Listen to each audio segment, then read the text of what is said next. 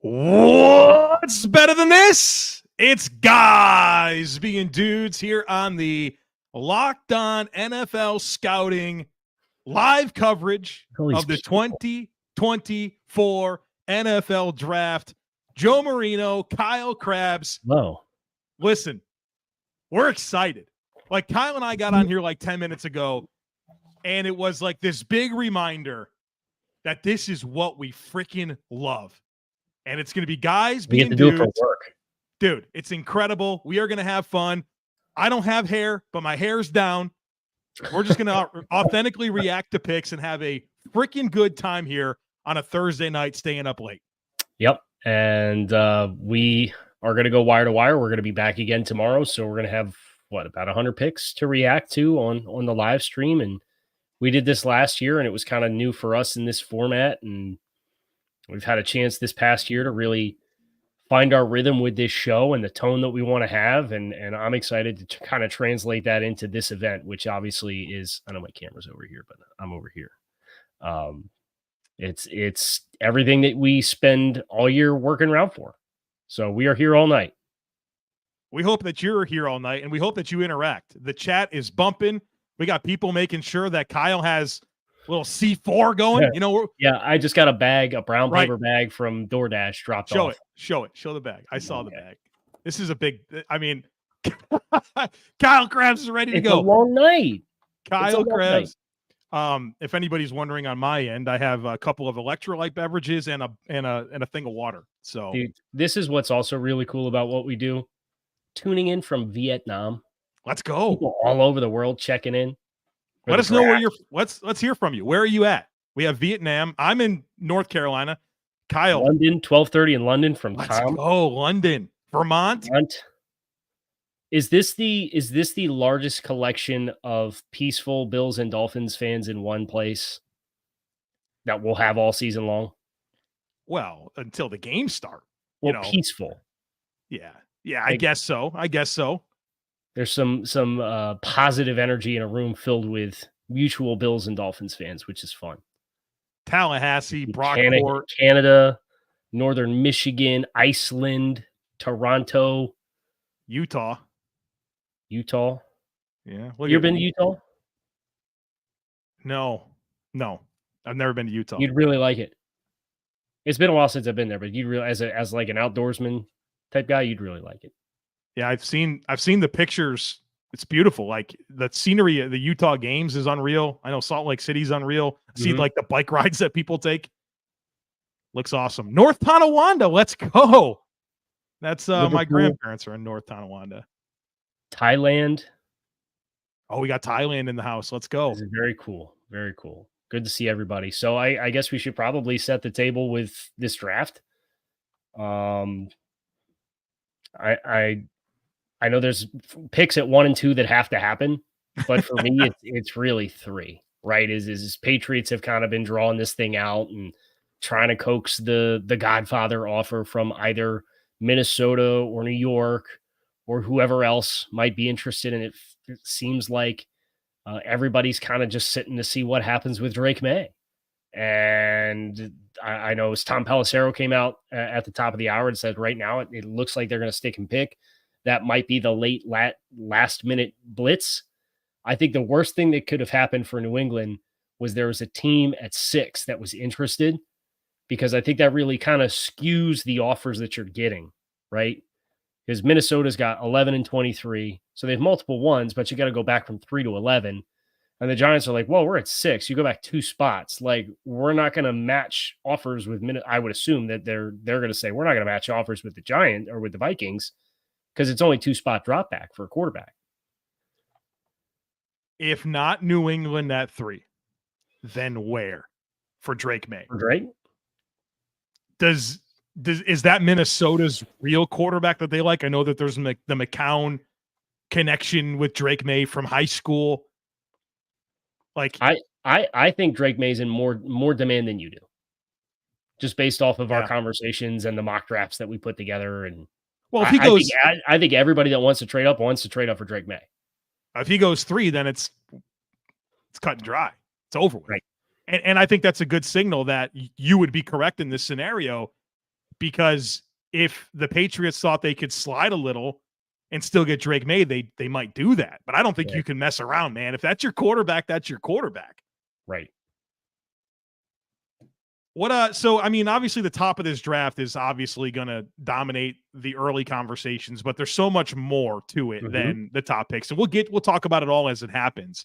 What's some of the stuff that you're thinking about outside of, okay, where do these quarterbacks go?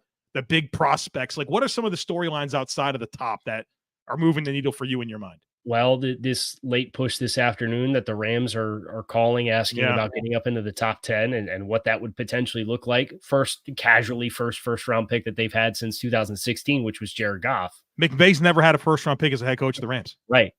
So now they're going to try to do a big, right? Unbelievable. And it feels like Brock Bowers would be the versatile weapon name there. I know they just had a severe injury at tight end at the end of the season. Bowers feels like that a Morpheus player that was first Ben Skoronski and then was Puka Nacua, and now like you have the potential for that to be Brock Bowers, and it's like a supersized version of what both of those players were. And now you're getting more, instead of 21 ambiguity with Skoronski as a fullback versus 11, it's 12 personnel ambiguity with Bowers. I think it's really interesting. You're out here dropping words like a Morpheus. We're 6 minutes into this thing. It's early, so I still fire on all cylinders. Don't ask me to do a mock draft last night and call it Locked On NFL Scouting the entire time, because I'll call it Locked On Dolphins within the first 3 minutes as I'm recording at 11:30 at night. Right. That was a choice. Hey, Steven, thanks for the love on the chair, by the way. I saw somebody asked about the chair earlier as well, but yeah, the high back chair, I highly recommend it. Yeah, I can lean back. I don't have a high back chair. Oh, yeah. That's Kyle about pick 29. Should I just do this? If Kyle gets Troy Fautanu at 21 there, he's going to assume this position the rest of the night, Troy Fautanu is the pick for the Dolphins. I'm leaving you. I'm going out back. I'm lighting up a cigar, and we're gonna have a night. The sunglasses and cigar. Kyle is back on Friday. Club dub. It's the whatever the stick you have there. That's right. So if the Rams do trade up into the top 10 for Brock Bowers, that says so much to me about this tight end trend, where you've seen the Chiefs win the Super Bowl with an offense that runs through Travis Kelce. You've seen with Sam Laporta, Mark Andrews. What they really did all their damage with, because everybody wants to run these big nickels with a third safety instead of a linebacker. Trying to create matchup problems. So that and really, if you want to get that guy this year, I know you've done extensive work on tight ends. It's Brock Bowers, and then you talk about talent cliffs. Come on, there's a big talent cliff after Brock Bowers. Brock Bowers, there's a chasm, but it's not nobody. I got twos on two guys. So I like a couple tight ends, but Brock Bowers is the cream of the crop, and the forced tackle rate, missed tackle rate that he has, and the run after catch rate that he had, was it 6 yards after reception per reception or whatever, like an astronomical number. So that's where Brock Bowers wins. And of course, for a Shanahan style offense, that makes a ton of sense. Thinking of other teams that could be on the move up, the Colts, right? I feel like they're thinking big about a playmaker. Jacksonville feels like they're thinking big about a playmaker. Neighbors. Buffalo, they're thinking big about a playmaker. So did we mention the Colts? Yeah, that was literally the second team. Okay. Yeah. Well, I was getting corrected about a Morpheus versus a Morpheus. Good. You don't let Kyle Krabs get away with a damn thing tonight, folks. Let him know. But not me. Let all the grace for my mistakes, please. I have a newborn. Kyle's 6 months into his baby. I got different baby brain than him. Yours already sleeps better than mine. Chill. I don't know how it happens. My wife is amazing. That's all I'll say. I give her all the credit. So yeah, I'm thinking a lot about the playmaker trade up teams, and I know that you've been getting some buzz about the teams that are moving up for tackles, right? Like big potential there. Why don't you break that down? Yeah, well, it's a question of when the run starts and how many go in the top 10. I think the quarterbacks have a chance to really throw that for a loop, depending on, if you get Nix and if you get Penix. I mean, the big network, 4-letter network guys are talking about 6 quarterbacks in the top 13. I think if that happens, I think it kind of changes the dynamic a little bit. But you have teams, even teams that pick early, like Washington. I've heard repeatedly the past 2 weeks from people that I've been able to talk to wanting to get back up into the first round. And I think it was Daniel Jeremiah's had him coming up to 19 or 20 for Guyton from Oklahoma. So like you saw some of that with some of these more plugged in insiders from inside the league who are kind of reflecting teams on the outside getting in. And DJ, I know, put out a tweet yesterday. It said, the last 5 phone calls I had were teams saying, yeah, we're trying to get up and get a tackle. I've heard Miami might be one of them as well. And I think there's teams that are going to have a little bit more flexibility to do that because of draft capital that they have at their disposal. But you have a really, really bad offensive tackle free agency group where Tyron Smith was kind of the real needle mover out of that group. And that was kind of it. And then you have this astronomically good offensive tackle class, and everybody spent all their money in free agency on guards.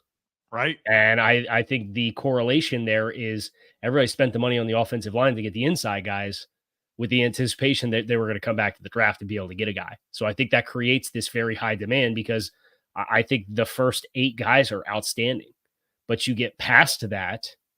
And I think you start to worry, and those guys might be gone in the first 40 picks. So what do you do if you strike out there? So I think everybody's kind of trying to jump over each other for a guy. Speaking of the tackle class, it is really strong. However, I do think that there is a drop off. I mean, there's Joe Alt, Troy Fautanu, Amarius Mims. Yeah, there it is. Olu Fashanu, Taliese Fuaga, JC Latham, Tyler Guyton. I think it drops off big after that. And that's a healthy amount. I just ripped off 7 names. So it was Alt, Fashanu, Latham, Mims, Fuaga, Guyton. Like I think there's a big drop off, and you didn't even mention the other tackle that might go in the first round. Suamataya. No, the other tackle that might go in the first round. Rosengarten, Patrick Paul. And Patrick Paul seemed to be pretty confident he was going early. Right. But the point being, I think there's a drop off after those 7.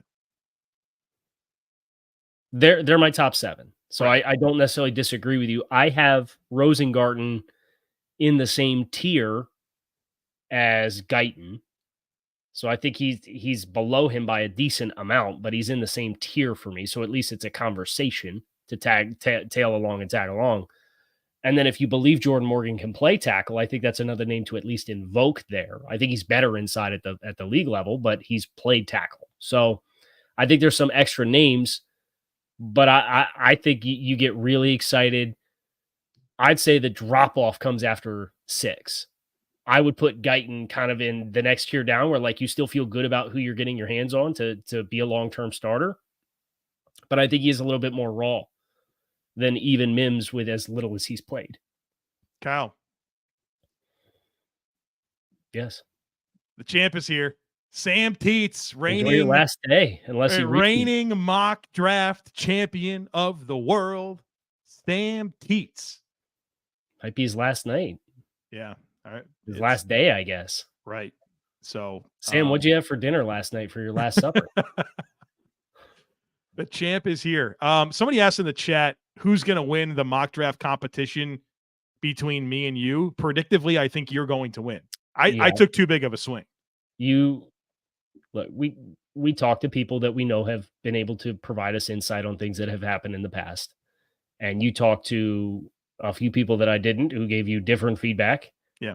And so it's not to say that those conversations weren't happening with the teams, right? I certainly think that they were. Yeah. But the deadline and deciding when to publish the mock and how far away you have to make the commitment before the draft actually happens, I think those things kind of play in a little bit. I feel pretty good. I think that the biggest risk I took in the first 6 picks was I had the Giants going with McCarthy. Yeah. We'll see what happens. We'll see what happens. Do we want to take our first break? Because I know we got to do another one at the top of the hour here. Oh, all right. So let's take our first break. All right, folks, when you're hiring for your small business, you want to be certain that you can find as many quality professionals that are right for the role. That's why you have to check out LinkedIn Jobs. LinkedIn Jobs has the tools to help you find the right professionals for your team faster and for free. LinkedIn isn't just another job board. LinkedIn helps you hire professionals that you can't find anywhere else, even those who aren't actively searching for a new job but might be open for the perfect role. In a given month, over 70% of LinkedIn users don't even visit other leading job sites. So if you're not looking on LinkedIn, you're looking in the wrong place. LinkedIn knows that small businesses are wearing so many hats right now and might not have the time or resources to hire. And LinkedIn is always looking for new ways to make the process easier. In fact, they just launched a feature that helps you write job descriptions. So post your job for free at linkedin.com/LockedOnNFL. That's linkedin.com/LockedOnNFL to post your job for free. Terms and conditions apply. Joe, you can chew on this as we go through our break. A.J. Brown, 3-year, $96 million contract extension with the Eagles. This episode of your favorite Locked On podcast is brought to you by the best meal kit service in the game, Home Chef. No more having to answer the dreaded question, what are we going to do for dinner tonight? Thanks to Home Chef and their chef-designed recipes that are delivered directly to my door, all pre-packaged, pre-portioned. They even peel the garlic cloves for you. And each recipe, one of my favorites, blackened mahi, comes with a full page of easy-to-read instructions that include customization options and pictures to guide you along the way through the step-by-step process so you don't have to ask, is that what chard looks like? I cannot recommend Home Chef enough, especially right now, because for a limited time, Home Chef is giving Locked On listeners 18 free meals, free dessert for life, and of course, free shipping on your first box if you head to homechef.com/lockedon today. That's homechef.com/lockedon for 18 free meals and free dessert for life. Yes, you heard that right. Homechef.com/lockedon. Must be an active subscriber to receive free dessert. I think A.J. Brown's getting some dessert tonight. It's 3 years, Holy 96. cow. Yeah, 32 million per. I was told on the Bleacher Report live stream just several hours ago that the Eagles weren't going to be able to afford to pay A.J. Brown when the Devontae Smith contract extension kicked in. So I'm a little confused how Bleacher Report found a couple of idiots to put on their live stream talking about two $30 million year wide receivers and how the Lions couldn't afford to put T. Higgins with Amon-Ra St. Brown after giving him 30. I'm just a little confused how that happens. I don't know. I'll have to go back and check the replay and find that guy's Bleacher Report profile and send him a message. Okay, so context. Kyle and I did a Bleacher Report stream earlier today talking about trade packages for T. Higgins. By the way, we'll be back at 1:00 tomorrow talking on Bleacher Report on the stream there. But we were getting to trade packages for T. Higgins, and one of the points that was made was that what team was it? Was it the Lions, right? Where they were saying they can't pay two receivers. Right, they already paid Amon-Ra. They can't pay T. Higgins. And here we are. Why not?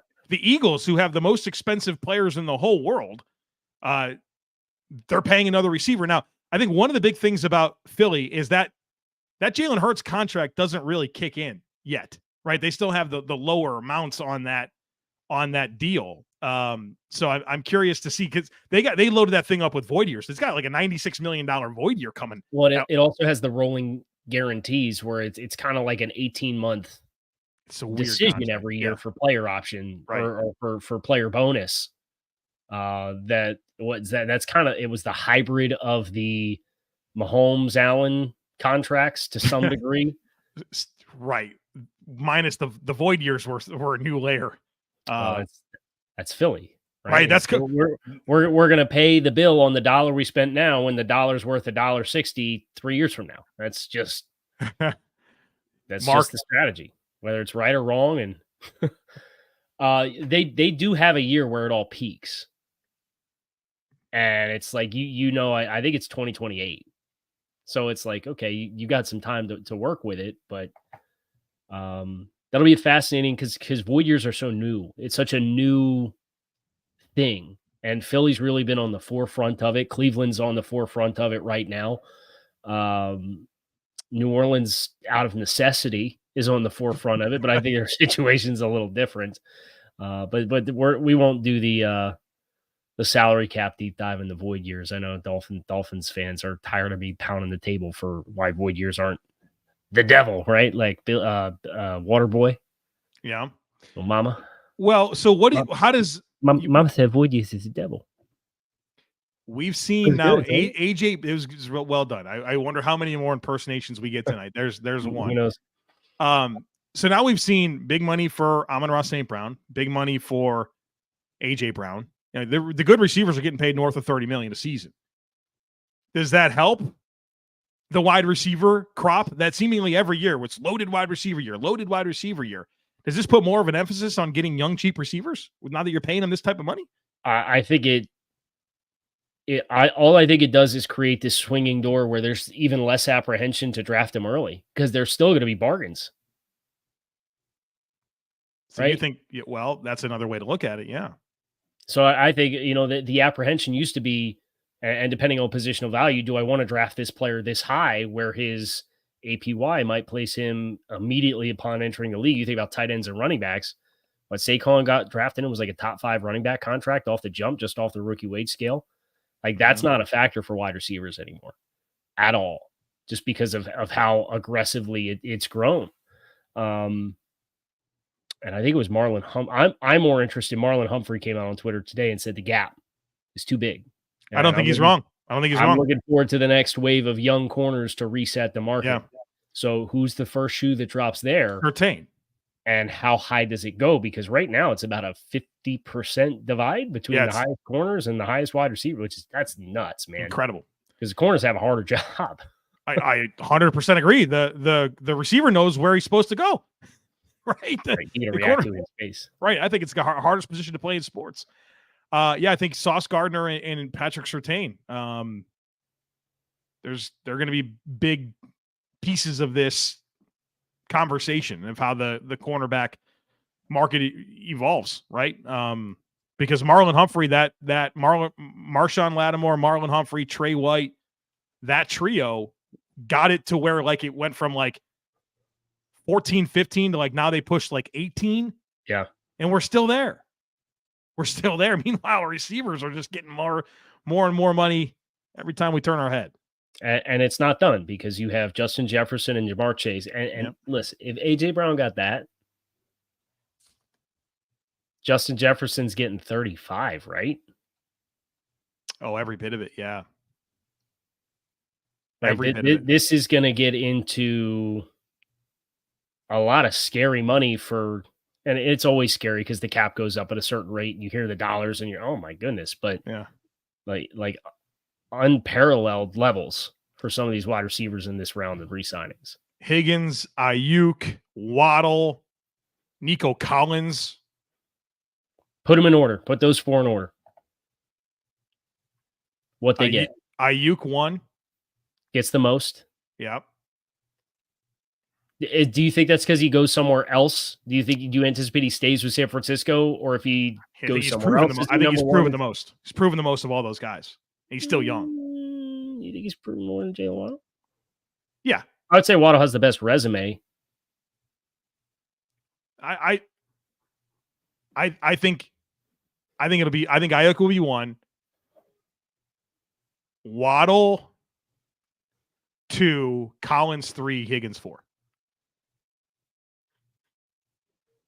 I'm inclined to agree with you. I think the big thing for Collins, the question is going to be, what's the timing of you getting paid and how many years of the prolific production do you have? Like this, does he get paid this offseason off of the one season? And I know he's been a nice player before that, and now you're coming into a new year where you have to share the ball with Stephon Diggs. I think there's some if I were Collins, I'd probably want to get the deal done this offseason and capitalize on, even though it's 1 year sample size of elite production, I'd still probably rather get it done than play this year with Stephon Diggs, have the ball be shared around even more, and have that potentially hurt my market value. Okay, Texans don't pick tonight, so I feel okay talking a little bit. As of right now. Yeah. As of right now.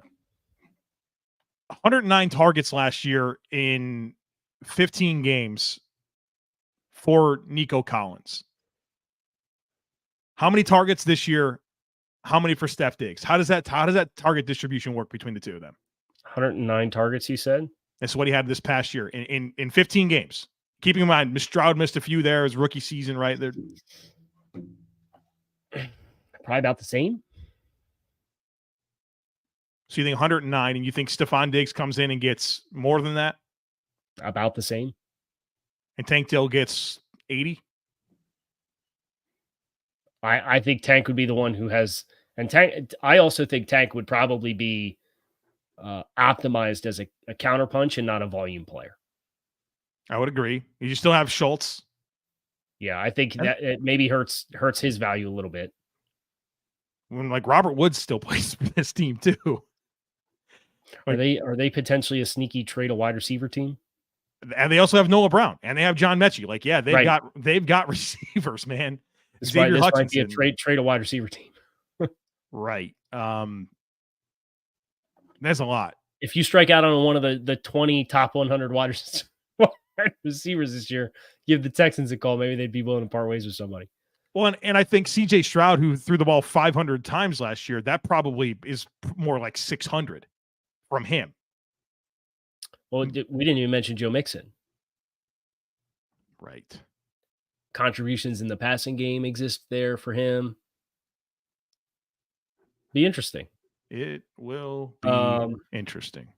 So I guess let's bring this back to the draft, which starts in 4 minutes, allegedly. Just so everybody knows, Joe, you have a feed. Mm-hmm. And when you get the picks, you're going to share them in here. Okay, so I know everybody's always feels a little differently about the TV versus what you're listening to or watching here. When Joe gets the confirmation of the pick, we're going to talk about it because we're focused on having our conversations together. So I don't know when the TV's going to go off on anything. So Joe just has his list to confirm the picks, and we'll have conversations as they happen. I don't think we have to worry about spoiling anything at number 1. Presumably not at number 2, but just want to make you guys aware. So if that dictates how you have your setup or your sound or whatever, we're happy and we're thrilled to have so many of you guys here. But as we get the picks, Joe gets the picks online. We're going to talk about it. I am seeing Marcel Louis Jacques retweeting a tweet about Finns fans. Our new jerseys are on the way. What does that mean? Are we getting new uniforms? A new alternate or something? I need to review this. So you're going to have to filibuster. As far as I'm aware, they are not getting new uniforms.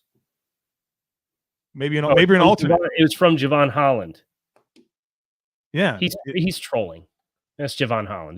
He's trolling. Is he one of those? Yes.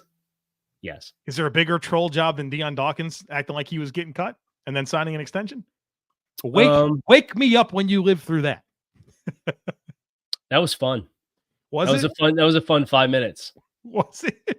I'm glad players have fun with stuff like that, Like, yeah, when it's a different team, you're not worried about your left tackle being gone, coming off his best season. Oh man, yeah, he got me good. Cap space with Deion Dawkins anyway. Great, I know.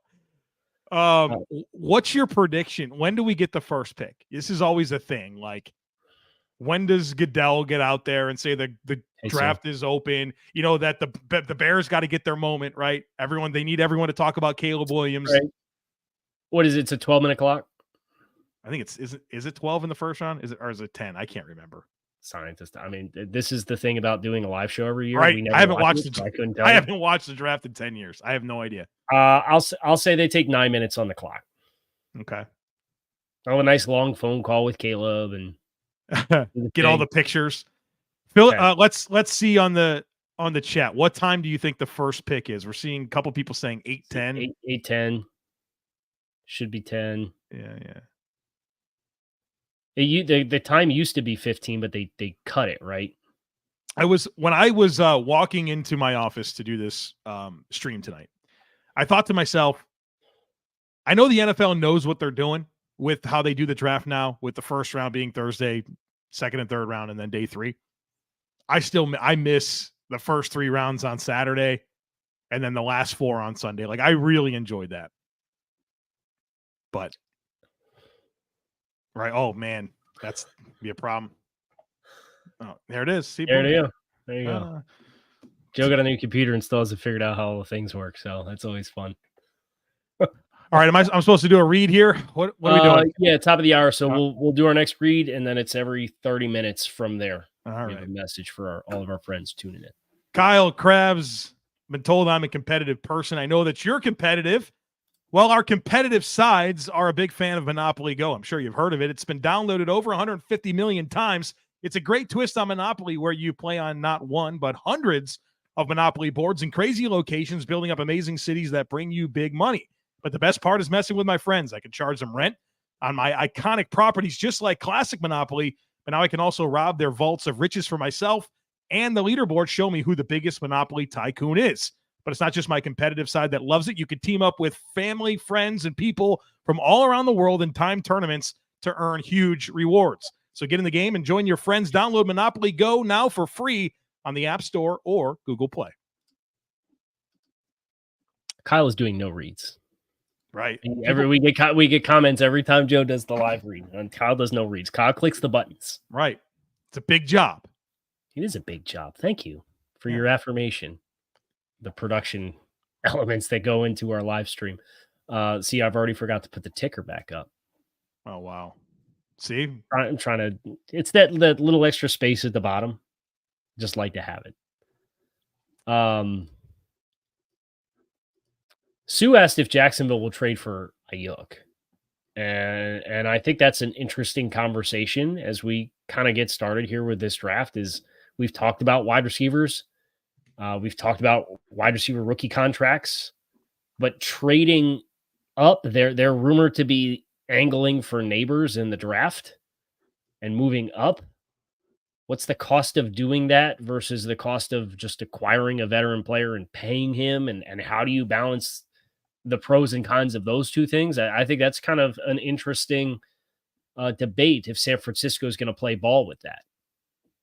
That's the hard part is you got to give up an asset and you have to pay this player. I mean, let's be honest, north of $30 million a season. So would you rather trade up?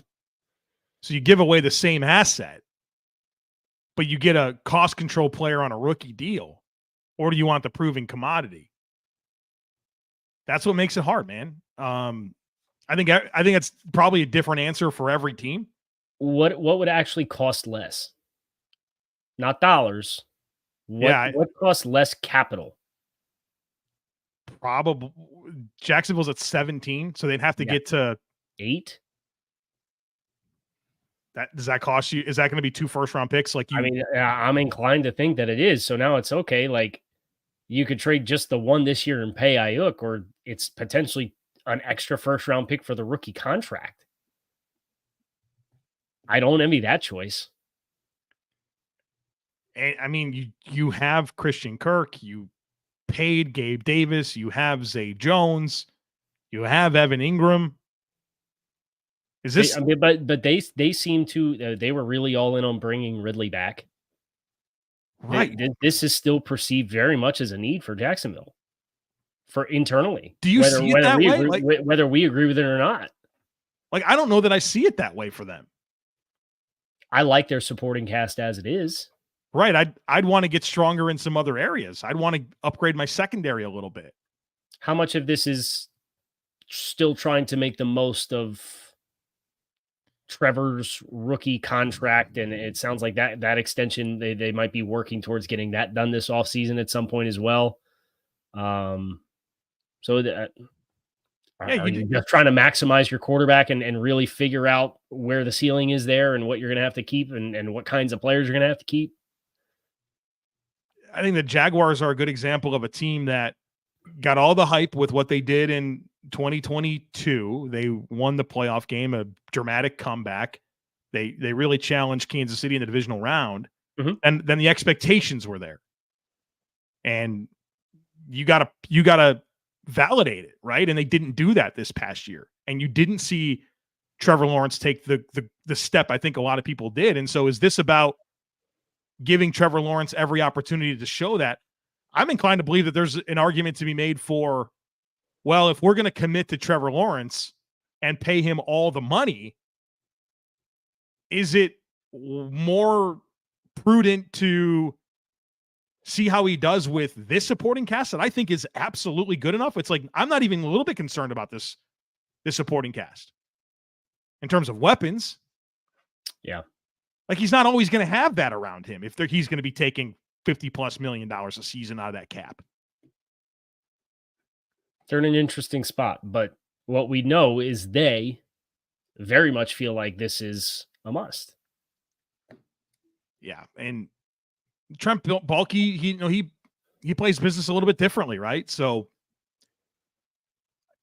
he certainly fits the mantra. Like, he likes toolsy guys. I mean, that's Ayuk to a T. Just a lot. So what about the back half of the top 10? We haven't really gone into that yet. Giants at 6, Titans at 7. You have Bears, Falcons seeming like they're open for business. Jets sound like they're looking for a skill player. What's most interesting to you out about that group? Well, I know that the popular talking point is the receivers, and if the quarterback sneaks in there. To me, I'm kind of curious to see what type of defensive talent starts to go off the board, if at all. Is this where we finally see a Byron Murphy tackle from Texas go off the board? Is there a corner that's in play? Does an edge rusher come off? If so, who is it? I'm curious to see if we get 1, 2, or 0 defensive players in that back half of the top 10. That's the compelling thing for me.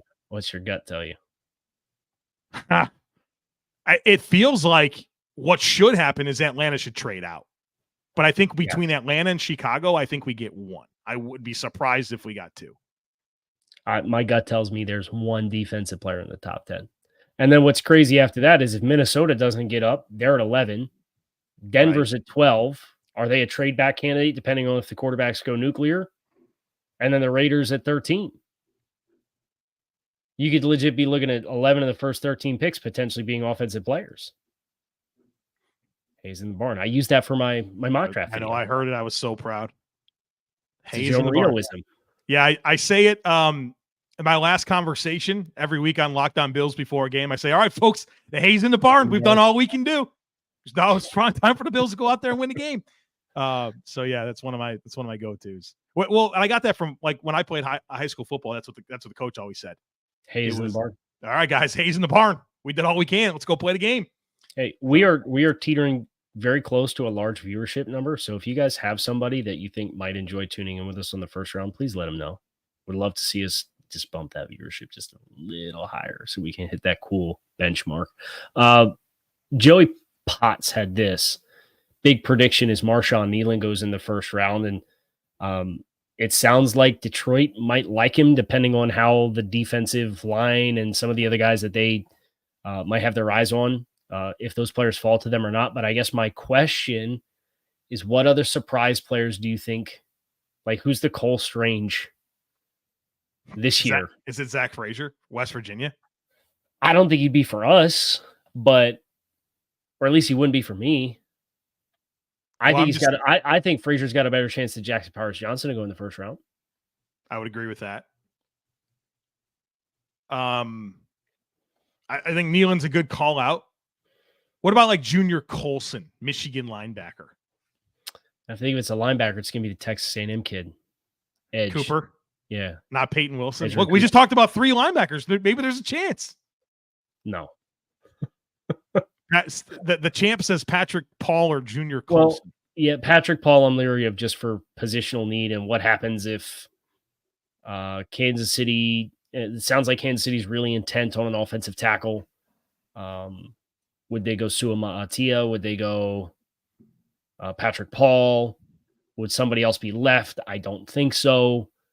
I think you're probably under 8.5 tackles in the first round. Really? You think 25% of the first round is going to be tackles? Oh, I mean, you tell me, under. I'm taking under. I just think that's too many. That's too many. That's too many, in my opinion.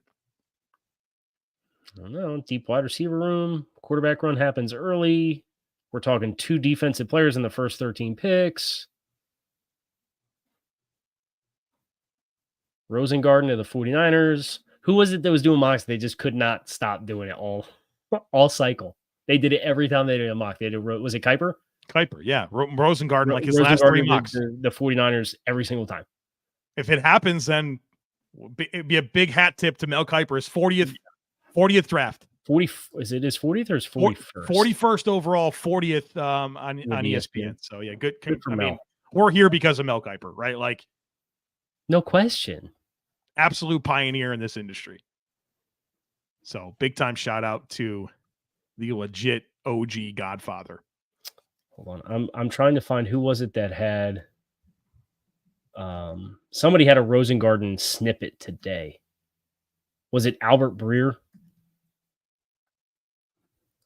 I'm pulling it up. I'm risking a lot. I'm on Twitter during the draft, which I hate seeing if anything gets sniped there.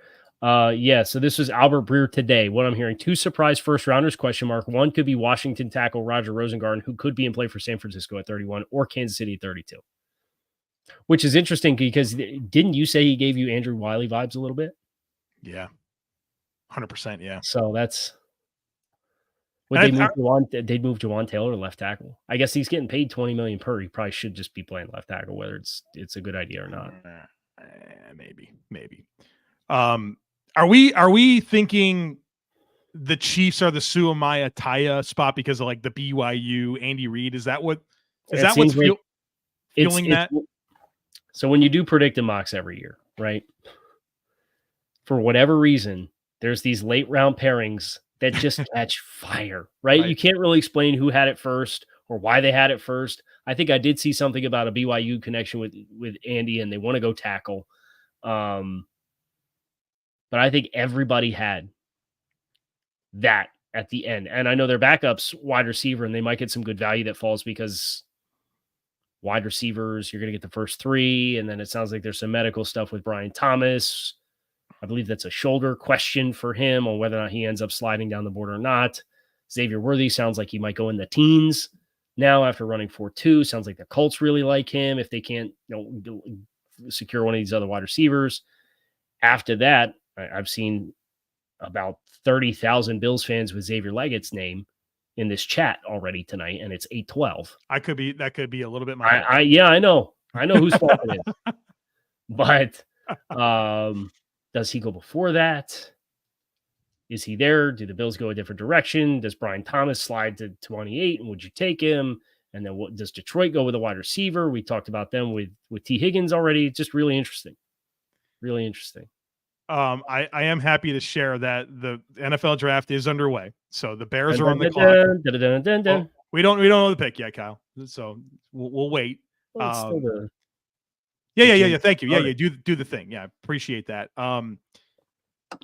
I think a lot of the Xavier Legette thing is obviously I've hyped him up, but he did have like a private workout with the team, and Josh Allen commented on his accent, right, in like in an interview for the podcast with Kyle Allen and Jordan Palmer. So there's some reasonable. He does have a banging accent, though. Right. Right there, Aaron. Don't say that stuff. There he is. I almost did it in my mock. Yeah, but we can't risk the point. If I found a spot for Legette to go before 28, I would have given him Troy Franklin. Really? Yeah. Wow. Oh, dude, we are 2 people away. Can we tip the scales here? Oh, well, I'm not going to say it. Were you going to jinx us? We did hit 4 figures, which is outstanding. It's great to see everybody. Thank you. Yeah, unbelievable. Thank you guys for being here.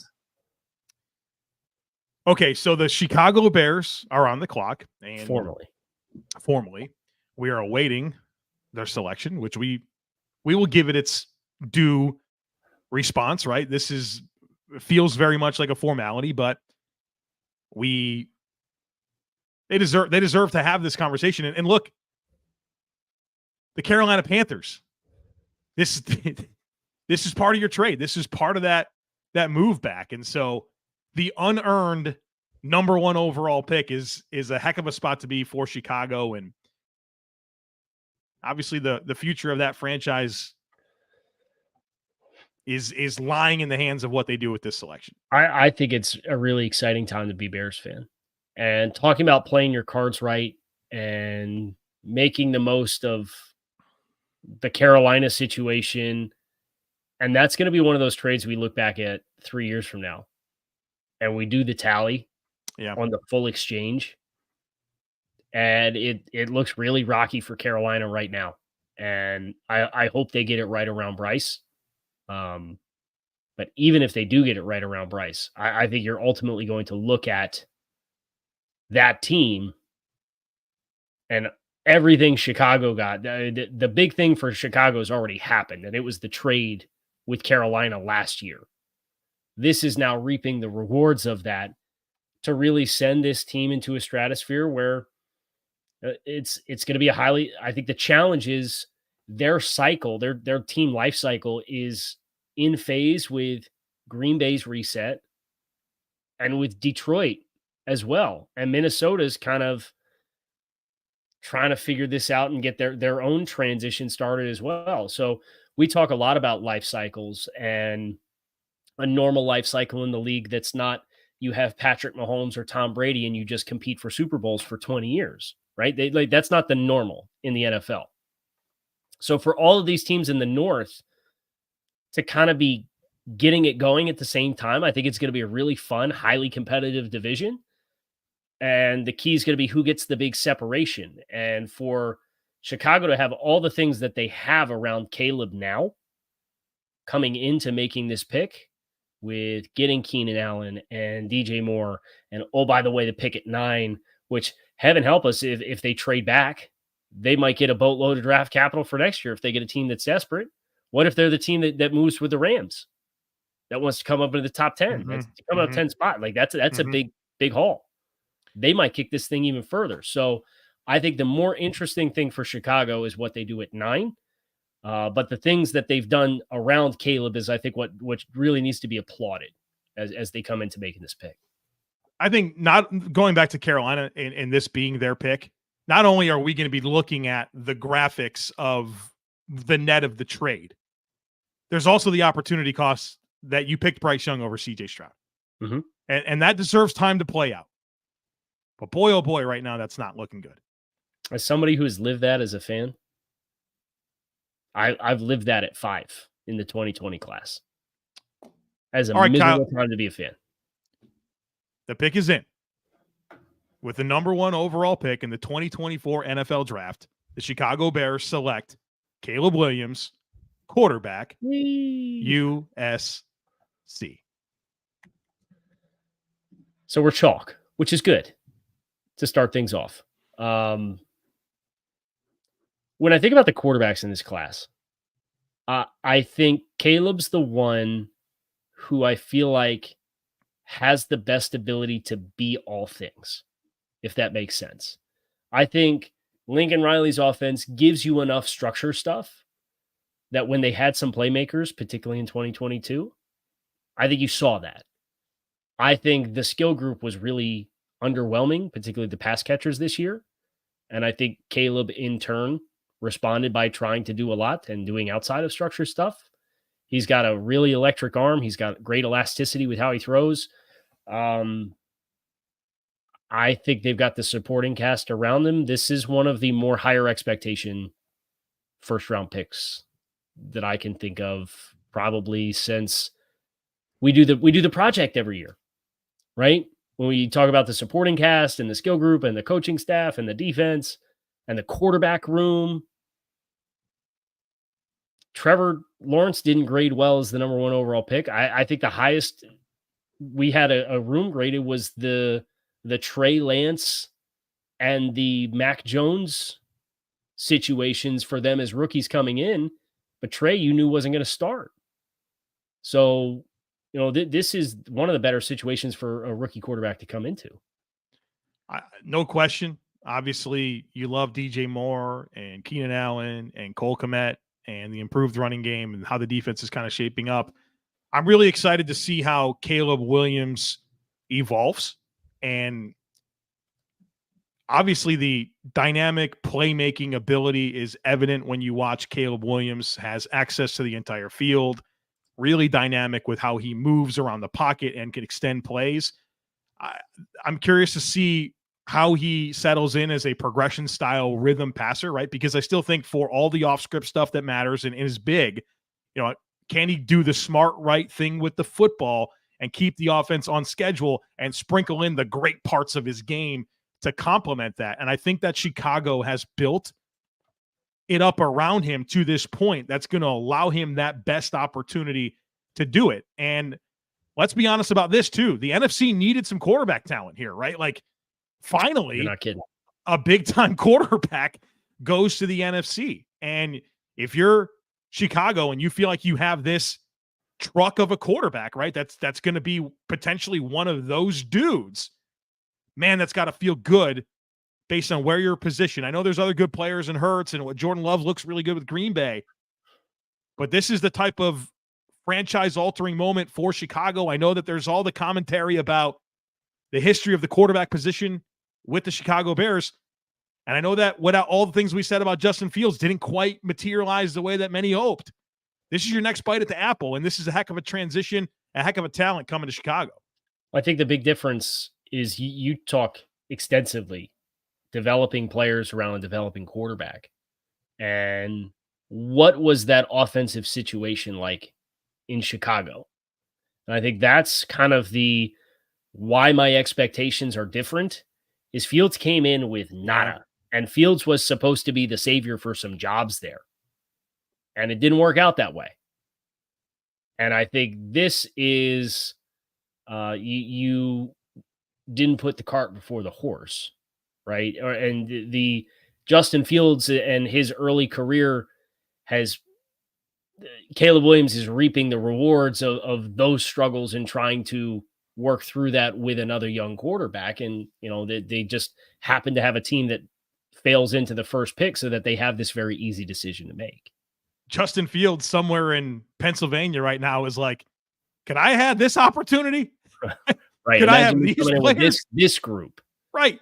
And he's in Pittsburgh now. And I mean, talk about a team that needs some receivers, right? I know they've got Freiermuth and some running backs and of course, George Pickens, but still kind of a situation where I think from a players around him perspective, he probably wishes he had a chance to be the quarterback in Chicago. Are you ready for this? I have the depth chart from September 1st, 2021. Oh no. That Justin Fields as a rookie quarterback had the chance to work with. The wide receiver room was Darnell Mooney, Marquise Goodwin, Allen Robinson. I should say the ghost of Allen Robinson, Rodney Adams, and Damiere Byrd were the wide receivers. Jimmy Graham and J.P. Holtz, along with Jesse James and Cole Kmet at tight end. The ghost of Jimmy Graham as well. The ghost of Jimmy Graham. Starting offensive line, Elijah Wilkinson, Cody Whitehair, Sam Mustipher, James Daniels, and Jermaine Ifedi was the starting offensive line. David Montgomery and Damian Williams in the backfield. Teams bust players more than players bust teams. No better example. By the way, the coaching staff flipped over after that season, right? Right, it was Nagy and Bill Lazor. Come on, who was going to be successful in that? And I think that's what should give Pittsburgh some hope that Justin Fields, like the book's not written there. And as a dynasty owner of Justin Fields, who's hanging on to him, you know what I mean? I got a little hope here.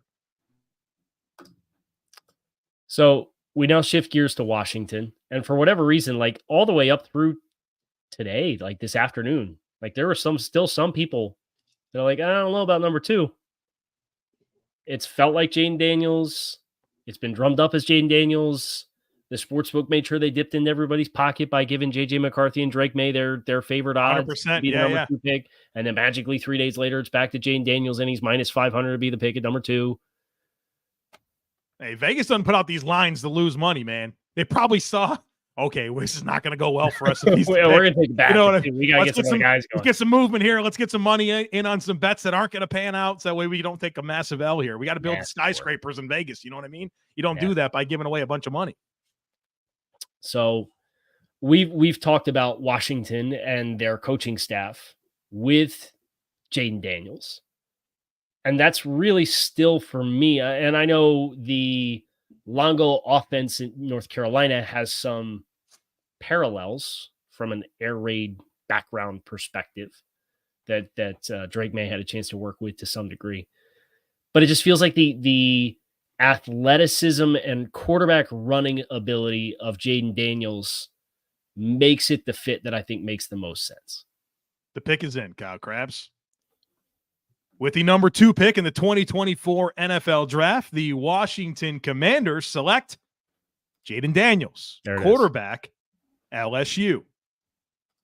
Spent quite the glow up for Jayden Daniels, right? A few years ago at Arizona State, kind of an afterthought of a prospect. He goes to LSU, and my, oh my, did he develop as a football player. That LSU offense was fun, and a big reason why was the quarterback, Jayden Daniels, a dual threat guy, the deep ball, the ability to win with his legs, really developing in so many different ways to be the productive player that he was last year, the Heisman Trophy winner. And it's a really appealing opportunity in Washington. The offensive coordinator being Cliff Kingsbury. There's some receiver talent here in Terry McLaurin and Jahan Dotson. And I'm excited to see like this next opportunity for Cliff. I think he probably learned a lot from his time in Arizona. And this is a unique skill set for him to work with. And that ability to push the ball down the field that can go with kind of the in-structure spread dynamics with Cliff. I think that's where you find your optimism for Washington that they finally have their guy. Chat's mind is blown that you knew the pick. Apparently the broadcast is still chatting about. So this is the broadcast today. Well, welcome. What your sources are. Welcome. We're gonna have the picks before the broadcast. So I think the interesting thing about Jayden Daniels is the path he took, I think. When you consider him coming to Arizona State, somebody dropped the clip on the timeline, him throwing a touchdown pass at Arizona State to Brandon Ayuk in the fourth quarter to beat the Justin Herbert-led Oregon Ducks. That's not a real thing. That's not a real thing. Yes, I refuse to believe that that's real. So that's the thing, right? Is he's been on this long journey. He played at Arizona State. He comes to LSU the past 2 years, obviously takes the massive leap. There's a whole subsection of, I think it's, the dynasty fantasy football that like age and breakout age. And I know that's more of like a wide receiver thing. It's like a huge deal, but I think that is kind of the intersection for Jayden Daniels that makes him such a unique player.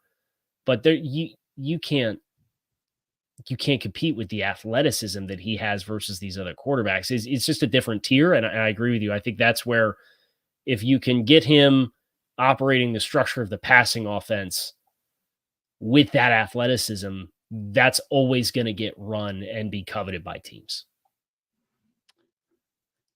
So the other interesting part of Jayden Daniels is the size dynamic, right? Tall, lean, and he takes hits, right? And that's where I think the Lamar Jackson, that conversation misses me.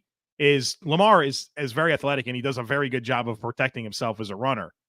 I think Jayden Daniels in his evolution here to the pro game in a division that's, Micah Parsons is over there in Dallas. You know what I mean? You gotta protect yourself. And I kind of feel like this scheme is going to give him a good opportunity to do that, depending on how he functions within that. So he's just got to play smart. And I don't know that he's learned last year where I'm not sure he's learned the lesson yet.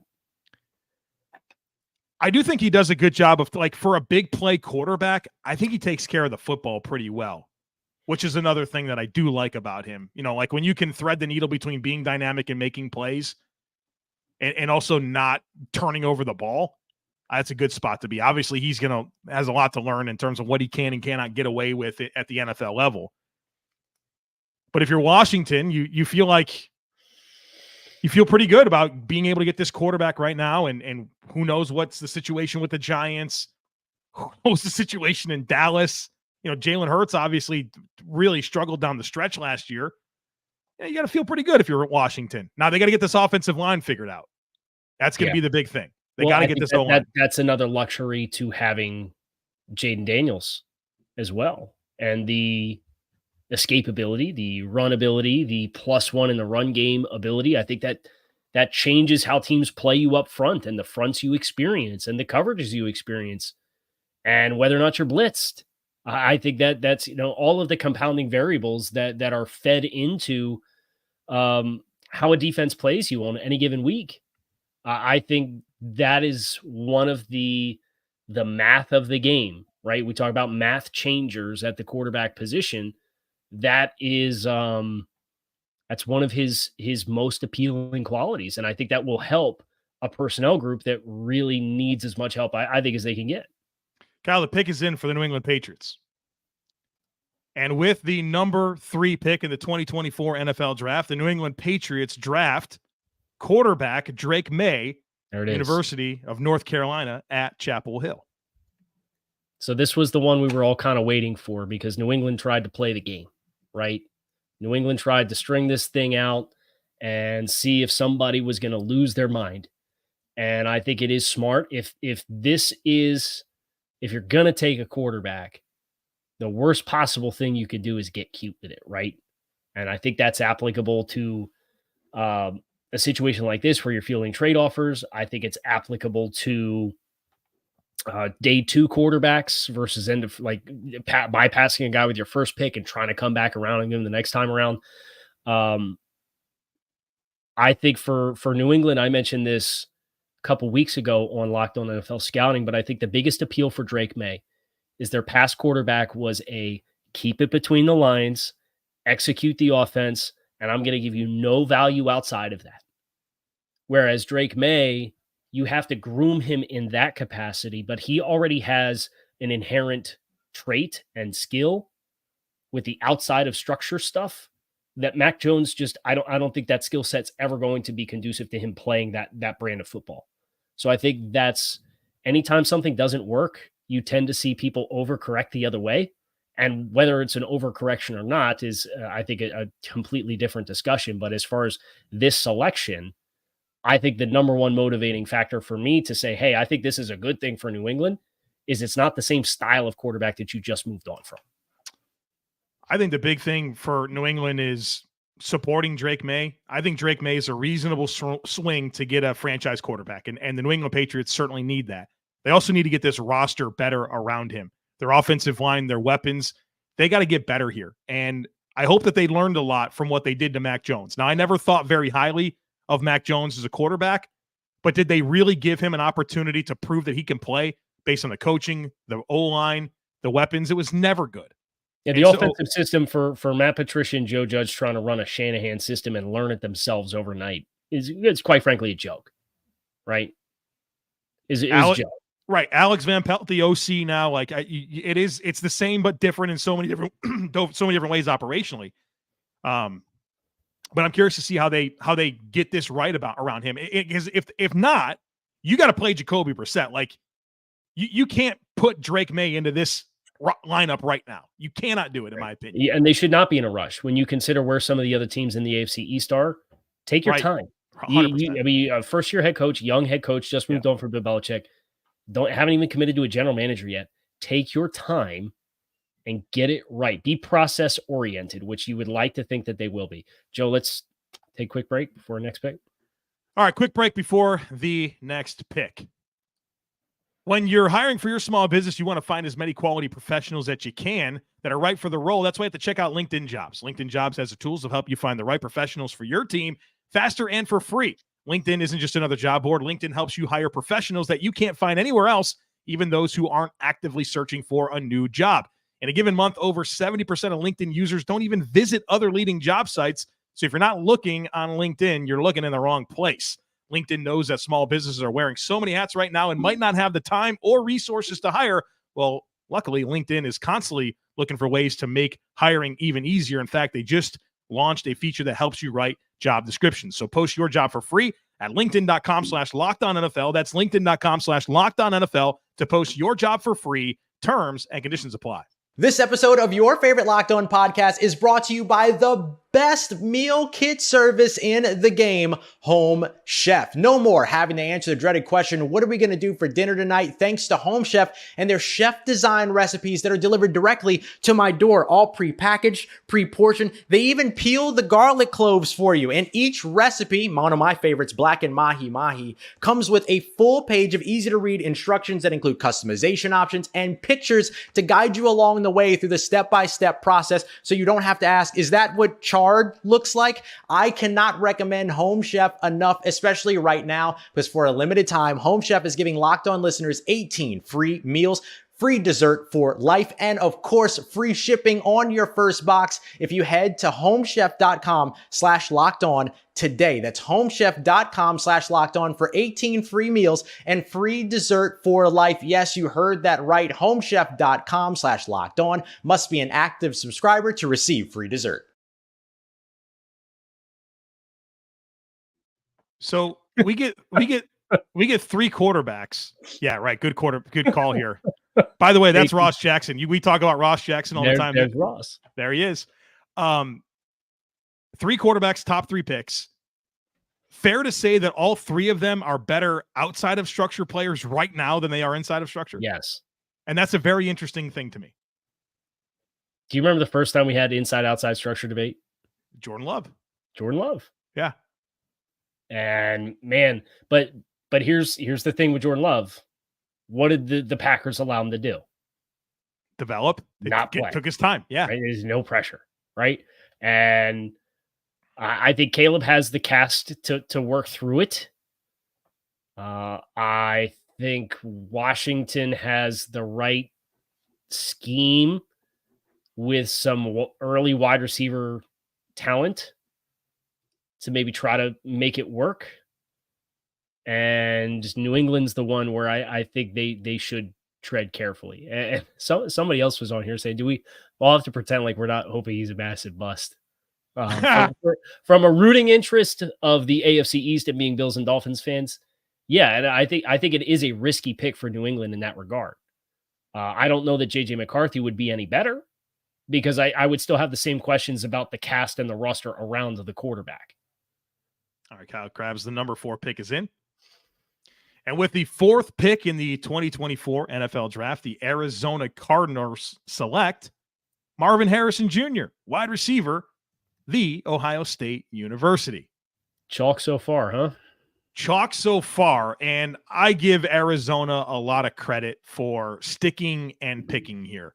They have all the draft picks, man. They have tons of draft picks. They need get on the 6 players. Top 100, right? Dude, they need players. Marvin Harrison Jr., for my money, the best prospect in this class, and the need at wide receiver for the Arizona Cardinals is massive. Right now, Michael Wilson, Chris Moore, Greg Dortch, your top 3 receivers. We can't go to war with that. We can't give Kyler Murray that opportunity. You have a ready-made number 1 target in Marvin Harrison, as complete of a prospect as I've seen at the wide receiver position, throwing the ball 150 times this year and prosper. I think this was absolutely the right choice. I'm sure they had offers to move out. They probably could have got 11 and 23 from the Minnesota Vikings. But what they couldn't have gotten is the best player of the draft, and that's Marvin Harrison Jr. I think this is a great pick for Monty Ossenfort. Joe Alt slander will not be tolerated on this live stream. Called him the best player.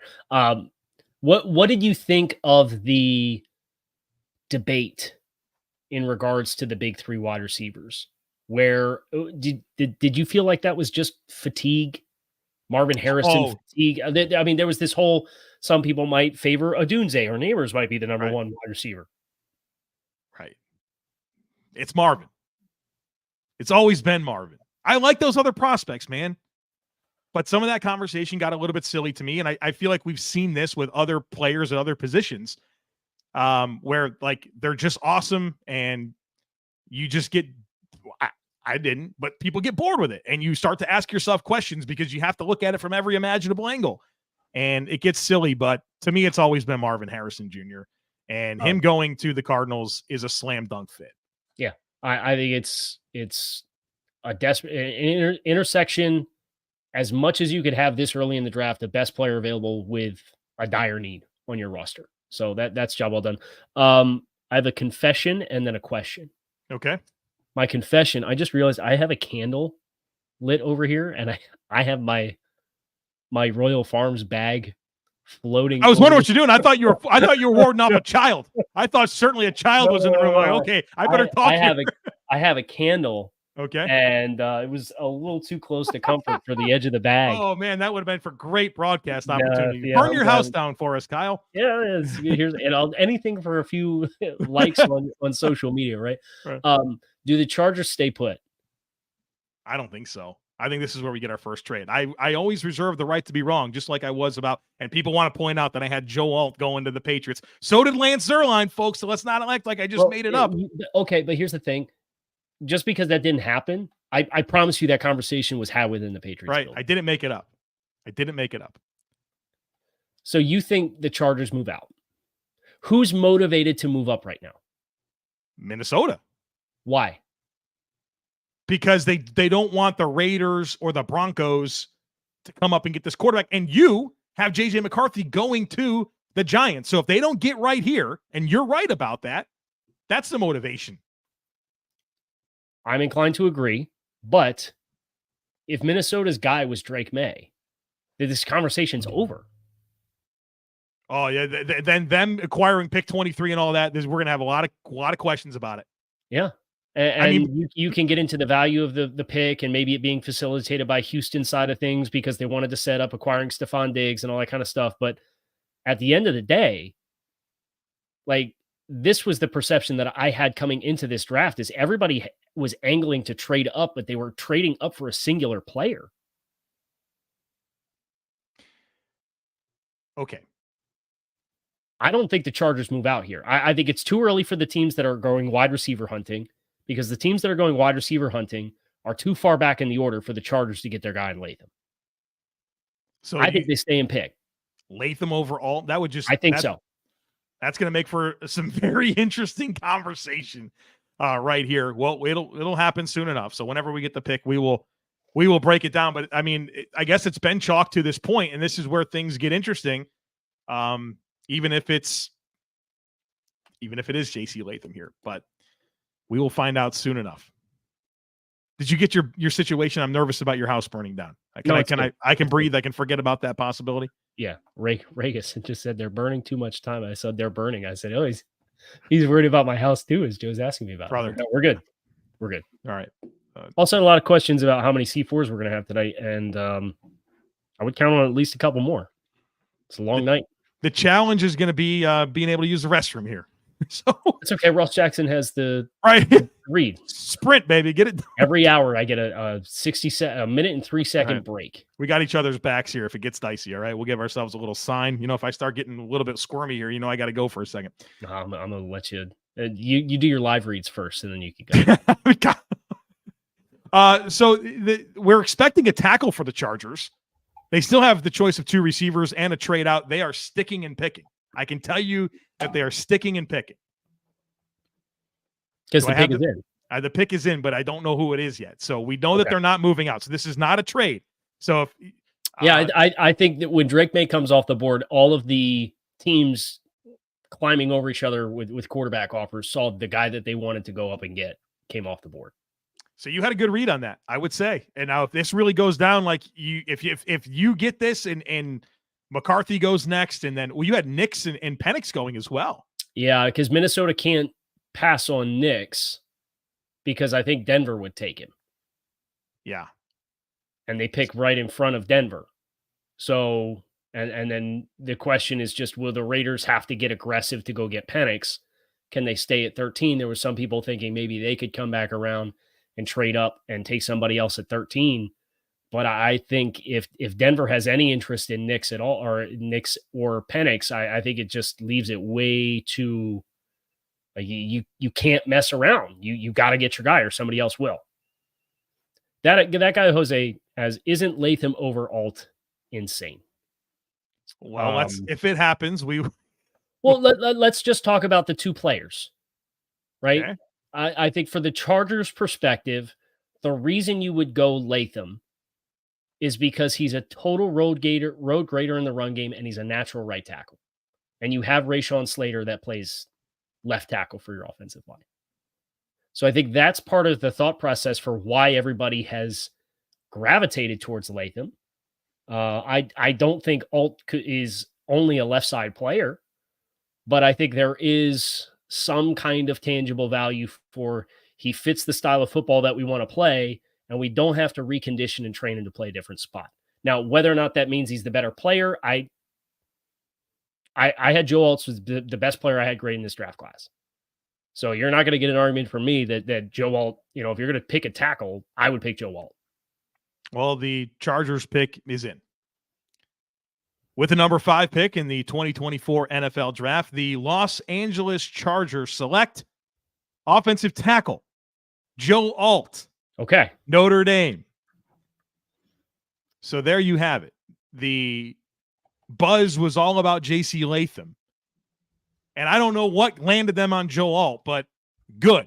Because I think Joe Alt, for me, he's the number 2 prospect in this class. For Kyle, he's the number 1 prospect in this class. Yeah. And we know that they wanted to prioritize this offensive line, and to get a talent like Joe Alt, who I think like in some years could be the number 1 overall pick, to get him at 5 is great for the Chargers. If they want to improve their offensive line, there's no better way to do it in this draft than picking Joe Alt. Yeah, I think he has the chance to be a perennial all-pro type of player. I think the ceiling is that high. When you see the size, the length, the athletic profile, the refinement that was made as far as his fundamentals this past year, and the growth that he showed as a former tight end that added all this weight, NFL offensive line bloodlines, there's a lot here. And now going to play with Harbaugh, and Harbaugh's whole MO is bully ball. And that's what they want to do. And I think he has an outstanding opportunity to, out of all of the players added in the top 5, if you ask me who's the best scheme fit and stylistic fit, including the quarterbacks, I might say Joe Alt. So I'm very excited for the Chargers and Alt as that combo to be what they ultimately landed on, instead of just landing on the right tackle for the sake of a right tackle.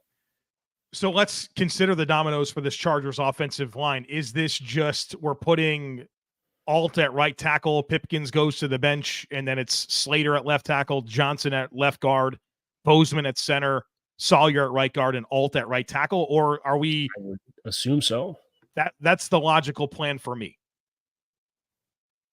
I think that's... And I get really bummed out for Corey Linsley, because he'd have been awesome in the middle of that. Right. Oh, they did a nice job pivoting to Bradley Bozeman. I think that's another like stylistic in close quarter phone booth bully type of player. So that again, the style makes sense. But yeah, I think the very easy decision, regardless of the contract that you did or did not give Trey Pipkins, is, and at least you have Pipkins where I don't expect Alt will need the runway to work on the right tackle conditioning and play. But at the very least, you got a good swing tackle here, and Sawyer has reasonable tape as an NFL offensive tackle as well. So like you have some flexibility with this unit as well if you catch yourself in a pinch. Yeah, I think that's a good point. I like that idea quite a bit. Now I think for the Chargers, it's about, okay, we got our tackle. We're coming back here in the top of the second round. You got to hope there's some receiver talent that is still around for you. I think there will be. And I think complimenting Quentin Johnston and Josh Palmer, like there's going to be good options for them. But I mean, if depending on who gets to them, was it 37 they pick? Yeah. Coupling that with Joe Alt, you can really get excited about your tackle receiver combos, because I don't think you were going to be able to get a tackle like, or even close to Joe Alt at the top of round 2. This is the quarterback conversation all over again. You were going to miss the boat. Yes. If you didn't get one this time, you were going to come back and it was going to be Patrick Paul. So the Chargers' first 3 picks, Joe Alt, some wide receiver, and then we're getting Blake Corum in the 3rd round, right? Like that's right. Yeah. We'll go Roman Wilson, and then yeah, they might pick Mike Sandersill. Like I mean, honestly, Roman Wilson might not be a bad idea for this team, right? Like, that'd be a great idea for this team. Because regardless of what we think of Quentin Johnson and Josh Palmer, like, those are their guys. And you want to compliment them. All right. Well, I think Roman Wilson kind of makes sense there. So our next domino effect here, it's twofold. It's pick 6 and 7. I think there's some domino effects. Do the Giants go quarterback? I think is a big question. And then the Titans, everybody in the comments talking about the poor Titans. They Joe Alt was supposed to be here. The nice thing for the Titans is if they want an offensive tackle, I think they will not have an issue finding one. And they had kind of been linked to maybe being a backup wide receiver spot too. And now for sure one of the big 3 wide receivers is theoretically going to be available to you. Or not theoretically, is going to be available to you if you have to pivot off of offensive tackle. I think the big question is, with a tackle room that looks as bad as Tennessee's does, would they do that at this pick? Well, the pick is in at number 6 for the New York Giants. And with the 6th pick in the 2024 NFL Draft, the New York Football Giants select Malik Neighbors, wide receiver, LSU. So this was an Odunze spot for forever.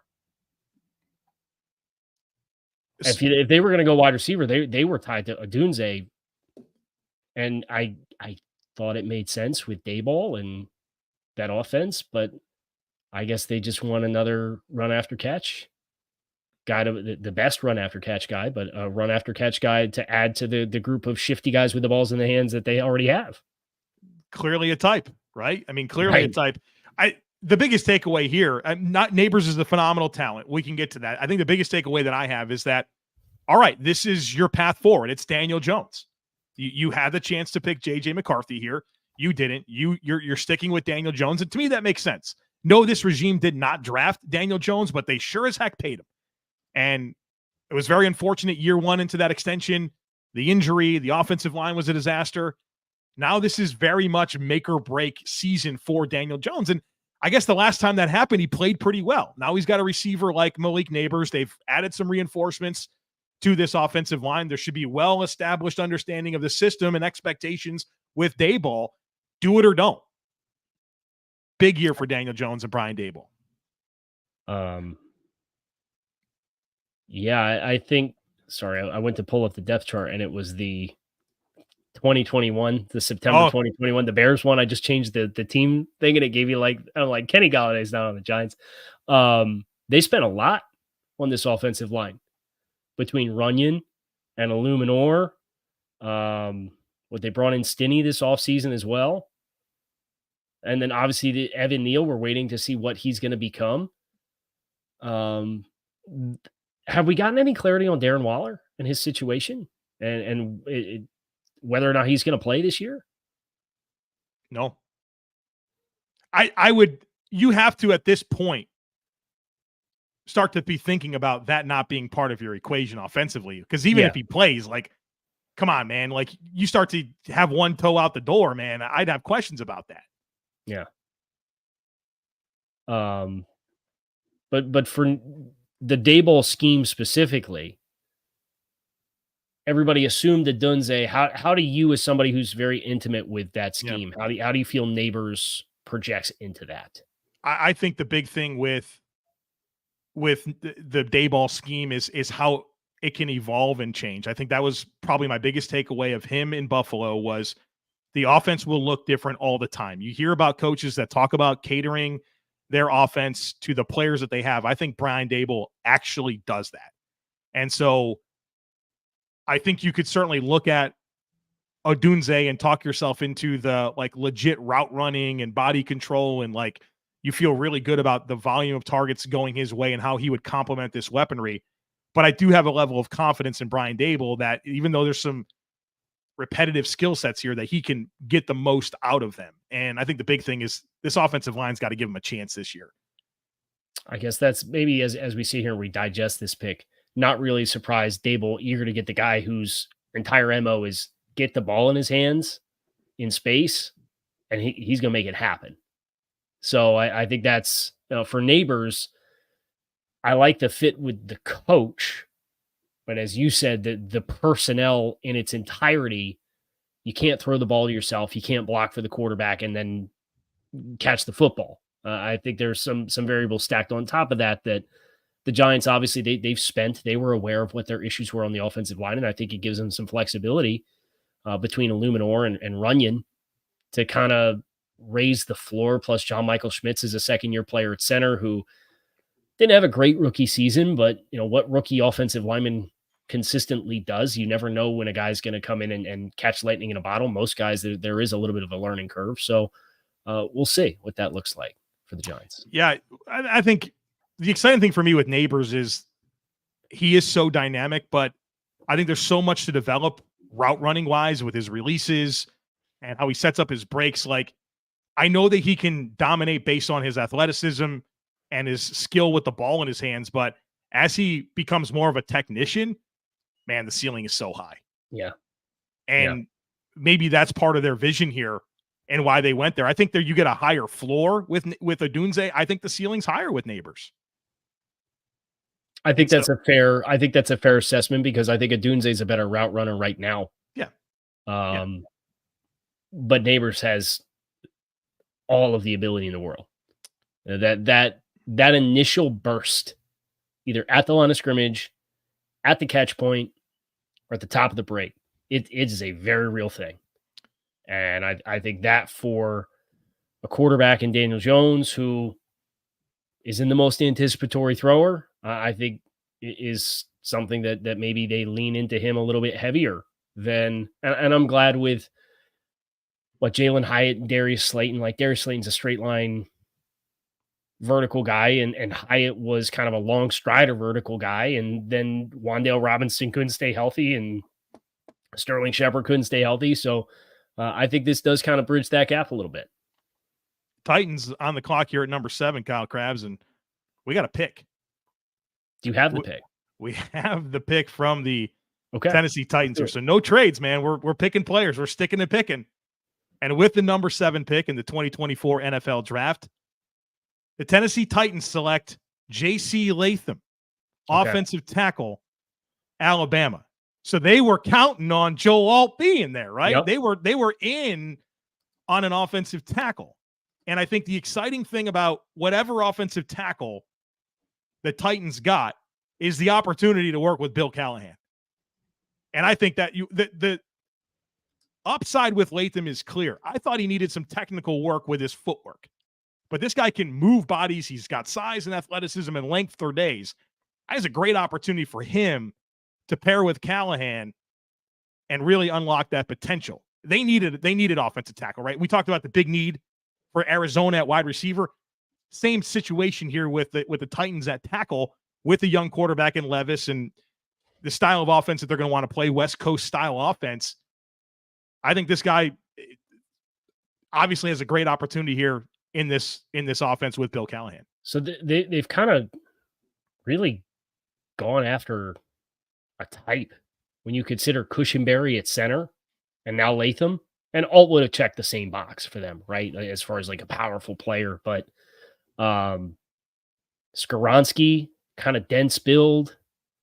I think that they have the potential here to really get a group of guys that can compound each other's strengths very well. And you mentioned Callahan and how cohesive you expect that unit to be as a result of that presence on the coaching staff. I like that this was the pivot. I know we had heard maybe Olu Fashanu, if they traded back, would have been somebody they would have been interested in. I believe you shared that with me based off a phone call that you had if they moved out of 7. Mm-hmm. I think Olu Fashanu would have been a little bit of a different kind of tackle, where if you told me Joe Alt wasn't available, maybe Latham going this early is a little bit of a surprise. I think Bill Belichick had it on his board for McAfee today, though. Right. T2. I think stylistically it fits with what other guys that they assembled. And for that reason, I think that's why I can kind of buy in on this pick. All right, Kyle, I'm going to tell everybody about our friends at Monopoly. Then I'm going to need just a quick second for myself. So, folks, we have a competitive side here, Kyle Krabs and I. and our competitive side is a big fan of Monopoly Go. I'm sure you've heard of it. It's been downloaded over 150 million times. It's a great twist on Monopoly where you play on not one, but hundreds of Monopoly boards in crazy locations, building up amazing cities that bring you big money. But the best part is messing with my friends. I can charge them rent on my iconic properties, just like classic Monopoly, but now I can also rob their vaults of riches for myself. And the leaderboards show me who the biggest Monopoly tycoon is. But it's not just my competitive side that loves it. You can team up with friends and people all around the world in time tournaments and earn huge rewards. So get in the game and join your friends. Download Monopoly Go now for free on the App Store or Google Play. What is time for him? He means time for himself. Okay, cool. Chat. I saw Santeet said bad news. He had Alt and Latham flipped in his mock. Same. I don't think anybody necessarily sniffed that one out. So if you did, good on you guys. Would love to hear from you guys in the chat while we wait for Joe to circle the wagons. How's that? Invoke the Bills and come on back to us. Biggest question that you guys have after 7 picks, first 7 picks in this draft. You had quarterbacks 1 through 3, Marvin Harrison Jr. at 4, Joe Alt to the Chargers at 5, Malik Neighbors, wide receiver, to the Giants at 6, and then J.C. Latham, this most recent pick, to the Titans at 7. What questions do you guys have? I know one that I saw several times was questions about trades. Where are the trades? Kind of got the sense, at least from me, that if you were going to get a quarterback trade, that could happen early. But I think for a lot of the trades in this draft, the conversation felt like it started with Atlanta at 8 and potentially Chicago at 9. So I'm not necessarily surprised we haven't gotten that action yet, just because the quarterback everybody was waiting for, didn't come off the board.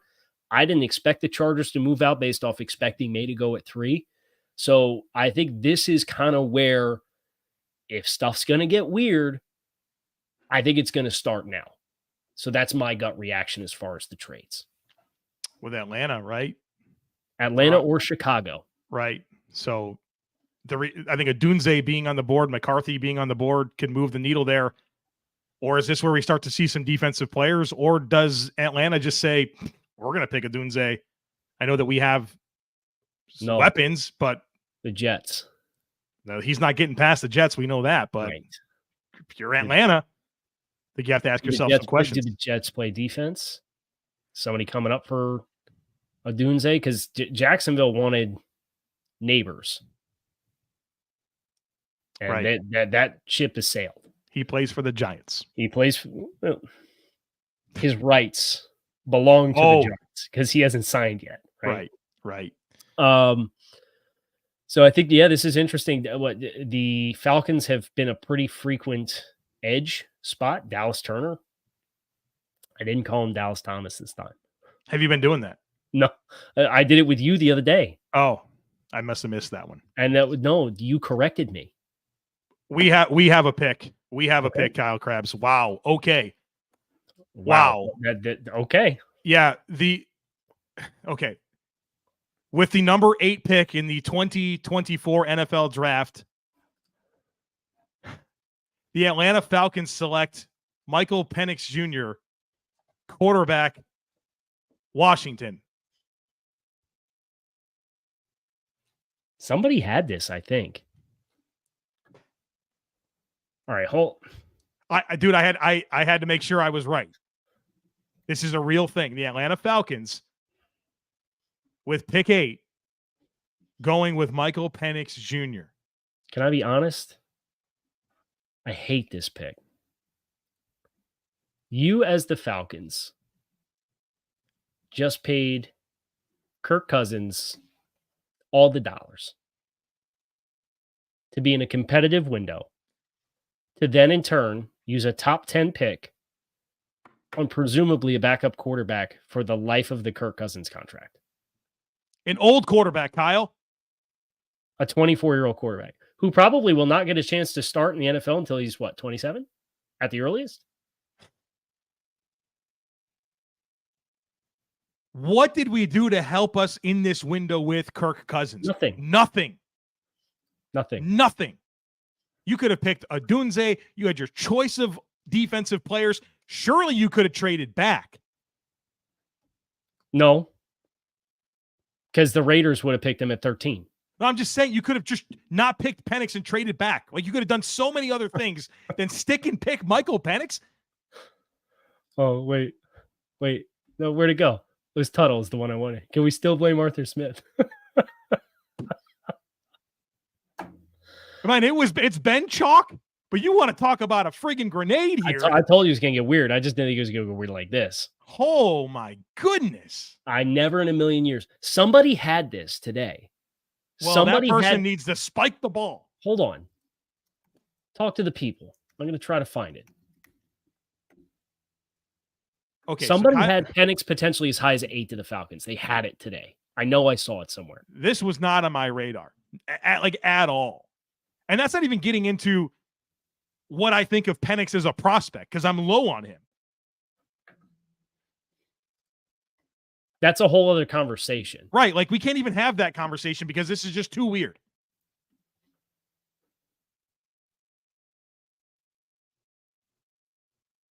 Now, my whole timeline is flooded with the pick now, so I can't find who had. Somebody had this today. They sent to the contingency. They sent the head coach, the GM to Seattle for the pro day. And they just picked them. I cannot. So, when you sign Kirk Cousins, this is not what you do. Let's come back. Let's go to scheme. Let's go to scheme. Let's talk scheme. Okay. We have Raheem bringing over the McVay coaching tree to run the offense in Atlanta with a good offensive line. Drake London, Kyle Pitts, Bijan Robinson. How do we get to the strengths of Michael Penix as a player with this pick? I at least want to ask the question as we're figuring this out. What does Michael Penix do well? He throws the ball down the field. Throws the ball down the field. He has a big arm. He doesn't access the middle of the field very consistently. No. It's all 20-plus yard and outside the numbers throws is where he shines the most. You gave $100 million guaranteed to Kirk Cousins. He hasn't started a game for you, and you already have the succession plan.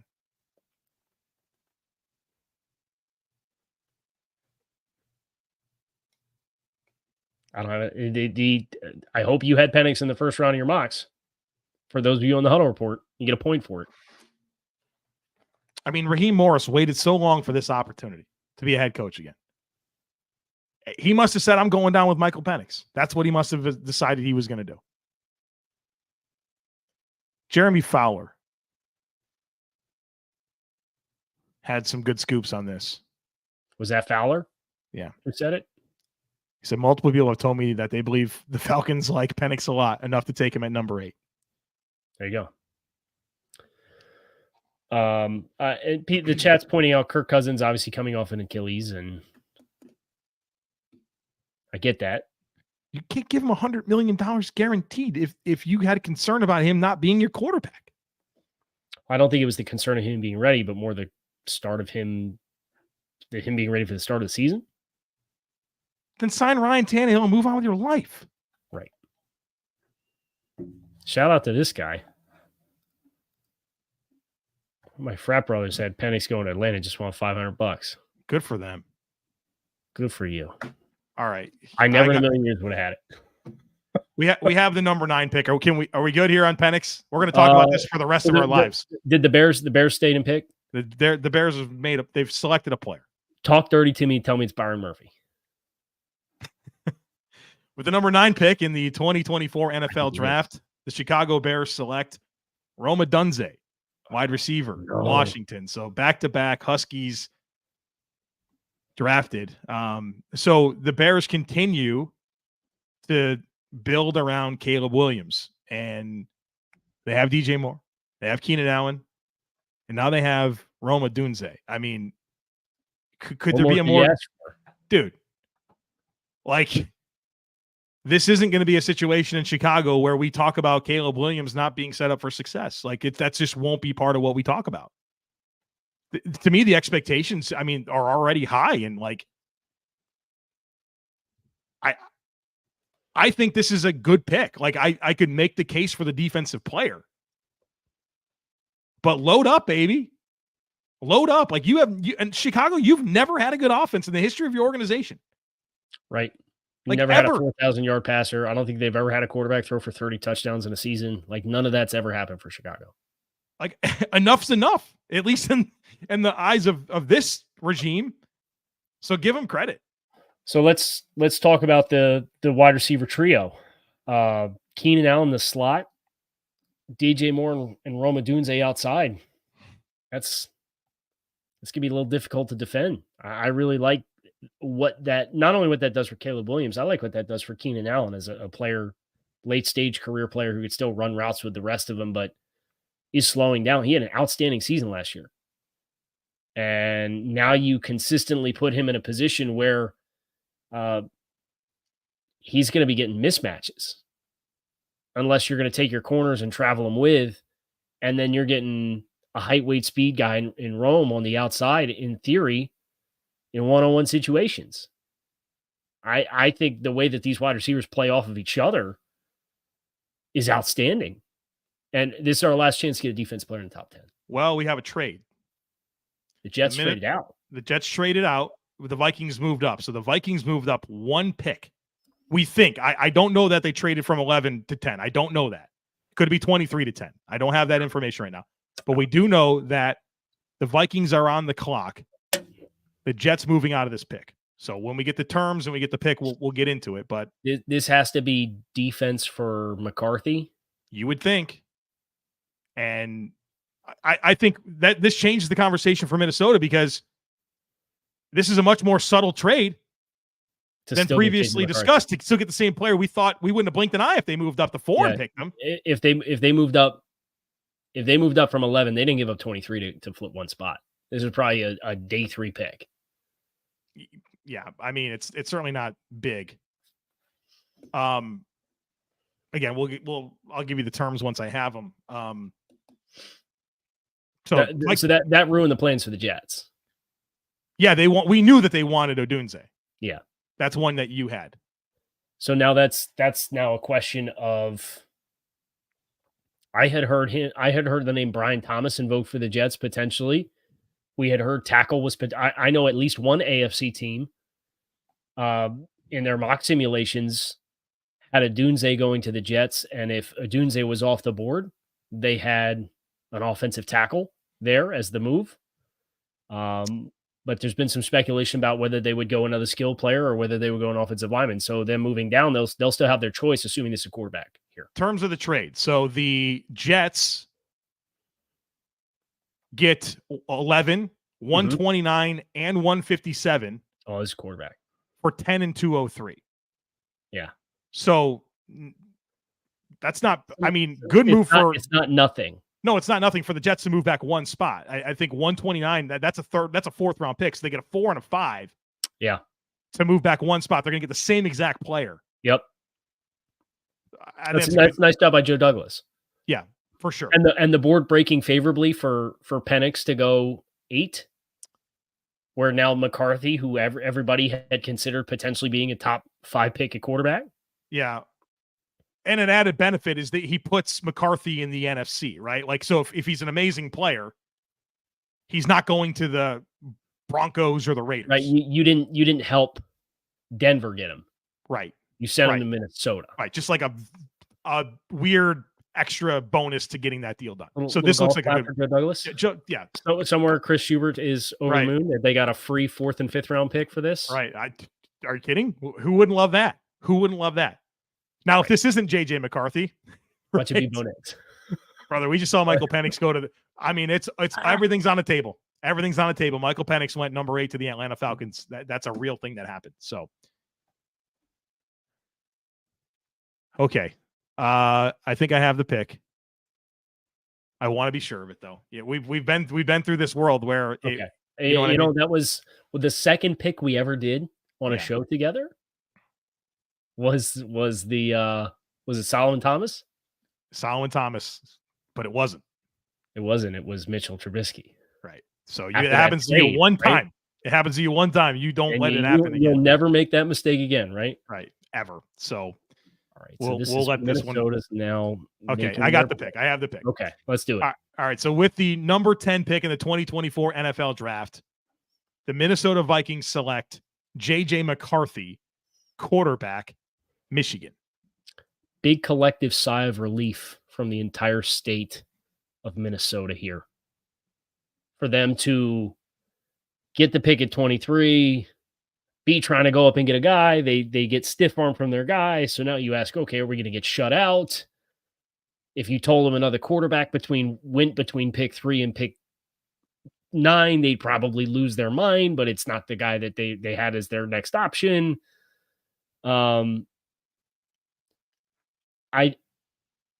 would venture to say Chicago, after picking a wide receiver, when you thought that was maybe a defensive spot, has the best supporting cast for any of these rookies so far. I would venture to say I like Minnesota's next, which I think is an important note for these 5 quarterbacks that we have gotten, because the situation matters for the player. I like the scheme too. I like the scheme. I like the offensive line. I like JJ and Jordan Addison and TJ Hawkinson and Aaron Jones is their running back now. I still have to come to terms with that. Upgrade over Dalvin Cook from the last 3 years. I had to remind myself Josh Jacobs is the Packers running back as well. Right. That has not sunk into me yet. So yes, a great opportunity for Minnesota. I'm excited to see what they do with pick 23 because I think corner. Well, and I don't think we expected them to be able to have that pick. Right. Everybody wrote it off, and everybody had the Chargers going Latham at 11 and a wide receiver at 23. You're probably going to get a chance at cornerback 3 in this class at 23. Low key, well, you got to love how this played out for Minnesota, unless they really like Drake Maye. Who knows? I'll tell you who won't tell us: Minnesota. Right. Yeah. It was JJ all along when we got picked 23 JJ throughout the whole process. We wanted to go up. Yeah, we can do the press really conference right now. That he was there and didn't have to give up the extra draft capital for a guy we have super high expectations for. I think he'll I would venture to guess he will outperform Drake Maye at least this year with their environments. So they'll have that feather in their cap. So we have the top 10 is done. We have 5 quarterbacks. You know what's 3 receivers and 2 tackles. You know what it's a great time to be? A team picking in the 20s that doesn't need a quarterback. Right. Half the top 10 is just inconsequential picks. Right. And now you get the Broncos and Raiders lingering. Do either one of them take Bo Nix? Keep this thing rolling? I do think that will happen. Same. 5 quarterbacks, 3 receivers, and 2 tackles. What a distribution, right? Like no defensive players and very clear what the NFL record is. What do you think the record is for most consecutive picks to start a draft with no defensive players? I'm sure one of the TV, this is the luxury of having the big networks with the production crews. They could I could say that and they'd look it up in 30 seconds. But this, in our lifetime, it feels like, or at least in the timeline that you and I have been doing this in this space, as lopsided as it's got, which makes sense. Because I think you looked at safety, it's an inconsequential group other than Cooper DeJean, who might be a corner. You have Quinyon Mitchell as kind of a standalone corner. The linebacker class is not good. I think Byron Murphy's my top defensive player in the class. So I don't know that I'm super. It's already broke the record. According to Michael, we've never had a draft where there's no defensive players in the top 10. So yes, the record is broken. There you go. So now we're just resetting. Michael's on the production team now. This is outstanding.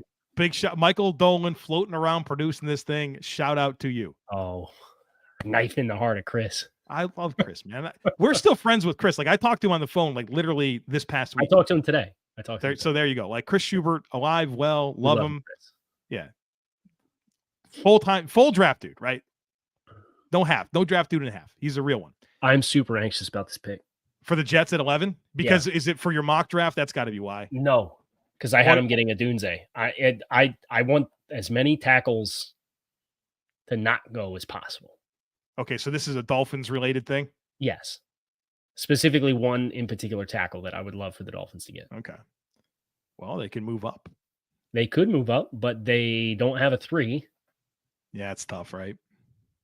I think the best they could hope for is packaging 21 and 55 into the mid-teens and get that pick and then a 3 or a 4 back, which I don't know. From the Bills side of things, I'm interested into the point where the enough picks happen where I don't have to worry about being trading away the 2025 first round pick, right? That's what I'm thinking about. Okay, so the Jets are on the clock, and evidently what the broadcast is still talking about the Vikings. Okay, well that just happened. Of course, we exhausted quite a bit talking about the Vikings, so I don't know how surprised I am there. Right.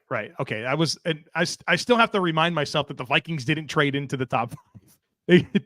They traded to 10, one spot. So that's still one spot. Right. That's still interesting. I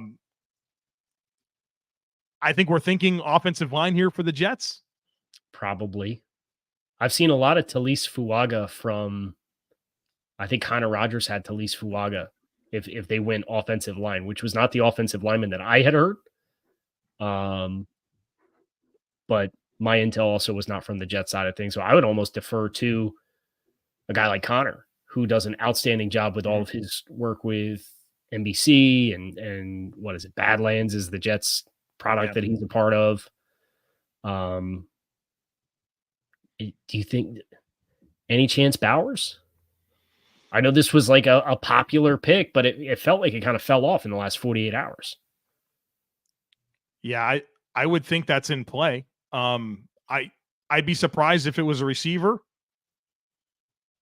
What did Sauce Gardner come out and say? DB or he actually gave a list of names. He's like, if it's one of these guys, I'm going to announce the pick, and if it's not, we need to see that list because they didn't trade again. We know that the pick is in. I have the pick.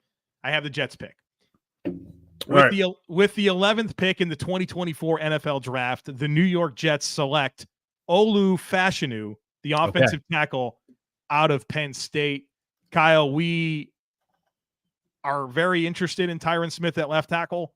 Not a long-term answer, and the injury concerns are very, very real. I think this is a good move for the Jets, who just lost Aaron Rodgers 4 plays into the season, getting sacked by Leonard Floyd. You're making sure that you have your protection shored up. The best thing about Olu Fashanu is the pass pro ability. Protection. Yep. And I think he's a very clean projection here. Now, what's interesting though is if you're going to live in this world where Morgan Moses and Tyron Smith are your starting tackles, I don't see Fashanu as a guard option. So like that's an interesting proposition. But Fashanu might be able to beat out Morgan Moses. Worst case scenario, you have depth on the offensive line. That's not a bad thing if you're the Jets. Yeah. I don't know how much positional flexibility you have for your tackles. Right. But what was the stat I saw? And I wish I knew who to attribute this to. 37% of rookies in the last 3 years have played 37% of first round rookies have played 300 or more snaps in their rookie season. It's almost a 50-50 proposition. And the Jets, this is no big deal, right? Like, look what they did with last year's first round pick. I think the expectation is, and the insurance policy is worth it for the ramifications of what happened last year and all of the instability with the offensive line that they had. But this is a team that incurred a loss of a quarterback as a result. And if they played it, they took a player in the first 15 picks last year who didn't play at all. So that would be an interesting layer to this if they don't get production once again. And you're not thinking long term, right? With your kind of current nucleus, right? You want to win right now. So I just don't. I don't see him playing guard. I just don't. Right. I think that it's a little different than some of the other early tackles that you've seen who kicked inside there. I think that's a different world to live in, and for the shortcomings or the areas of growth, I should say, for Olu Fashanu, I don't think playing him inside helps with any of those. So we get 11 picks in a row, all on offense, and that gets us to pick 12, where the Denver Broncos are on the clock. And I think this is either Bo Nix or potentially the first defensive players. Or trade. And Denver needs capital, right? Yep. They do not have a 2. If I remember correctly. Denver, give me just 1 second. I can pull up their draft. They don't have a 2. Yeah. So they go 12, 76, 121, excuse me, 136, 145, and so on. Yeah. So a big 12 to 76 is the pick gap currently. The only question, I'll let you clear your throat there, get yourself all sorted out. I think the question for Denver is, how much do you like Bo Nix? If you like him at all, you can't risk the Raiders taking him. If you do, if you don't like Bo Nix, or maybe, and I kind of got the sense that they might be a Spencer Rattler team. Just kind of reading the tea leaves a bit. So I wouldn't be shocked if they didn't go Bo Nix, but if that's the case, I would think they would have to move out. Don't you feel like Denver's been in this cycle of like Drew Lock, Paxton Lynch, like sort of picking quarterbacks, but not? Well, to be fair, they traded up for Paxton Lynch, and that was a first-round pick. So, like, I can't. Drew Lock was at least you waited and got him in the second round. You didn't reach on him. Then you go all in for Russ, and he's cut after 2 seasons. Like how many like their quarterback attempts have? I mean, they of course signed Peyton Manning in free agency. Obviously, that worked out. But since then, it's been really it hasn't worked. What's crazy is how consistent, like how many losing seasons did Denver have in that stretch before? They never had back-to-back. They never had back-to-back until recently. They have just been a black hole since. It's crazy. The curse, Nick, the curse of Tebow. Right. Hey, won a playoff game. Never forget. Yeah, that's another weird investment that they made at quarterback. Right? Yeah. That's looking at the board, here's a team we heard. Was it Daniel Jeremiah and somebody else did Philly moving up to this spot in their mocks? Yeah, because they want the corner, right? Well, Eagles fans took exception to trading up for a corner. How we would never do that. Well, we don't. The speculation's over. We have the pick. Okay. With the number 12 pick in the 2024 NFL Draft, the Denver Broncos select Bo Nix, quarterback, Oregon. We did an episode a few weeks ago where we got to Bo Nix and we had a deep dive scouting discussion. And prior to that conversation, you and I kind of questioned this idea of Bo Nix to Denver. And we were like, is this really going to happen? And then we did the tape study on Bo Nix, or at least I did. And I came away thinking, you know what? I kind of think this makes sense. I really like Bo Nix. I don't think that he's got through the moon tools, but I thought his ability to operate in structure, but then the second reaction plays were really exciting to me. His ability to throw on the move. He's got some toughness and some mobility about him. I'm not sure there's a crazy high ceiling here, but for a coach like Sean Payton, I think there's a really good marriage and opportunity for Bo Nix to come in and stabilize that position after everything we just talked about. Yeah. If you would have told, I said this to Brentley Weissman this morning or this morning, days all run together at this point. I told Brentley, who is a good friend of ours, big Oregon Ducks fan, Oregon Ducks alumni, used to work for the program, used to work with us at TDN. I said, if you told 2019 me that I would actively like Bo Nix, I never would have believed you. Mm-hmm. It's just, he kind of came in, And he got the starting job at Auburn in part because there was some family lineage there, and he pushed Malik Willis out, if I remember correctly, out of the starting job there. And it was a disaster from the start. But we've said this on the show when we did the deep dive. I realized Bo kind of had a thing about November of last year, not this past November, but the November before he chose to come back. And were you with us in Mobile when we were doing some meetings for the Senior Bowl and Jim Nagy was talking with Bo on the phone? Do you remember that? Yes. Were you there for that? Yes. And they had a conversation. I won't give away too much of that conversation, but Bo shared some of his goals with Jim. And I would spoil this part. Bo fulfilled a goal with his play this year and getting drafted in this spot. And I think this is one of the coolest reclamations of a college player that I can remember. I guess between him and Michael Penix, there's a couple of them. Mm-hmm. For the journeys that they were each respectively on, I think it's really, really cool. And I do think Bo has an inside of structure element that Sean Payton's going to love because it's the polar opposite of what Russell Wilson did all year last year. So we have Bo Nix and Justin Herbert in the same division. So the Oregon fans that have gravitated towards Herbert, what are you going to do? It's going to be an interesting dynamic there as you now have those guys going toe-to-toe against each other. And now the Raiders very much not looking like they're going to get a quarterback here. Well, no, they're done, right? They're 6 in the top 12. You're done. 6 in the top 12, Kyle Krabs. But, do we start thinking about Spencer Rattler? No. I don't think so, but they have no reason to rush it at this point. No, everybody else Minshew, Pro Bowl quarterback. Giants. Pro Bowl quarterback Gardner Minshew, cannot forget, right? Stop. Who do you like for the Raiders here? There's some offensive line options. Troy Fautanu, Taliese Fuaga. They wanted to go corner. There's certainly their choice there. Man, I would love for them to get Quinyon Mitchell. Yeah, I think that if you told me the Raiders were going to pick a player here, I'd like Quinyon Mitchell the most for them. Jack Jones, Nate Hobbs, Jacorian Bennett, your starting corners right now. You have your choice there. Oh, but you know what? Telesco's here, huh? Telesco's here. You don't draft small school kids. So this is Terrion Arnold.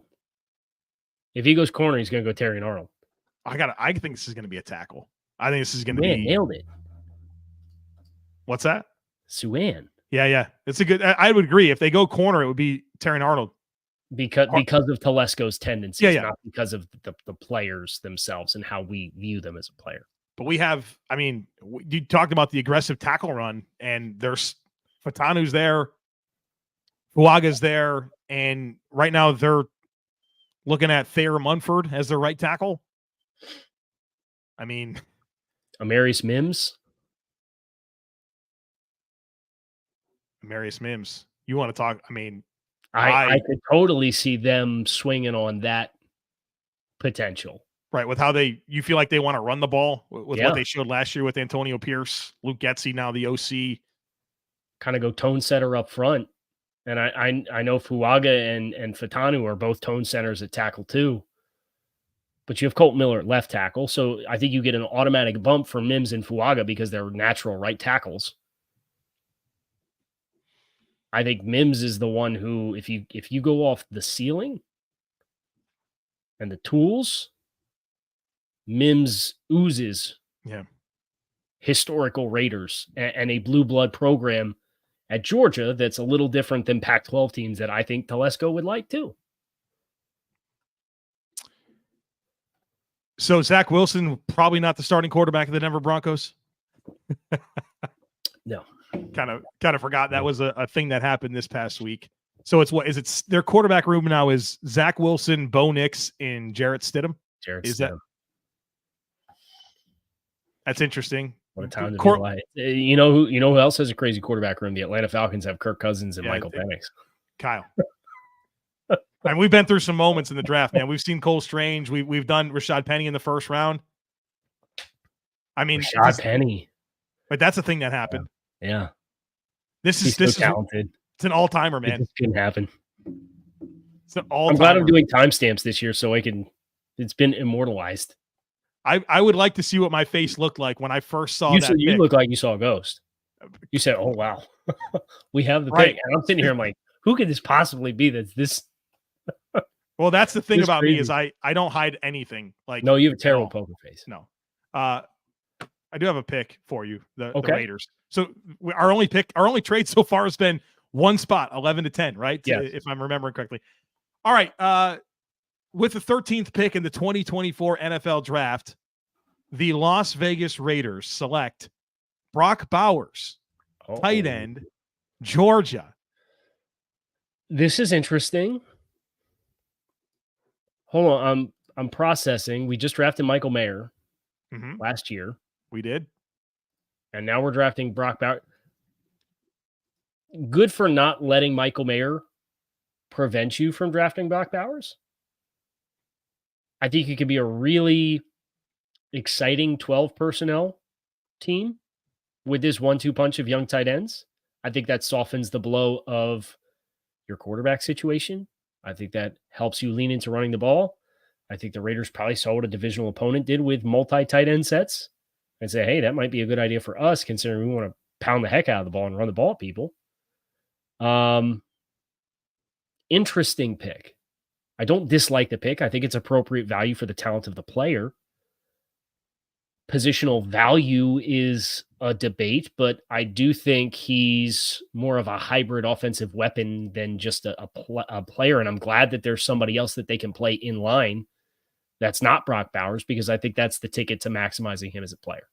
How about the economics of tight ends, right? Like you're seeing $30-something million a year wide receivers. The highest paid tight ends aren't even getting 20. And so I wonder if there's an economic conversation to be had about, okay, we're going to feature these tight ends, but we're seeing teams invest in multiple tight ends. We just saw the Packers draft Luke Musgrave and Tucker Kraft. Yeah, it's a good call out. Right? Like Isaiah Likely, Mark Andrews, Noah Gray, Travis Kelce, Dawson Knox, Dalton Kincaid. Like this is a thing in the NFL. 12 personnel, this, even what you're Laporta, Hawkinson, like McBride, there's a new situation happening here where these tight ends are coming into play. Total value of this contract is 4 years, $18.13 million.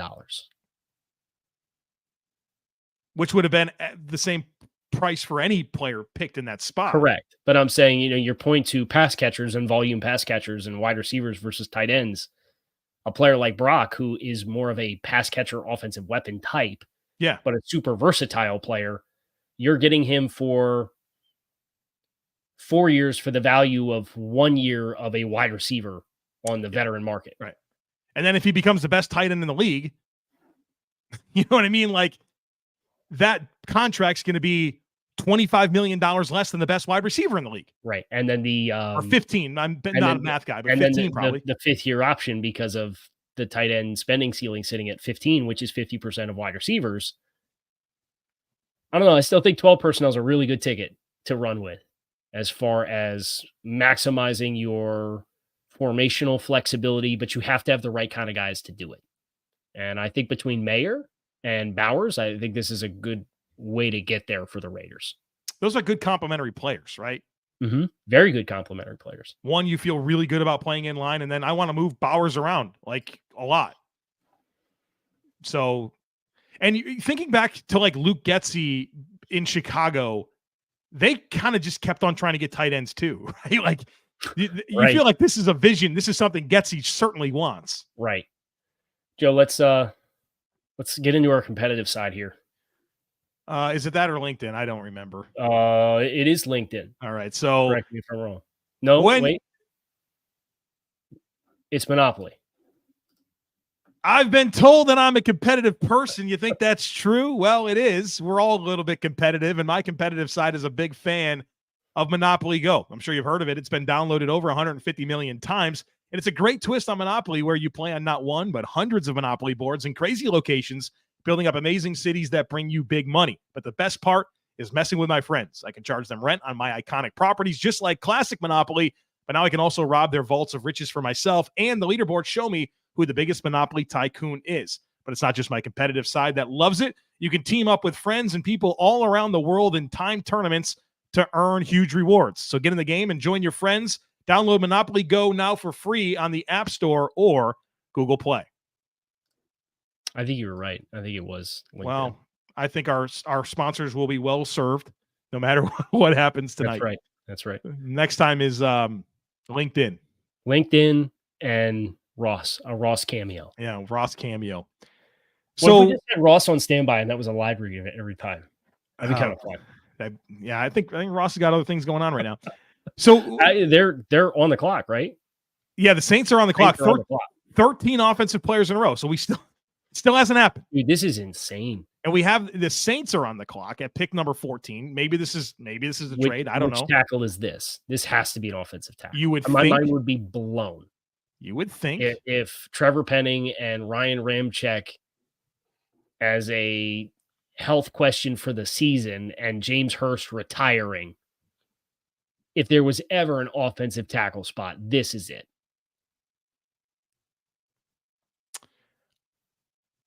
Give the pick? Okay. No, I don't have a pick yet. Scared the heck out of me. No, I got you. Yeah, I think that's the conventional wisdom. And we know that Mickey Loomis trench investments, clear need. I'd be pretty stunned if they picked a player that wasn't an offensive tackle. But we saw Michael Penix go number 8 overall to the Falcons after paying Kirk Cousins $100 million guaranteed. So if we've ever learned anything in the history of the NFL draft, it's to never say never. And never assume, right? Dude, yeah, it's every year we learn that lesson. So the New Orleans Saints, they have the Falcons, Panthers, Bucks. Who's going to separate from the pack? Is this pick going to be part of that equation?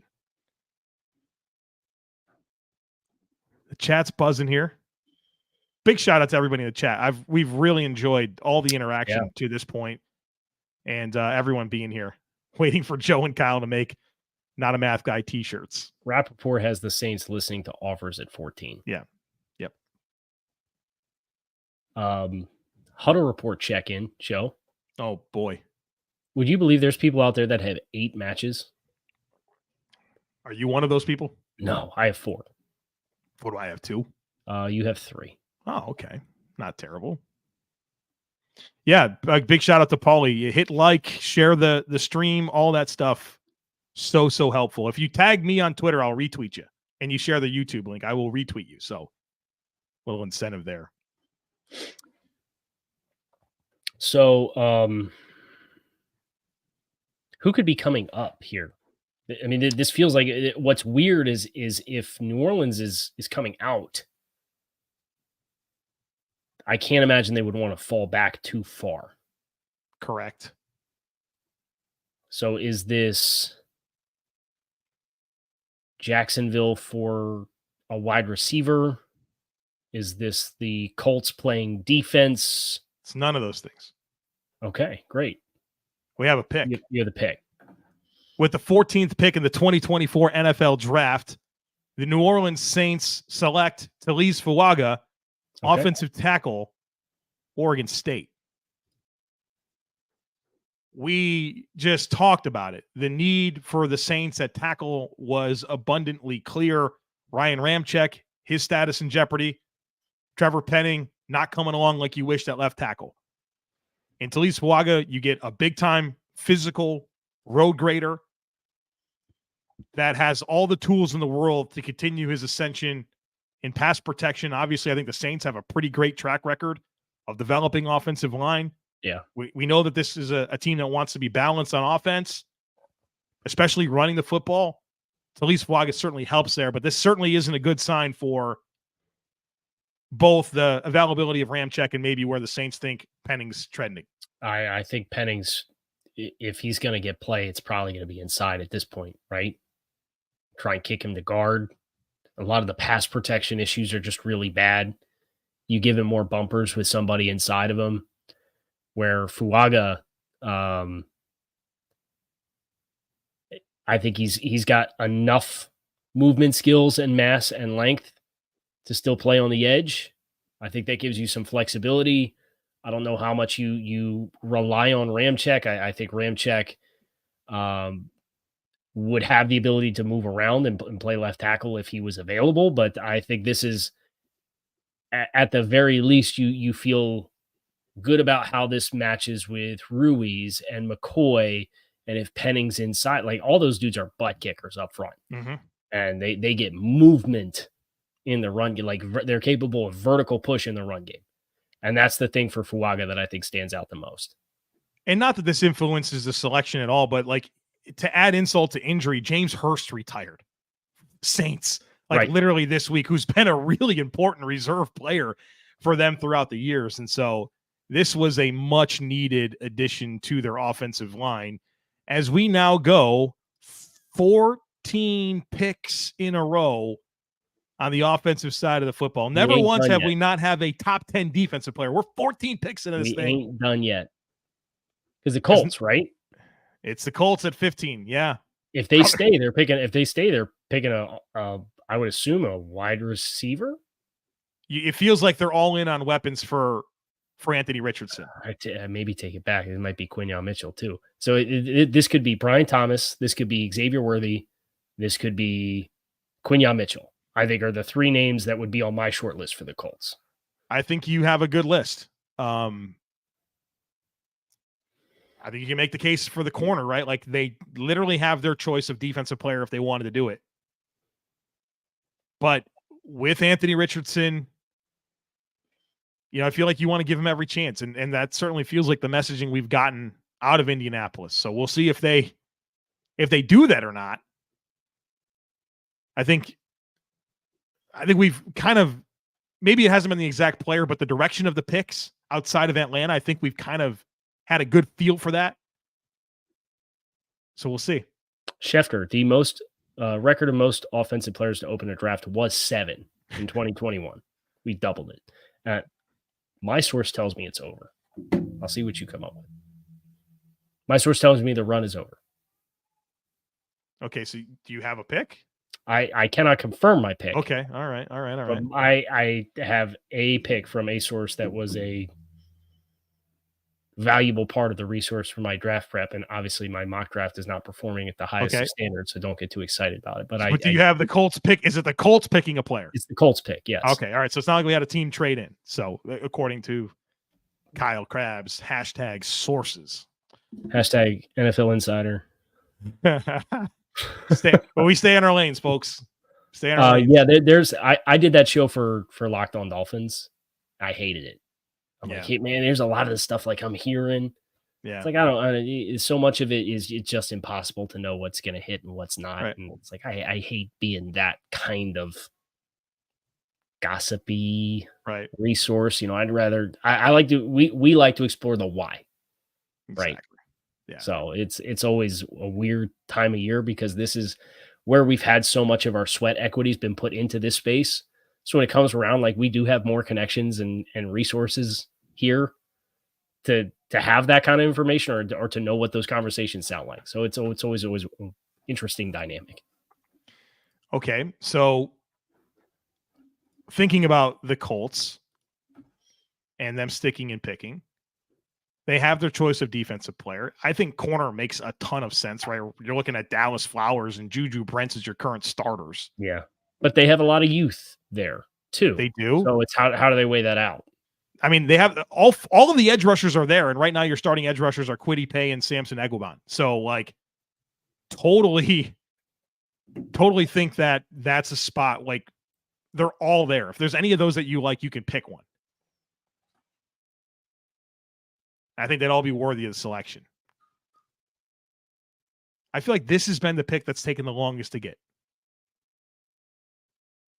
What would surprise you for the Colts to do? What would surprise me? Yeah.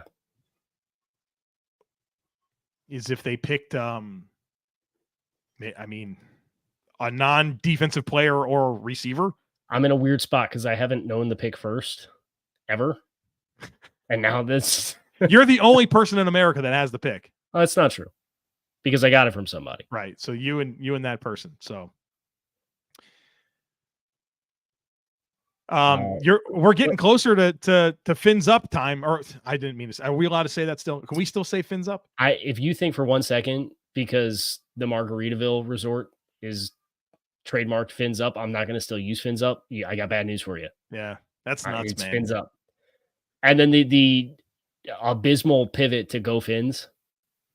Like you couldn't have done fins for the win. Like fins FTW is the hashtag.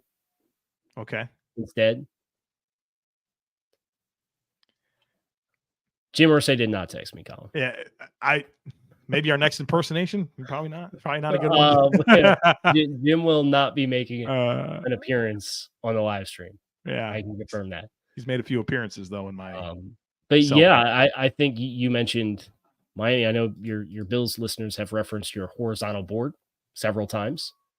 I'm sitting here looking at mine, realizing that I have Byron Murphy still available. You have the pick. We have the pick. So here's the big moment. We're going to find out if this is the line. With the 15th pick in the 2024 NFL Draft, the Indianapolis Colts select Laiatu Latu, edge rusher, University of California at Los Angeles Bruins. First defensive player. Also, my number one edge defender in this class. The only question with Laiatu has been the injury, right? He was medically retired at Washington, sits out a year. He goes to UCLA. He was never injured at UCLA. So 2 healthy seasons, but they had the neck thing, right? Which is always very concerning when you medically retire for a neck problem. From a talent perspective, I think he's worth a higher pick than this. I think this guy is like a technician. He moves on top of moves. Like that's what he has. Like so many different ways that he can beat blocks, unrelenting motor. Maybe you wish he had a little bit more length. Maybe you wish he was a little better against the run, but my goodness, I think this guy has the makings of a sack artist. And certainly the Colts can use that. Can you confirm or deny?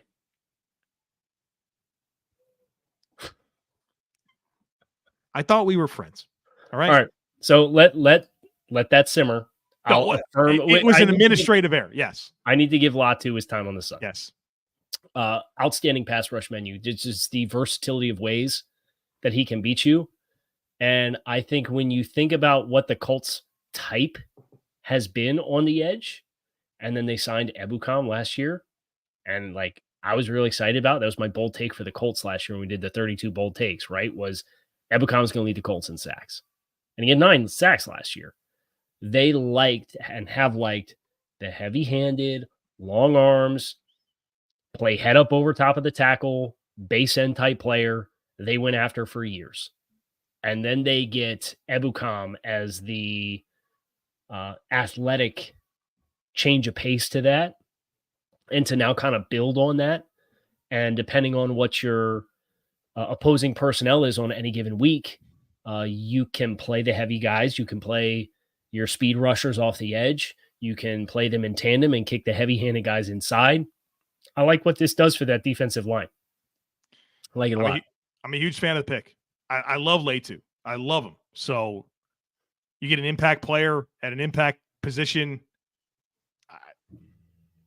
There's no downside here. It's hard to be mad about it. Oh gosh. Yeah. Why would anybody? I mean, if you were just sold on the idea of getting a receiver, I mean, you just paid Pittman. You do have Josh Downs. You do have Alec Pierce. I know that's a sore subject, but like the strength of this draft class is the wide receivers. The talent cliff is at edge. You know what I mean? Like, and I like the second and third tiers of corners too. Oh yes, for if sure. You wanted to draft corner in this class as well, especially in Gus Bradley's scheme, where I think there's, like you don't have to have the premium guys there. Play zone defense. The physical profiles really move the needle there. Yeah, at that spot. So we now have the Seattle Seahawks, and I think this is an interesting spot. I think this is maybe a Cody Barton spot. This is you did it again. You said Cody Barton. Who are you talking about? Cody Barton is the linebacker that used to play for the Seahawks. It's Graham Barton, right? Graham Barton. Okay. This is maybe a Graham Barton spot. And that's why I keep messing it up, because I always talk about Barton in lieu of or in tandem with the Seahawks. He's an existing player that was for the Seahawks. So I think this is maybe a Graham Barton spot. If they covet, that might be a Troy Fautanu spot. Obviously, there's a connection with Ben Grubb, the offensive coordinator, who's now with Seattle. But that entire interior got gutted this offseason. I'll be really interested if they go offensive line. They're a team that I had heard a lot of Seahawks fans were interested in potentially moving out of this pick. The craziness of trades never happened. That was a bold prediction that we had that did not come true in any way, shape, or form. But I think this is a really fascinating spot for Seattle, just based off of there's a couple of offensive linemen that would make some sense for you. How does that weigh out versus the Seahawks' perception of their fans' perception of them being a team that moves out? Well, and remember, this is Seattle, who have historically gone against the grain. John Schneider's still there. I know that their drafts have felt a little more normal the last couple of years, but never put it past John Schneider to throw a curveball at us. He's done it plenty of times. LJ Collier and Rashad Penny. I mean, these things have happened. Who's that guard from Alabama they drafted one year? I actually wasn't a bad player, but Carpenter, like they're the team that goes against the grain probably more than any in my lifetime of following the draft. I mean, I think Troy Fautanu would be an absolute slam dunk pick for them. Obviously, they redid, like, their interior offensive line got completely gutted in free agency. Yep. So it would make a lot of sense for me to see them retool this, especially with what you have in the backfield in the form of Ken Walker and Zach Charbonnet. Like, you want to be able to run the ball. You need to have your interior offensive line solidified. I know you got these three receivers that are really a dynamic trio, but I'd want to get that interior offensive line figured out. And I think you got some young players on defense. You obviously remade your linebacker core with Jerome Baker and Tyrell Dotson. You signed Rashawn Jenkins at safety. You have young corners. You brought back Leonard Williams. You've invested in Draymond Jones. You have young edge rushers in Boye Mafe and Uchenna Nwosu's coming back this year, which is exciting. Darrell Taylor's not bad. Huge get back for them is in Nwosu. Yeah. He's a really nice player. He had the big glow up in 2022. And I thought their front really lost a lot of its punch. And if you told me that Seattle went out and went defense, kind of like Byron Murphy, I would not hate that. I think he's your number one defensive prospect, right? He's my number one defensive player in this year's class. Yeah. But they just all their late season games that I watched for them, they just got their teeth kicked in up front. He's my number one defensive prospect as well, Byron Murphy. Then I have Quinyon Mitchell. I didn't even realize that. Let's see. I had Murphy, Mitchell versus my top three defensive prospects. Okay, and I had Murphy Mitchell, Cooper DeJean. Really? Over Latu? Yeah, I like me some Cooper DeJean, my guy. Maybe we'll talk about him at pick 28. 1, 2, 3, 4, 5. He's a top 6 defensive player for me. We'll see. All right. No, not yet. Seattle is up. I can sneak in our next little break here. Yeah, let's do that. Which one is it? You're funny. It's LinkedIn. All right. When you are looking to hire for your small business, you want to find as many quality professionals that are right for the role. That's why you have to check out LinkedIn Jobs. LinkedIn Jobs has the tools to help you find the right professionals for your team faster and for free. LinkedIn isn't just another job board. LinkedIn helps you hire professionals that you can't find anywhere else, even those who aren't actively searching for a new job but might be open to the perfect role. In a given month, over 70% of LinkedIn users don't even check out other leading job sites. So if you're not looking on LinkedIn, you're looking in the wrong place. LinkedIn knows that small businesses are wearing so many hats right now and might not have the time or resources to hire. Well, LinkedIn is always looking to find ways to make that process easier for you. In fact, they just launched a feature that helps you write job descriptions. So post your job for free at linkedin.com/LockedOnNFL. That's linkedin.com/LockedOnNFL to post your job for free. Terms and conditions apply. This episode of your favorite Locked On podcast is brought to you by the best meal kit service in the game, Home Chef. No more having to answer the dreaded question, what are we going to do for dinner tonight? Thanks to Home Chef and their chef-designed recipes that are delivered directly to my door, all pre-packaged, pre-portioned. They even peel the garlic cloves for you. And each recipe, one of my favorites, blackened mahi, comes with a full page of easy-to-read instructions that include customization options and pictures to guide you along the way through the step-by-step process so you don't have to ask, is that what chard looks like? I cannot recommend Home Chef enough, especially right now, because for a limited time, Home Chef is giving Locked On listeners 18 free meals, free dessert for life, and of course, free shipping on your first box if you head to homechef.com/lockedon today. That's homechef.com/lockedon for 18 free meals and free dessert for life. Yes, you heard that right. Homechef.com/lockedon. Must be an active subscriber to receive free dessert. Ross Jackson, unbelievable job. Unbelievable job. So consistent. Yeah, the pick is in. With the 16th pick in the 2024 NFL Draft, the Seattle Seahawks select Byron Murphy, defensive tackle, Texas. I called it. They needed teeth up front in a big way. Listen, you play in the NFC West against what this LA Rams offensive line looks like with the guys that they brought back and presumably moving Steve Avila to center to go with some of their more physical guys. You play in the NFC West against the San Francisco 49ers with how they are capable of running the football. You can't be bad in the trenches up front.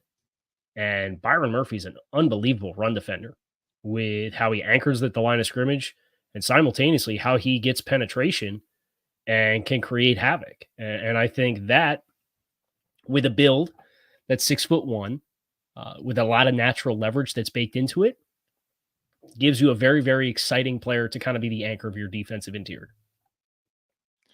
I think that's a great call out, talking about how he helps them in their division. And I think, Seattle's been a team up front defensively that I think have had some challenges with defending the run.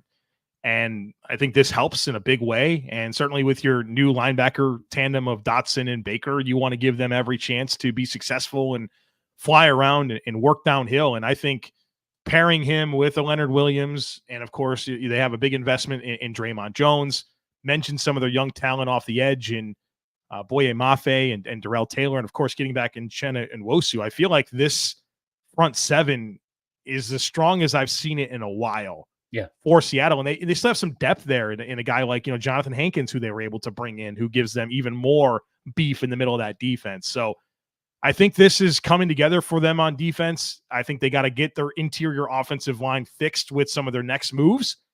But I mean, this is the best player on the board for sure at a position of need. I think this is a good pick for Seattle.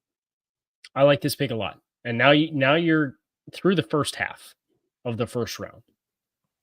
And we have Jacksonville, Cincinnati, LA Rams, Pittsburgh Steelers up next.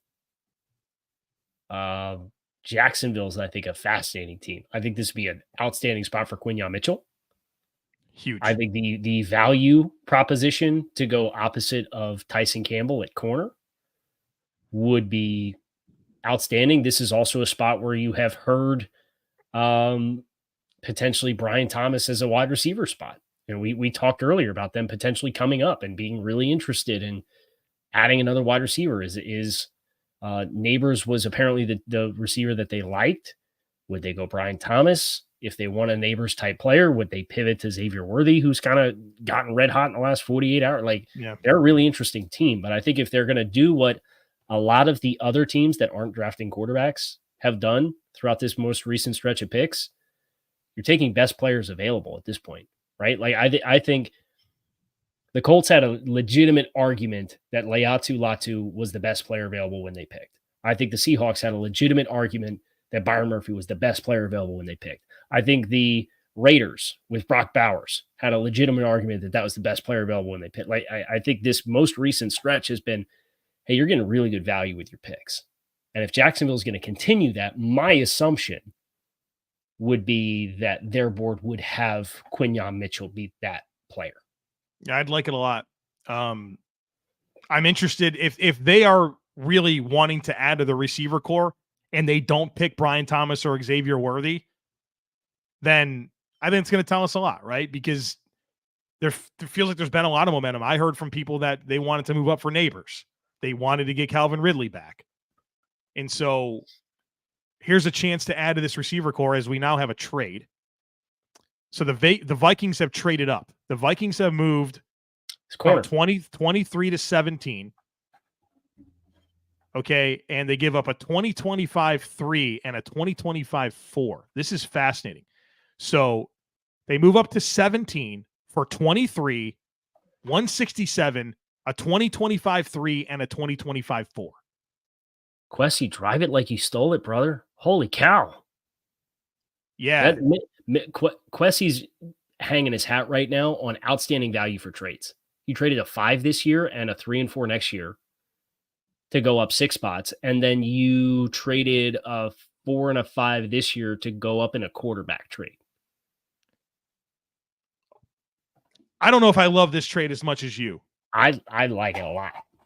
So they give up a 5 this year and a 3 and a 4 next year, presumably for a corner. And I don't find a lot of difference between Mitchell, Arnold. I like Kool-Aid. Like I do. Really? I think Quinyon's comfortably the best. Okay, so I don't like him enough to trade away 4 other players for that. Like that's where players that are like not top 100 picks. I know, but you and does it? And they didn't pick a corner, so there's that. Who'd they pick? With the 17th pick in the 2024 NFL draft, the Minnesota Vikings trade up for Dallas Turner, edge rusher, Alabama. I think I like it just as much. So what's interesting about this is you have this defensive front in Minnesota that is as much of an amoeba front as we've seen in the league. A lot of complexities. Brian Flores running a lot of exotics. I think that if you told me that Dallas Turner was going to go to a defensive scheme that could get the most run from him right away, the length is outstanding. The power is outstanding. I think he's got a really good long arm and speed to power conversion. But I just think rounding out both elements of run defense, he has the highest ceiling of any edge rusher in the class. But I think he had the most to go as far as I think Verse was a better run defender, and I think Latu was a better pass rusher. Going into a scheme like Flores's, coming out of playing for Nick Saban, I think he's very well groomed to play in a front that is very strategic with their rushes to manufacture free runners. And if he's going to be on the guy on the edge based off of how you're occupying interior blockers with how you walk players up in the line of scrimmage, I think that unlocks a lot of early potential and production for him that he might not have had in a different scheme. Jonathan Grenard, Andrew Van Ginkel, Dallas Turner. That is a lot of juice that you can throw at the pocket with exotic blitz schemes. I do like that component of it. I really do. I think that they have done well. They've redone this edge room, right? Like DJ Wanham walks, Danielle Hunter's gone. And I think they've done a good job of retooling that. And I can respect that they've prioritized that over the coverage because I'm a pass rush over coverage guy. Right. I'm interested to see how they do evolve their cornerback room. But I think if you are the Vikings, I think you take a lot of comfort in knowing that if Atlanta picked Dallas Turner at 8, nobody would have blinked. And now you get him at 17. So I think your second pick behind your second pick. So right now, Vikings are looking at J.J. McCarthy and Dallas Turner, and they didn't pick, like they didn't have to pick both of those players in the top 10. Yeah. That feels pretty good. Now, Minnesota's missing some picks next year. They don't have a 2, 3, or a 4. It's okay. So that's going to be interesting, but they're getting their guys right now. And so they will have a very strong nucleus with a quarterback on a rookie contract. I think there's a lot you can do with that. Right. you forget about that layer. They have a quarterback on a rookie contract. Like we have to like relearn these dynamics of every team, right? Mm-hmm. And that's somebody shouted that out in the comments. They were like, I can't wait for you guys to do the roster previews. Oh, brother, I can't wait either. We're getting there. Which is one of our favorite projects that we do every summer too, is looking at these teams in depth. But yeah, I think that's the best part about doing this and sitting down and going through this with everybody who's listening, and our platform is everybody kind of gets primed for those conversations together. And we're almost through the first 20 picks of the first round of the 2024 NFL draft, which is surreal to think about. And we have the 18th pick, Kyle Krabs, yeah, Cincinnati Bengals. Cincinnati Bengals have made a selection. With the 18th pick in the 2024 NFL draft, the Cincinnati Bengals select Amarius Mims, offensive tackle, Georgia. I love Amarius Mims. I love him. I think this is a special, rare dude. I mean, power, movement skills, length for days, and for a guy that started 8 games. 8. Pretty technically refined. It's just about health, right? If this guy's available, I think he has the potential to be an absolute superstar at tackle. And he enters the situation, right? They signed Trent Brown in Orlando Brown, right? That's their tackles. So they love their massive tackles for sure. Mm-hmm. The ceiling here is absolutely through the roof. I thought you were going to keep going. Sorry. Yeah, I think you make a great point about like the style of tackle and what they tried to get with La'el Collins, and that obviously didn't work out. So, what game tape was it that you told me? So anybody who's like a Bengals fan or not super familiar with Amarius Mims, if you have time, go watch the Tennessee game and watch how his hands, and he's got 36-inch arms, right? Like just crazy length with crazy power, but he's a quick twitch athlete too. He's insane. And he's just scratching the surface of what he can be. So I like this for Cincinnati for the sake of, if Joe's going to play in timing, just the length and athleticism alone is going to force guys to run a long loop around him. And that should buy Joe Burrow in structure time. And then there's the run game element for a team that has not been able to run the ball at all, right? And you get that violence and explosiveness off the line of scrimmage for Cincinnati. I think there's multiple ways in which he can be an immediate upgrade for them. I'm curious if there's a path to get Brown, and Mims on the field together. And maybe you do need to be like, hit pause, Joe. I know you think he's rare, but he started 8 games in college. And so you might want to give him a chance to kind of develop and having those two guys kind of take the heat off. But I'd be thinking about how I can get these guys all going, because I do think that that's a good call out with the physical nature and being able to run the football. And it's just not been there for Cincinnati. Well, I mean, this guy's a wrecking crew. I mean, I know power is somewhat mitigated in the NFL, but this guy just literally just was overwhelming. Like it's not like the who is the Oklahoma State tackle that I love, Tevin Jenkins. Yeah, this is different. This is different, man. Yeah, because Tevin Jenkins didn't have length like this. He didn't have tackle length. And Tevin Jenkins played at Oklahoma State where they RPO'd everything to death. Right. So he didn't pass set. He didn't have to take pass sets. And yeah, Georgia's a run-heavy offense, but they still threw the ball and they had drop-back passing. Right. This was not, we're going to run inside zone to death and you never have to take a vertical set and figure out how to block somebody on the edge. Rams on the clock. This is going to be interesting. The first round pick in Sean McVay's tenure, if they make a selection. I am physically ill. Why? Because my number one player for Miami is still on board. Oh yeah, so you're in that range, right? So you're thinking Fautanu, is that who it is? Fautanu would be You feel like Fautanu reverse are right there, man. It's going to be Fautanu versus or Barton. Like you're mathematically going to get a crack at one of them. Right. At this stage, I would emphatically like it to be Troy Fautanu. Like I don't know how these GMs do it, because I'm sitting here at this point. I'm like, hey, Sean, what do you want?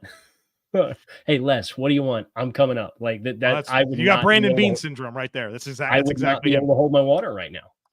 Well, I think am I in the range of Bean keeping the 2025 first round pick? Like we're good, right? I mean, dude, look at what Quessy just gave up to come up 6 spots. Yeah, we're good. Okay, You're not giving up a 1 at this point. All right, we're good. We're picking in the first round next year. So I'm not close enough to sweat out the options yet. Poor thing. You might not have picked in the first round for 1 year. It's my first round pick in 3 years. I know, but you had Tyreek Hill. You know what I mean? And it wasn't bad. And Bradley Chubb, he was awesome this year. So and then you had Phillips and Waddle the year that you did have first round picks. So like you're all right, man. You're gonna make it. It's good to be back though. I did not miss this anxiety that I have right now. I'll say that. It's real, right? Because you know that it sets the course of all the conversations you got to have, right? As a content creator in the space, right. Absolutely. Right. It's different.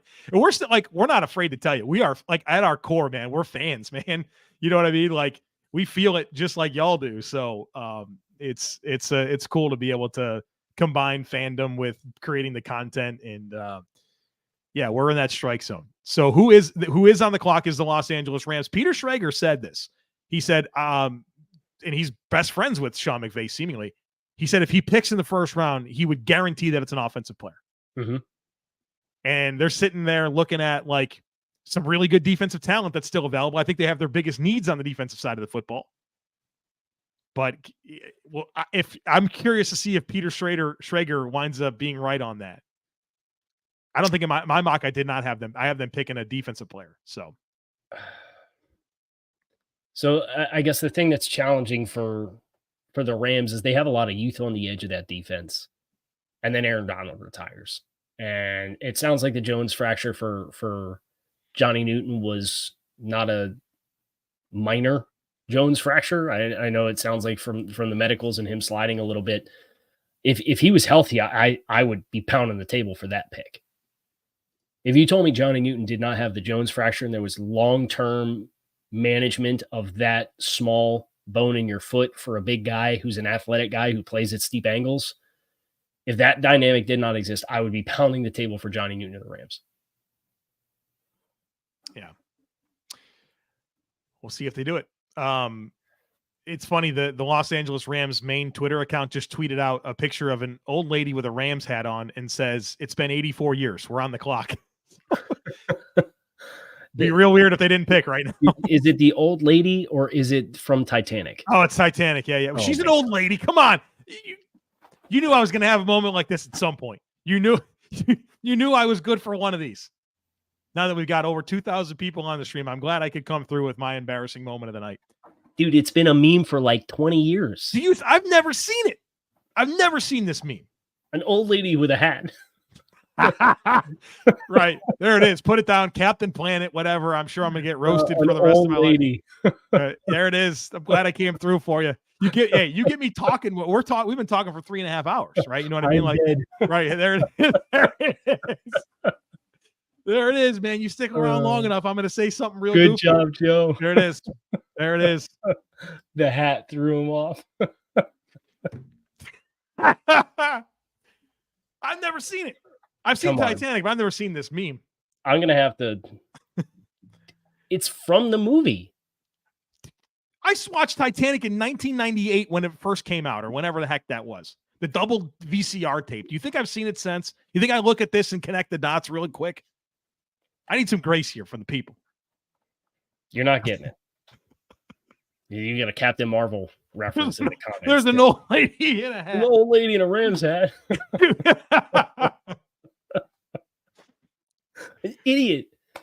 So the Rams are taking their time, huh?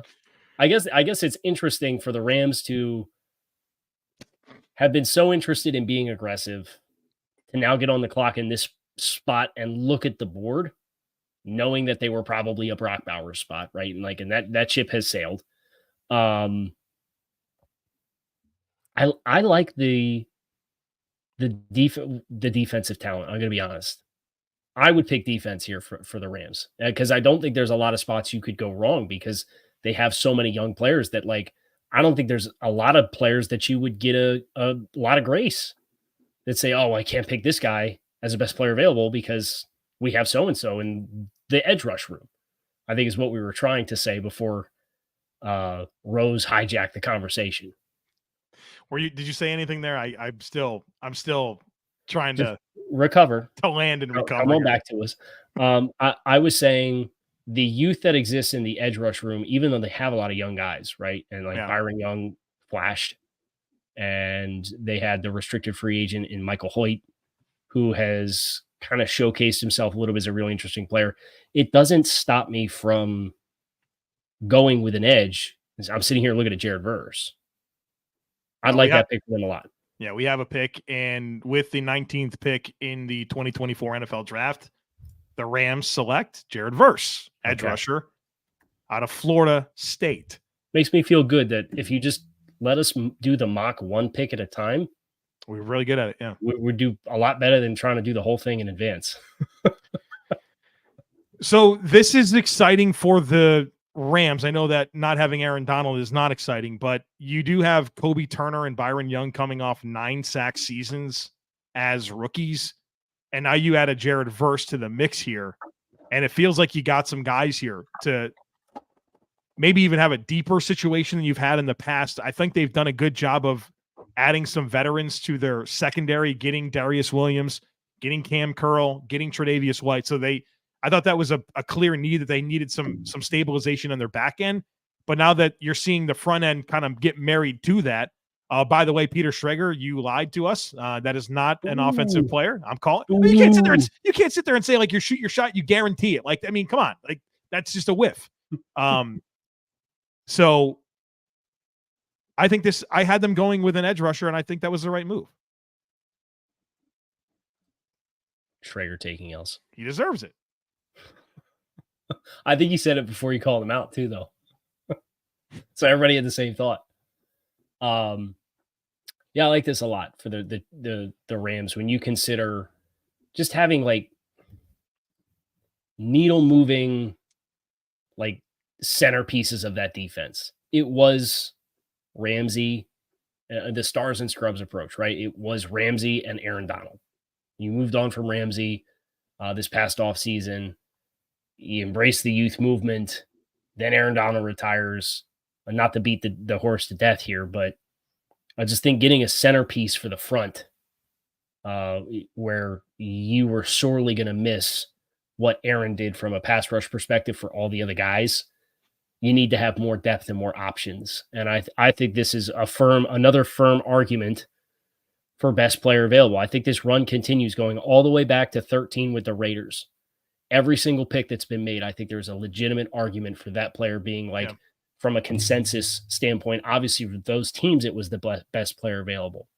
But like the external narrative on the outside looking in is this perception's continuing that you're getting good value for your picks here.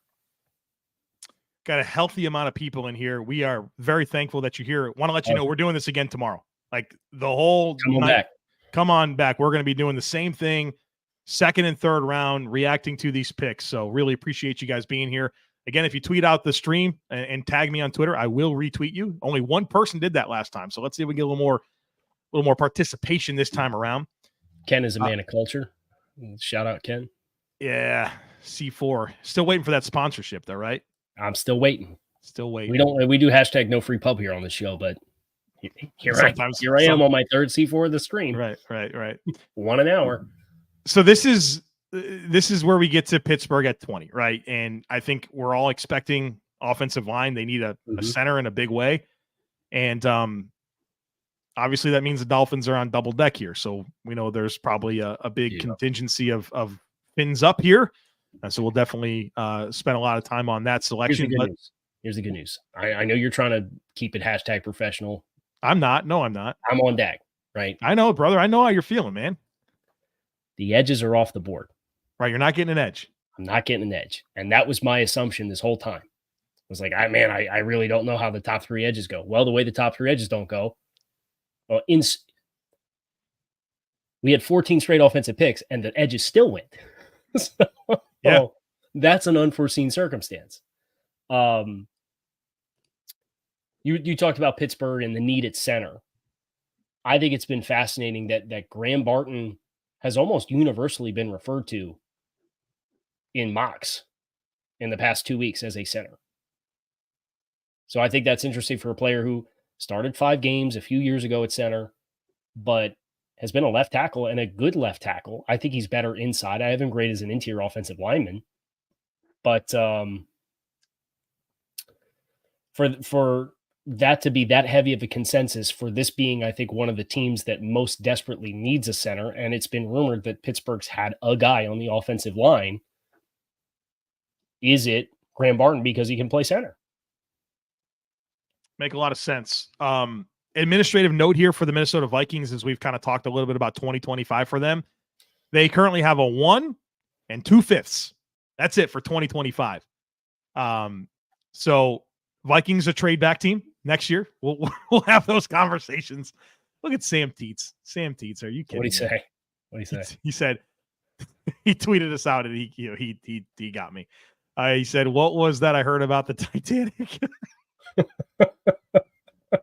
All right, I'll retweet you. I said I would.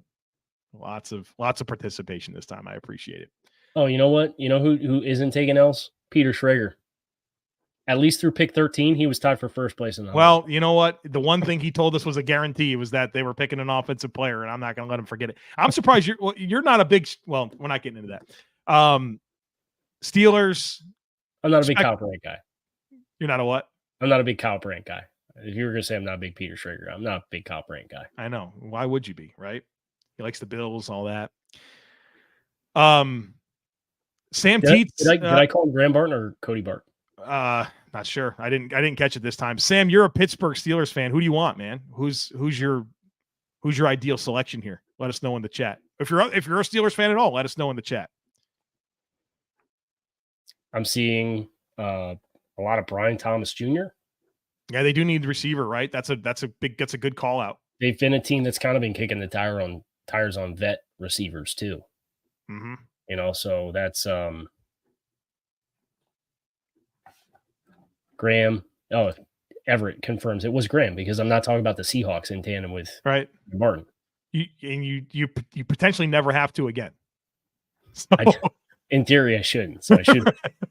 Seattle can't trade up on the clock right now. I'd be in big trouble. Right here they come. Absolute doomsday scenario here. Sam says Mitchell would be nice too. Corner. The pick is in. Is it? Allegedly. We'll see. I don't have. I would actually really like Quinyon with it. Like if they're comfortable with the depth of the interior offensive line, Quinyon with Porter is a really nice 1-2 punch of corners for them. I hadn't thought about that because it's just been so narrative that they were going to go with an offensive lineman. Yeah. So what if they have Dante Jackson, Darius Rush to go with Porter? Yeah, I think the corner should be. Jackson's a good player, but that was by an acquisition of trade. I don't think he put too many eggs in that basket. All right, we have a pick. With the 20th pick in the 2024 NFL Draft, the Pittsburgh Steelers select Troy Fautanu, offensive lineman, Washington. Need for the offensive line. This is going to be interesting because I don't think Fautanu's an option to play center. But I do think that you have a chance now to move some pieces around to get him where you like him. If you want to keep Roderick Jones at right tackle, you can. I think Fautanu obviously can play left tackle. He can play guard. You have options. I think that Fatanu's I know the need is at center with Graham Barton. I thought Fatanu's just a better prospect. And so I can respect that a lot. And you got to figure out the center thing. But this is a great addition for the Steelers offensive line. There's no doubt about it. Yeah, it fits the Steelers mold too, right? Physicality, you think about what they added last year with Broderick Jones, and Fautanu. I think that other tackle spot could be in play too. They have really physical guys inside. The center, maybe do they come back? Day two. If you're just picking off a value, this is a continuation of everything I've been kind of harping on since Brock Bowers. This is another example of that. I agree. Now, obviously, this is a dagger bit for Miami. I know that you would have loved that selection. So They're probably going to go Cody Barton. No, you didn't. No, you didn't just say Cody Barton. I'm messing with you. No, I'm messing with you. Okay, so I know that there's plenty of Dolphins fans in here. They're here to react to this pick. Mm-hmm. Let's set the stage here. What are you thinking? Who do you like? All the stuff. Just knowing how the board broke and who they like, I do expect Graham Barton to be the pick. They have a desperate need for an interior offensive lineman. Both the guard spots I consider open. They did bring back Isaiah Wynn, who was a starter for the team last year, but he's missed half the season, like 3 of the last 4 years. Like, how many eggs can you put in that basket? So I think Xavier Worthy's an interesting name. If they go a different direction, I would understand why that would be the pick from we have had the conversations about identifying and doubling down and investing in your identity versus what you're trying to attack your weaknesses. Is there more value in being more well-rounded, or is it more valuable to have a surplus in what you do?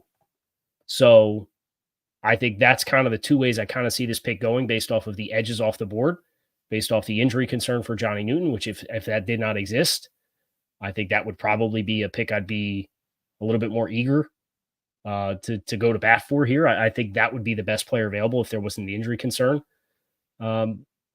So we'll see. I think it's probably going to be an offensive pick. Is there a case to be made? I mean, you went through a lot of options that make sense. Is there a case with Miami not having a 3? Do you maybe move back here? Or is there like players that I know you did an entire episode on who you wouldn't trade away from? Who's here for that? None of those players are left. Okay, so that to me that opens up the conversation if somebody wants to come up, right? Yeah, if somebody wants to come up and play ball, like if the Packers want to come up from 25, or if the Bucks want to come up and get Quinyon Mitchell and jump the Eagles, or like something like that exists, I think this is the right range to kind of entertain moving back to potentially pick up a day 3 pick, or a early day 3 or late day 2. Yeah. All right. I don't have the pick, so sorry. if I there's players I like here. Yeah. I just was like, Troy Fautanu was like the dream. Your dream scenario if he would have been there. Have we thought about Chop Robinson? I know that you've been thinking edge. He's the one left. I know that. Well, is that the pick? No, I don't know if it is or not. You just looked off. You're like, no, I was like, oh no. No, I'm not trying to set you up at all. I'm just trying to think of all the different directions that they can go. Is it a possibility? I think so.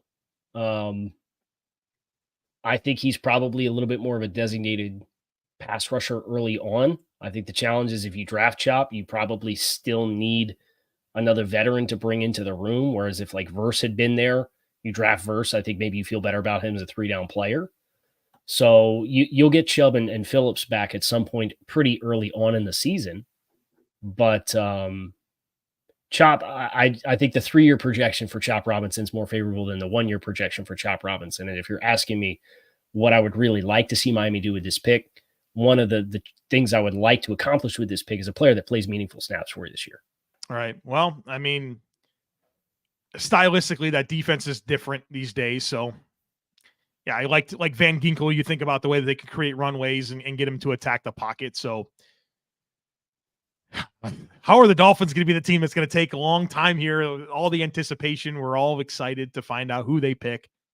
You know, you put all the time in the world into getting ready for this moment, and it's here, and you know that it's coming.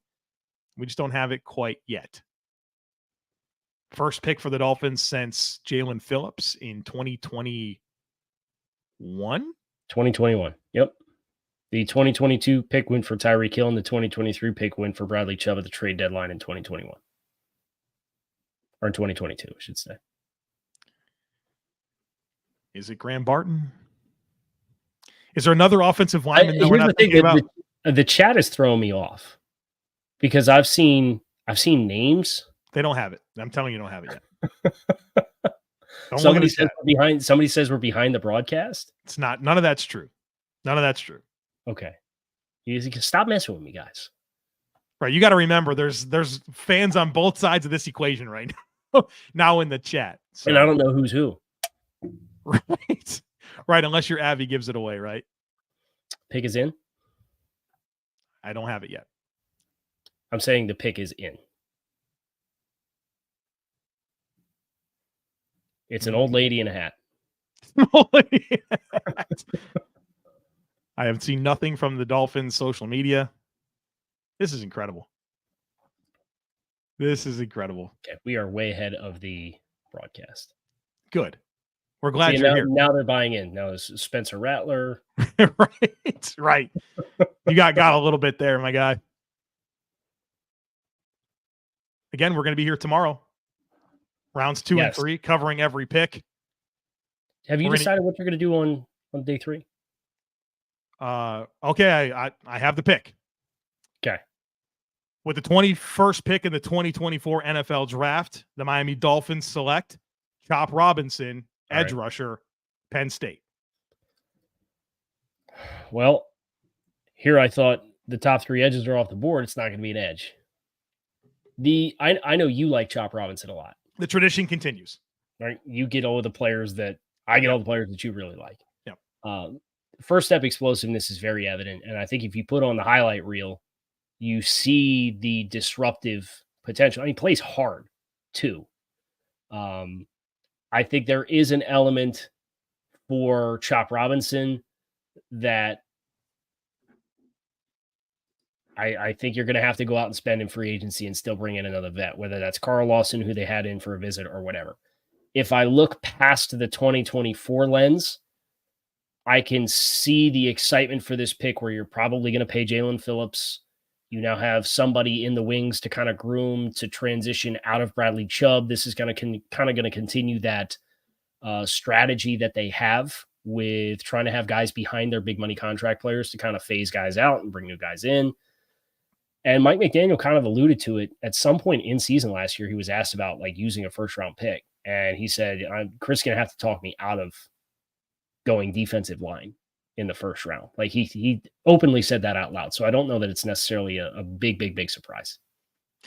I wonder if, was it the Rams who picked Verse, right? Like you feel like maybe that was plan A.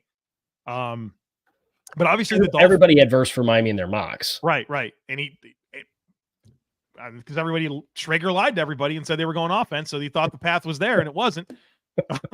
I like Chop Robinson a ton. Like first round grade all day long for me. Speed, burst, flexibility for days. I think he's got more power than expected. I think one of the worst narratives about Chop Robinson is that he's small. He's not. He's 250 something pounds, just like Laiatu, just like Turner, just like Verse. I think that's a myth. And I think that like burst and bend still wins. And I thought he had a fair amount of moves to go with him. Like I'm in on Chop Robinson. And so this long-standing tradition of the Dolphins picking players that I like and Kyle being a little lower. And then even the same thing with the Bills. Like there's players the Bills have drafted that you've liked more than me. Here we are. So it's inevitable. I guess we'll see what happens when it's my turn at 28. But my perspective on this pick is that I like it a ton. I was more concerned for Miami at interior defensive line and interior offensive line. But I think I like Chop Robinson more than Barton and probably as much as I like Newton. So that's kind of, yeah. So what I would say there is I don't know how much run the interior defensive line is going to get. Because the Ravens last year had one interior defensive lineman who played more than 50% of the snaps. So they rotate heavy, which is a new world for because Christian Wilkins played every snap. Right. Well, Zach Sealer too. Was an every down guy too. And he'll probably still take that role. So as we've kind of gotten into this a little bit, like I would not be surprised if they take like an early down nose tackle type player late in the draft because he's there because he has no pass rush ceiling. And that's about it for the interior defensive line. So we need to think differently about that situation is what you're saying.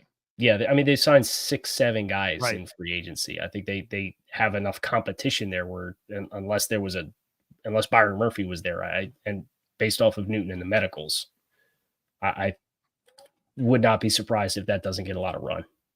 So we then turn our attention probably to the interior offensive line options in the second round for Miami. That would seem like conventional wisdom. Yeah. Anything else you want to get out on this? Otherwise, we should probably go to break and talk about the Philadelphia Eagles. Yeah, let's talk about our competitive spirits. Thank you for letting me know. Because I've been told that I'm a competitive person. You think that's true? Of course it is. Kyle's competitive too, and our competitive side is a big fan of Monopoly Go. I'm sure you've heard of it. It's been downloaded over 150 million times, and it's a great twist on Monopoly where you play on not one, but hundreds of Monopoly boards in crazy locations, building up amazing cities that bring you big money. But the best part is messing with my friends. I can charge them rent on iconic properties just like Monopoly, but now I can also rob their vaults for riches for myself. And the leaderboards show me who the biggest Monopoly tycoon is. But it's not just my competitive side that loves it. You can team up with friends and people all around the world in time tournaments to earn huge rewards. So get in the game and join your friends. Download Monopoly Go now for free on the App Store or Google Play. Okay, so the Eagles are on the clock.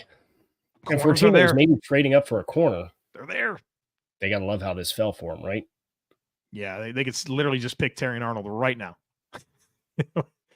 And that would be a slam dunk pick. Quinyon Mitchell's still there. Wait, right? Yeah, they're going to have their choice. Man, that's funny. It's like the things that don't happen, and then like you finally realize the truth. Like they didn't have to trade up for a corner. Like, and it's obviously true. They get them. And that happens not just with this, but it's also like player negotiations and like you're trying to figure out like contract offerings and stuff like that. Right. And I was bidding against myself, or this player had a lot bigger market. So like that's always a fun part of this gig that we do, is seeing where that perception versus reality of the urgency that would be needed to get something done. And for Philly, like props to them for sitting on their hands and letting this thing come through, because if they want a corner, assuming that's the move that they make, they're going to be smooth sailing. What other directions are we thinking for Philadelphia if it's not corner? I feel like I've seen some mock drafts with offensive line. I don't think you ever put defensive line past Howie. It seems so obvious that it's corner. As you kind of said, look, if we could make mock draft picks one at a time, we'd be pretty dangerous at this thing. How do you not just pick one of these guys? I would want Quinyon Mitchell. CB1 at pick 21. That's 22 or 22. Yeah, that's nonsense, right? You can run. You can play man coverage. You can lock him up on the perimeter. Vic's not going to move guys, so you can just live out there and isolate and eliminate a receiver. And maybe there's a case to be made. Well, all of them are here. Are you comfortable with the move back? I think the problem may be, well, who's coming up and for who, right? Like that's definitely part of this conversation. We haven't seen another receiver come off the board since the top three, right? So like if Worthy or Thomas are players that people like, they're there. But the offensive tackle, who's left? Like Tyler Guyton, like they've all gone. So if you want that last tackle, if you want Johnny Newton, if you want to get ahead of the next wide receiver run, you could see this being a spot. But if you're Howie, I mean, stick and get the best corner. I do think interior offensive line is interesting when you consider Kelsey retired. They have a couple day 2 picks there in the pipe with Tyler Steen and Cam Jurgens. If they have it, like if they love Cody Barton, I did it. Cody Barton. They love Graham Barton. We need him to get picked. Then I think that's at least an interesting conversation, because he could play all the spots, and they lost their utility guy. Opeta. Yeah, Opeta. Yeah. Well, and then their other one was he signed in Miami. Jack Driscoll was their other utility guy who they used at tight end as a 6th offensive lineman, and he was kind of a swing guy who could play a lot of spots. Tyler Steen, your scheduled right guard right now. That doesn't stop me. You know what I mean? Right. Like if you love Barton, yeah, he'd be in the conversation for me. And you got huge money tied up in my Mailata, Dickerson, and Lane, right? Like massive offensive line contracts. All right, we have a pick. With the 22nd pick in the 2024 NFL Draft, the Philadelphia Eagles select Quinyon Mitchell, cornerback, Toledo. unbelievable job, right? I mean, this is the best corner in the class. They didn't have to trade up for him. And they stick and pick him at 22, where you have Darius Slay, who's aging, and James Bradbury, who fell off a cliff last year. And I know that you're well acquainted with this Vic Fangio defense.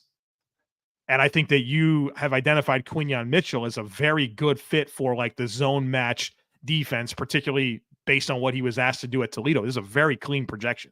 Yeah, that was kind of the challenge with him, was like, oh, can he play up in guys' faces or not, as compared to playing from depth, when in reality, like that, he'll have to do that for Vic. But then also knowing that he can play press, and he is big and long and physical and can run, and you can leave him on an island. And with what they do with their safeties in that system, with how they try to steal to the passing strength with the backside safety, it puts a lot of pressure on the backside corner. So for a guy like Mitchell to learn from Darius Slay, but also have the versatility, if you want to lock him on the backside so that you can use the safety to hunt the crossing routes from the passing strength, depending on their coverage calls, that's a lot of stress on that corner. And I think that's where Mitchell gives you another added value for what he can bring to the table. So the Jaguars are now on the clock, and this is where they traded back to, right? So they were going to pick at 17. And we talked about receivers and corners for them there. And the only thing that's different is Quinyon Mitchell's not available. I think Kool-Aid McKinstry, Terrion Arnold would be great picks. If they wanted to go with Xavier Worthy or Brian Thomas, those players are still on the board for them. So it feels like Jacksonville, for the second year in a row, manipulated the board effectively, right? They made the slight move back. They always wanted Antonio Harrison last year, or Anton Harrison last year. They moved back, get their guy. Feels like they're about to do the same thing. Yeah, I think so. And look, they're a team that they're trying to navigate their own rebuild. I think the fact that they have found these ways to add these extra picks and players is very helpful for them, because I think a thing that gets overlooked with the draft is people think, oh, we have drafts with picks and rookies. You know what else happens with the draft weekend with some of the picks? They get traded for veteran players. Mm-hmm.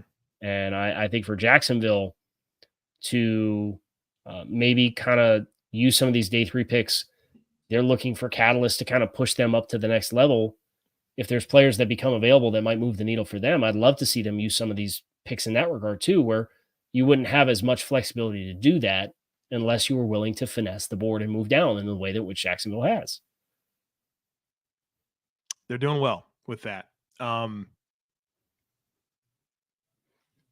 Would you, I mean, thinking of all the options, I know they signed Eric Armstead, but if there was a spot for Johnny Newton, I don't dismiss this one. We know Trent Baalke's never been shy of being willing to pick some guys with some injury issues. I know that foot injury or whatever for Newton is something to be mindful of. I feel like their offensive line's in a pretty good spot in terms of, you know, they added Mitch Morse to this. They signed Ezra Cleveland after trading for him. I feel like that seems to be okay. I'm feeling wide receiver or corner with this pick, with my wild card being Johnny Newton, unless they trade back again. I don't think there's any chance Johnny goes. Any chance today? Any chance today? I don't think there's any chance. Good player, man. He's an outstanding. The tape's outstanding. The medicals are scary. I would go with Terrion Arnold here. Would be my pick for Jacksonville in this spot.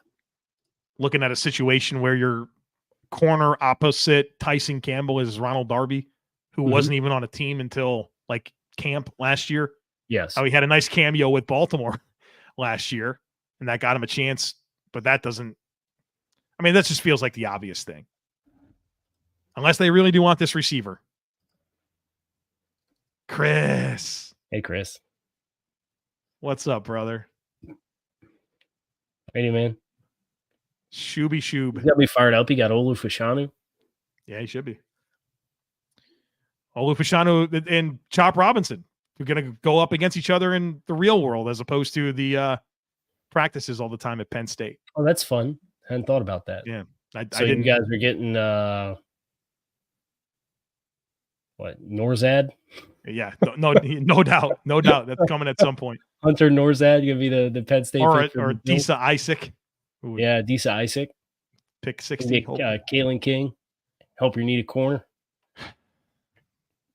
Yeah. Couple picks, right? What are you thinking? I'm thinking one of these receivers, Xavier Legette, Xavier Worthy, Brian Thomas, Cooper DeJean. It's the same cast. I've expected it to be one of those 4 players or a trade back. We'll get to that. We do have a pick for the Jaguars. Okay. With the 23rd pick in the 2024 NFL Draft, the Jacksonville Jaguars select Brian Thomas, wide receiver, LSU. So their desire to get a receiver was really real. And I think this does affirm that that's who they wanted at 17. They must have felt good about getting him at 23 and getting a bunch of picks. I think that works out good for Trent Baalke. And Brian Thomas is a height, weight, speed guy that has good ball tracking ability. That while they do have other receivers, I don't know that they have one like this that can really win vertically. I know Gabe Davis is a vertical receiver, but not the same type, right? He wins with size and ball skills. Thomas can run away. Now he's got to develop his route tree. That's for sure. But he certainly fills a role for this Jacksonville team as a field stretcher to go with Christian Kirk and Gabe Davis and Evan Ingram and Zay Jones. It's an interesting foil with him and Gabe Davis on the same wide receiver core, isn't it?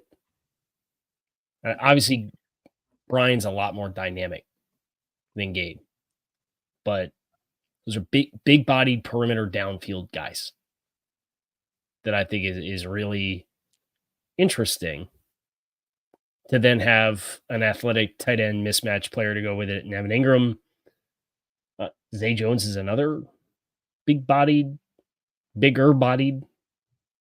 more of a vertical down the field player, a Christian Kirk field stretcher.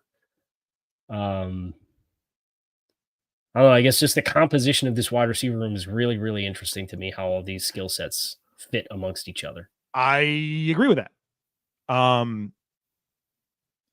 The target distribution is going to be interesting here because it's like you a ton of targets is Evan Ingram, right? You have money. You have money in Gabe. You have money in Kirk. You have a first rounder in Brian Thomas. Like, not everybody's getting 100 targets.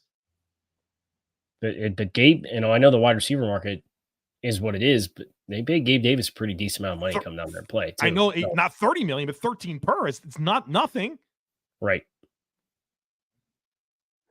It's an interesting group. And what's like Christian Kirk had down the field success in this offense. So like maybe we'll see how it comes together. I mean, I wouldn't say that I'm over the moon with the big investments in the wide receiver core being Gabe Davis and Brian Thomas. I know that you're not overly high on Brian Thomas. I had a 2 on him. I know that you had lower grade than that. A 2. Okay. So we'll see. I know that landing spot affects things. Do you like this landing spot for Brian Thomas? Like, is this where I think this is a spot where you have enough other players where he can do the things he's really good at. But don't you want a volume component to your first round receiver? In theory, yes. Yeah. And I think that's always kind of been the hang up on why I've been a little bit lower than the consensus on Brian Thomas, because it's like how diverse of a menu are you going to offer in year one? And I think he's one of those players. And there's a couple players that have come off recently like this. And I would say Chop Robinson is another one. The 3-year forecast is a lot more favorable than the 1-year forecast. Yeah. And if you're willing to buy into the 3-year forecast, then, and knowing they have things that they're really good at right away, but they're not a complete player right away, I think that explains why this pick makes sense for Jacksonville in the same way that a pick a couple picks ago makes sense for Miami. So the Dallas Cowboys, always a big deal anytime they do anything. They're on the clock here at number 24. Graham Barton. You would think that would make a lot of sense for them. I heard some very interesting things about what Dallas could do. Right. Very interesting. Conventional wisdom tells me they got to help this offensive line. And maybe they didn't, but part of the equation that I had before didn't include Graham Barton being available. I don't know how they overlook this offensive line right now. TJ Bass is your left guard. Brock Hoffman is your center. This is not serious. This is not serious. Like They're all in, brother. You got to go offensive line. So, like we have been historically, this program has been very complimentary of Dak Prescott for the evolution that he has made as a player. From a quarterback who was a game managing quarterback when he first came in to kind of being the straw that stirred the drink for Dallas in the passing offense, and they've been a more passing heavy team. But we said last year, y'all got to get back to your roots a little bit, or we felt they needed to get back to their roots. This is even worse because you lost 2 starting offensive linemen that have not been replaced. Your right tackle with Terrence Steele already regressed massively last season from what he was the year before you earned a big contract. Your swing guys are Asim Richards and Chuma Edoga and Josh Ball and Matt Waletzko, and never mind the 2 guys you mentioned as starters already, and Hoffman and Bass. It's not serious. So you could draft, you can make an argument to draft, and this team didn't even want to pay Zach Martin last summer. They had to get talked into paying Zach Martin. Hall of Fame guard, like literally a Hall of Fame guard. Yeah. I think if you go interior, I would expect it to be Graham Barton. If you go offensive lineman, I think maybe you could make an argument for Guyton. Maybe Jordan Morgan, like that. That's going to move the needle more than anything else they could do, especially the rumored stuff that I heard. All right. So we have what's coming up here. We have Dallas at 24, Green Bay at 25, Tampa at 26, Arizona 27, Buffalo 28. That's our next 5. I think there's plenty of corner spots here, and with Tampa, even Arizona. Yeah, I like Tampa as an edge spot, and I don't think who's left at edge. Right, who's that's left? what I mean. I think that becomes a favorable corner spot. Yeah, unless Marshawn Nealon sneaks into the first round, I think we're done with edge rushers. They went in the first 21 picks. They all went, and they all went from pick? Indy at 15. All of them went 15 to 21. Yeah, 15 to 21. That was a real run. Like that was a thing. It wasn't like, does Chop Robinson go like late first round? No, I mean top 25 pick. So I wonder how much of the action early in the draft changed that piece of it. Yeah, very, very fascinating. Well, that's the teams that do have to sit back for 3-4 hours and wait. Right? Is your plan? You think you know what you want to do, but I would also make an observation that it feels like these teams had a pretty good gauge on where this was going to go. I would agree. Yeah. Based on Jacksonville trading back and getting Brian Thomas, and Philadelphia not trading up and getting Quinyon Mitchell. Minnesota not panicking and getting McCarthy with a 1-player or 1-team trade up. I don't know how much of this got blindsided. It felt like we were a little bit more dark on the outside, which you would expect to be the case. But I think a lot of these teams in the 20s, or at least in the late teens, had a good vibe on how this was going to unfold in front of them. America's team. That's what they call themselves. While we're waiting. Yeah. You had mentioned Xavier Legette, Brian Thomas, Cooper DeJean. Who else? Zach Frazier. So like your short list right now is 2 players long. Xavier Legette, Cooper DeJean, Xavier Worthy. Yeah, those would be the guys. Do you anticipate who do you anticipate being there for you at 28? Probably Legette. The Lions have traded up. The Lions have traded up. Traded up from 29 to 24. So Dallas moves back. Is this Cooper in front of Green Bay? I know that they like Legette. I know that they like Kool-Aid McKinstry. Here's the terms of the trade. Okay, and I know who they're picking as well. Okay, so 23. Give me a second here. This is oh boy. Who's the pick? With the 24th pick in the 2024 NFL draft, the Detroit Lions trade up to get Terrion Arnold, cornerback out of Alabama. Okay. Not who I would have guessed at corner for them. Definitely a need. Massive need. Kind of got compounded by some off the field stuff this offseason. Big time. I think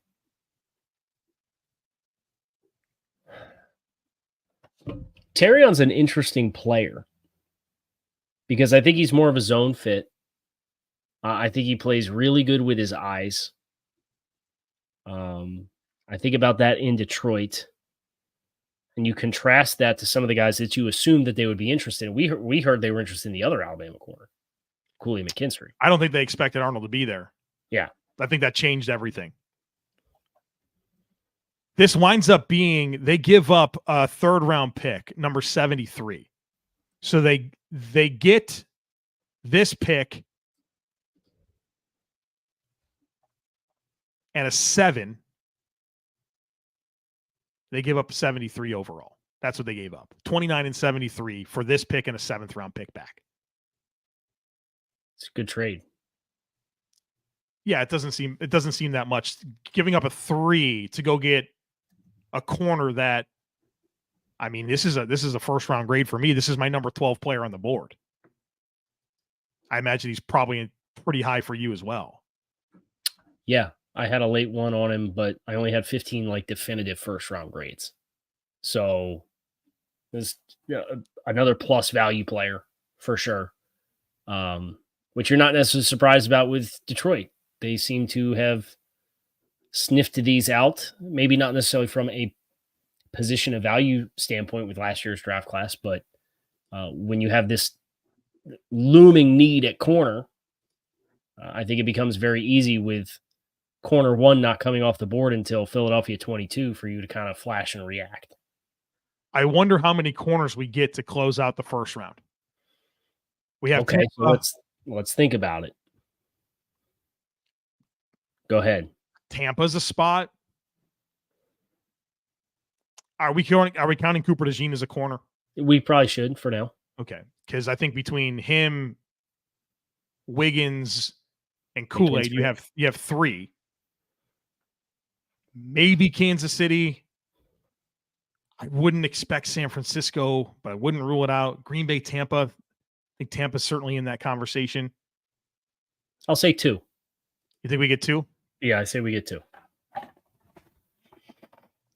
70. So 29 and 73 for 24 and a 7th-round pick next year.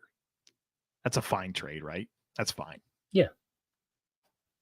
That's in line with even the fact that they got a 7 back is like a lot of perception of trading back in the 1st round. If you're trading in the 20s, you're not getting a 2. Right. You're not giving a 2. So for them to give a 3, but they still got to throw in pick back is I think right in line with what my expectation would have been if you move back half the 20s. Mm-hmm. Based on, I did a 10-year study on that and kind of found pretty consistently, in order to get more than a day 3 pick, you got to move back 5-6 spots in the round, and that gets you 3. All right, so we are waiting on the Green Bay Packers. Kyle, we are at the top of the hour, so that means I got something I got to do here, and that is to tell our friends about LinkedIn. When you're hiring for your small business, you want to be certain that you can find as many quality professionals that are right for the role, and that's why you got to check out LinkedIn Jobs. LinkedIn Jobs has the tools to help you find the right professionals for your team faster and for free. LinkedIn isn't just another job board. LinkedIn helps you hire professionals that you can't find anywhere else, even those who aren't actively searching for a new job but might be open to the perfect role. In a given month, over 70% of LinkedIn users don't even visit other leading job sites. So if you're not looking on LinkedIn, you're looking in the wrong place. LinkedIn knows that small businesses are wearing so many hats right now and might not have the time or resources to hire Well, thankfully, LinkedIn is always looking for ways to make that process easier for you. In fact, they just launched a feature that helps you write job descriptions. So post your job for free at linkedin.com/LockedOnNFL. That's linkedin.com/LockedOnNFL to post your job for free. Terms and conditions apply. This episode of your favorite Locked On podcast is brought to you by the best meal kit service in the game, Home Chef. No more having to answer the dreaded question, what are we going to do for dinner tonight? Thanks to Home Chef and their chef-designed recipes that are delivered directly to my door, all pre-packaged, pre-portioned. They even peel the garlic cloves for you. And each recipe, one of my favorites, blackened mahi, comes with a full page of easy-to-read instructions that include customization options and pictures to guide you along the way through the step-by-step process so you don't have to ask, is that what chard looks like? I cannot recommend Home Chef enough, especially right now, because for a limited time, Home Chef is giving Locked On listeners 18 free meals, free dessert for life, and of course, free shipping on your first box if you head to homechef.com/lockedon today. That's homechef.com/lockedon for 18 free meals and free dessert for life. Yes, you heard that right. Homechef.com/lockedon. Must be an active subscriber to receive free dessert. We do have a developing story here. Is it the Packers pick? Because that's in. You have something else? No, go ahead. With the 25th pick in the 2024 NFL Draft, the Green Bay Packers select Jordan Morgan, offensive lineman, Arizona. Kyle is moving back in his chair. We had a conversation about Jordan Morgan. I didn't think he'd go here. Did you? I thought he was anywhere from 25 to 40, I thought was the range. So I think he went at the top of his range, ahead of Graham Barton, which is interesting. I relied on you, Peter Bukowski, to give us clarity on the Packers. And he has been driving the Cooper DeJean to Green Bay train for quite some time. Now, I as I think about what Green Bay has on the offensive line, and what kind of their tendencies are on the offensive line, I think this is a really interesting addition. I think he kind of fits their style.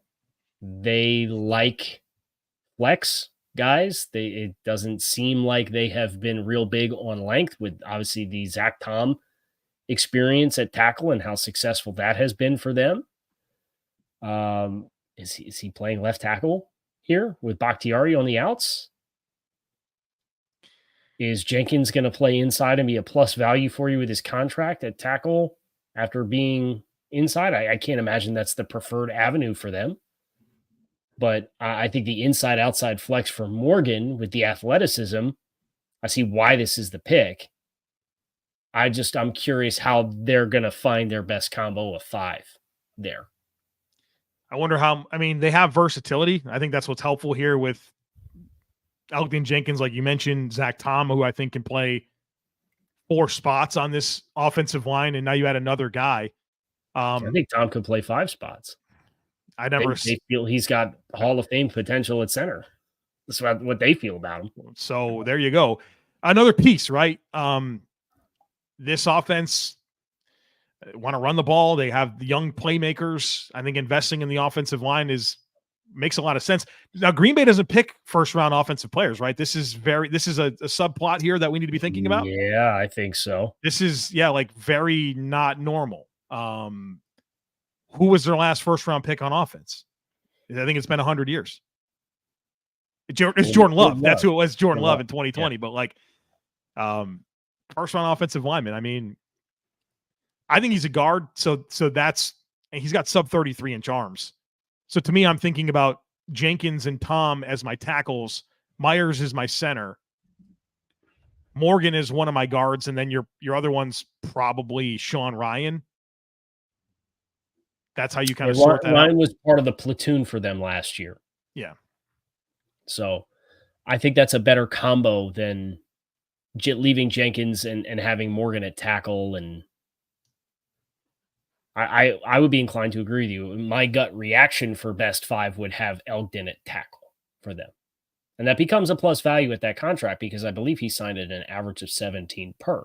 Yeah, which is And 17 per as guard is hefty money, but 17 per for tackle, it's still hefty money, but it's not as top of market because we just saw Penei Sewell get $28 million per with his contract extension with the Lions. That's the way you kind of game the system that way a little bit for these flex guys. You get them to sign contracts, Yeah. Yeah, no doubt about it. So that gets us to the Tampa Bay Buccaneers, scheduled to pick number 26 overall.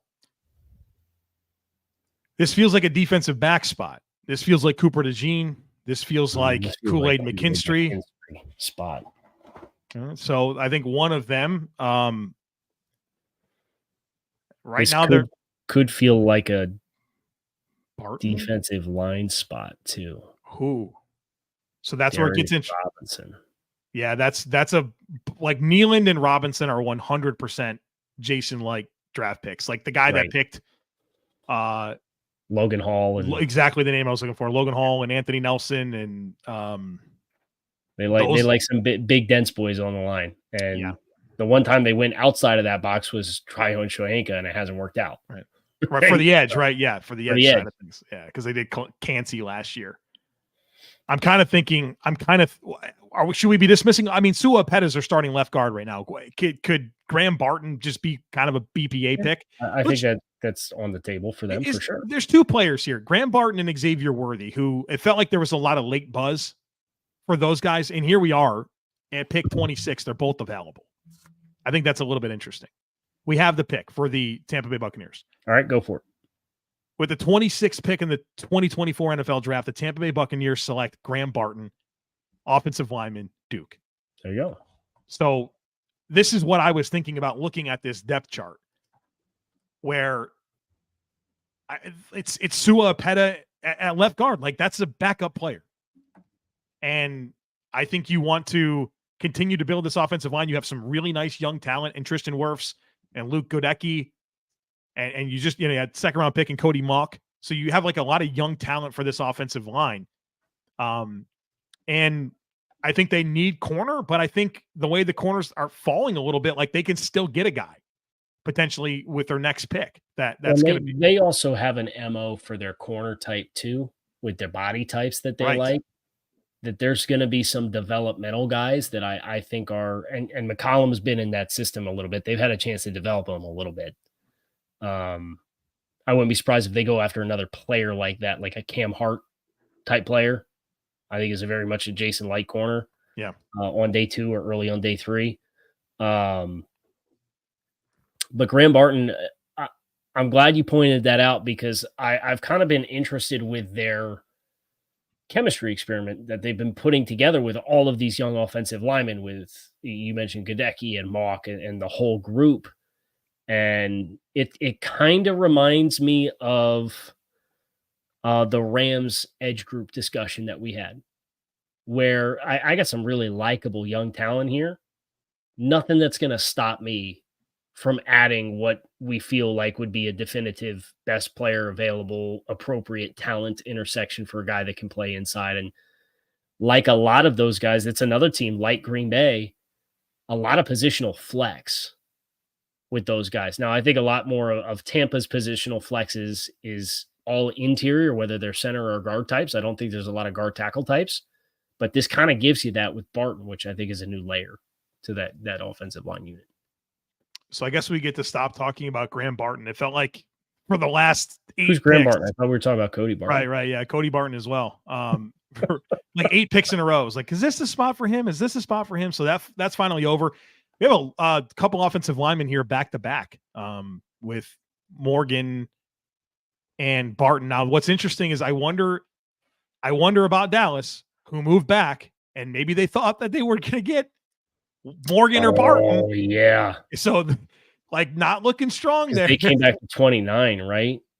Dude, that's going to be fascinating. If they do one of those 3 things that I texted you about, it's kind of shaping up, my guy. It's kind of shaping up. You wonder now, though, we're kind of in that range where maybe some teams are looking to move out of the first round.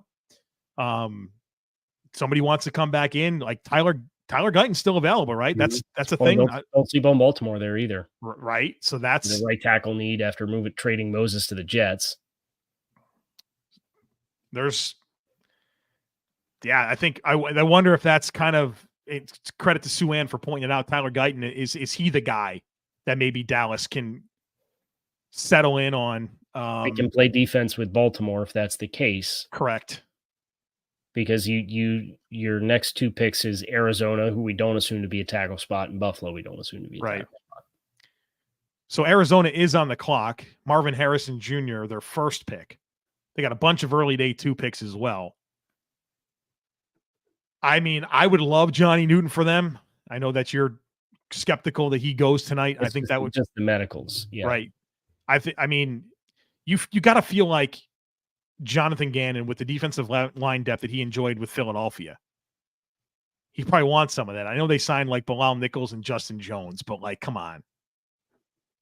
You got a chance to get a dude. So I'm thinking a lot about that for the Cardinals. I mean, that whole roster, though, I feel like they're open season in every position room, too. Could they go receiver? I was sitting here. I was just asking myself imagine they go Legette or Worthy. Imagine they go Worthy. Yeah, like that'd be really fun. It would kind of make sense to me. I don't know. I feel like there's value at corner with both Wiggins and McKinstry. I think there's value on the defensive line with Darius Robinson. I think there's value at wide receiver with Xavier Legette. Yeah, I think corner is a good call out. I mean, Starling Thomas is one of their starting corners right now. They just signed Sean Murphy Bunting. Like, yeah, corner's definitely in play, and that would make a lot of Gannon, a defensive-minded head coach. Right. Okay, we have the pick, so that means the Bills are on the clock. With the 27th pick in the 2024 NFL Draft, the Arizona Cardinals select Darius Robinson. There you go. Defensive end is what they're calling him. Missouri. So he's at the draft, Detroit native, big moment for him, getting picked in the first round. And we just got through this. Like, Arizona needed help on the defensive side of the football. He's certainly not the best player available in my mind, but versatility, inside, outside. Obviously, if you play him on the inside, he's got a lot of athleticism. Mm-hmm. Gannon needed some guys for this rotation, even, making a few moves this offseason. They needed more, and they invest their second first-round pick in Darius Robinson. I like it. I'm really high on Darius Robinson. I think guys with length, powerful hands, and alignment versatility will have a lot of opportunities to be successful and have a lot of avenues to try to find a successful role. And that defensive front for Arizona, I mean, they had some young guys from the past couple of years, but they didn't have a body type like this to play on the edge if they want to play like this on the edge. You think about Gannon and what he did in Philadelphia, and I know he was maligned there for the defensive performance, but they had all kinds of body types on that defensive front. They had a ton of talent, and they have very little. And I think this is a player who maybe the pass rush ceiling out of the 5 defensive ends that have gone in the first round, he is the lowest pass rush ceiling, I think. But I still think he can play his way into being a 6 to 8 sack type of guy, but a guy who can have his length show up inside and outside, and you have a lot of flexibility in what weight you want him to play at and what you want him to do. It's a late first round too, so the Bills are on the clock. So that means my heart rate gets going a little bit. We got Cooper DeJean. No, one name. No, I can't do that. One name. Who's it going to be? Because you don't I think it's going to be Cooper DeJean. I think that Xavier Legette's would be a great pick. I think Xavier Worthy is firmly in play. I would think one of those 3 players are a trade out is kind of what I'm expecting. The chat would love a trade out based off of my observations. Now there's a late push for DeJean.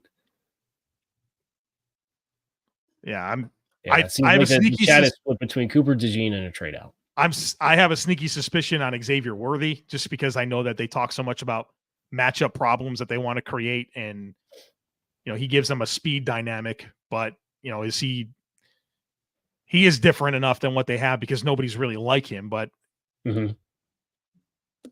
Leggette's certainly a mismatch guy, and I just feel like Cooper DeJean fits the prototype so well.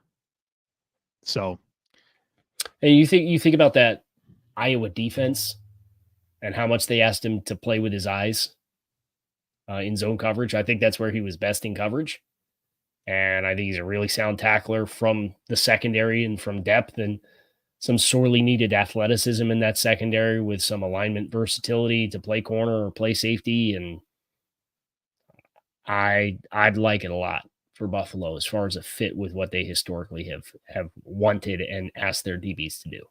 Well, the Bills are not on the clock anymore. They traded back. They traded out. So. I can see that your soul leave your body about halfway through my comment there. So yeah, you can tell. Read you. Thank you. Don't know who's come up. We don't know the terms of the deal, but the Bills will not be picking 28th. They're moving back. Oh, imagine somebody jumps Dallas. Maybe so. For Guyton. Someone's coming to get Guyton. So we'll see. I think my favorite scenario has been like trade back. I'd have been happy sticking and picking Legette or DeJean. Chad is pissed. Why? I waited all this time. Oh, yeah. We'll get through it, folks. Well, I wonder if they traded completely out of the first round. That's going to make for an interesting. Right, it'd be pretty anticlimactic, right? Right. So we'll see. Little did I realize that the Bills were not going to pick in the first round this year. So how do we know that the Bills are trading out, but we have no idea who's trading in, right? That's the scenario we need to know about. Who's it going to be? Carolina coming up? I'd say Carolina comes up for a receiver. Bills pick at 33. That'd be a good spot. You could sit there all night long. Right, and field offers if somebody gets super anxious or desperate. Yeah. Or just stick and pick to start day 2. Yeah. Somehow are you going to do a show? Yeah. Hey, we traded out. No, because I think people are really upset that the Bills didn't move up for Brian Thomas. So we got to squash that concern. And we got to get excited about the picks that the Bills did get here and the flexibility that it creates. I'm fascinated, obviously, to know not only who moves in, but what the Bills got here for this. If it wasn't Buffalo, I would say New England, too, coming up for receiver. They should. But it says a lot. It says a lot about the Bills, like, not loving their options, clearly. Like, their board got cleaned out, or else I don't think. Maybe they feel like they can move back and still get somebody in the same tier because there's a surplus because we've mentioned 3 names. It's true. Somehow we don't know who is picking or what the Bills got. Is it longer because does it feel longer because it's the team that I care the most about?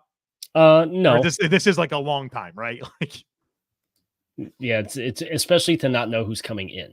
Because right, at least you'd have a whole new storyline to talk about if somebody came on the clock and say, "Oh, okay, it'll be this team's coming up for maybe these few things." Yeah, I appreciate all the comments about Brandon Bean being a listener. Finally, I could get in his ear and get him to move back. Now somebody's saying the Bills are in trade talks to move out of 28, but it's not done yet. How does that? I don't know, brother. What? Maybe that would explain why we don't know what team it is and why it's been taken forever. Who would you dislike here if they stay? Troy Franklin. So there you go. If you just baited me into that moment, congratulations, Kyle Krabs. You did it. Trade back and draft Troy Franklin. No, I'm saying if you just sat here and picked him, like, oh, you know, what did they pick him at 33? I'd like it a lot more than picking him at 28. All right, we're getting some more confirmation that they are trading back. Somehow the Bills have taken all the time. So we're into the third round at this point. Do you get this reference? Hey, it's Franklin. Yeah, you get that reference? I don't know. Hey, it's Franklin. The little turtle guy? Yeah. Okay. Will you just ask me about famous mice? Yeah. How many famous turtles are there? Well, the Ninja Turtles are clearly the number one. Right. The Ninja Turtles, you got Franklin the Turtle. Yeah, he doesn't really compare. Is there any other famous turtles out there? Aesop's Fables? The Tortoise and the Hare? Does that guy count? The Tortoise and the Hare, he counts. What's the name of the turtle from you got the trade details now? The Chiefs. Oh, the Chiefs. I know you did not enable the Chiefs again. The Chiefs. What is wrong with you? The Chiefs. It's the Chiefs, Kyle Krabs. There's a lot going on with this trade. Okay. Pause. The Bills send 28, 133, and 248 for 32 and a third-round pick.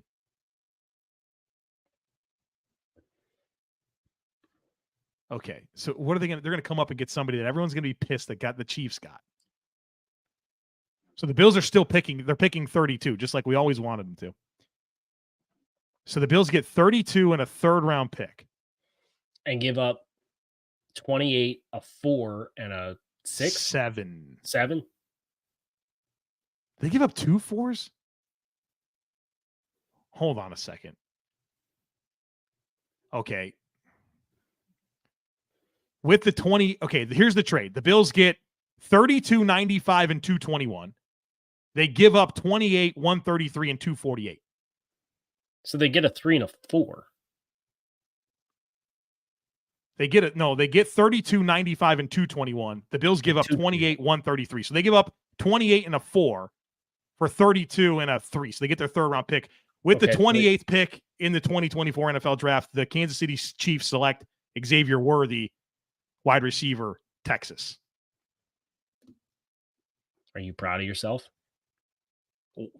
I didn't want Xavier Worthy, so yeah, I am proud of myself. No, you gave Patrick Mahomes Xavier Worthy. He had Hollywood Brown. I mean, Xavier Worthy obviously explosive in every imaginable way. He's 165 pounds. I think that's a little disrespectful. Is it?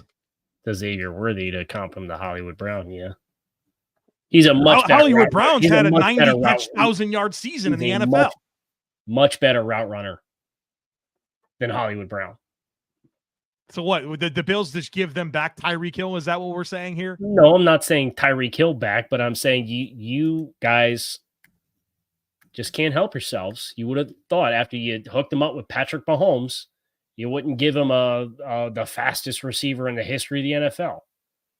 I don't look at the list of the players that had the fastest 40-yard dash times in the history of the NFL. A lot of them don't have good tape. The only one with 1,000 yards is Santana Moss.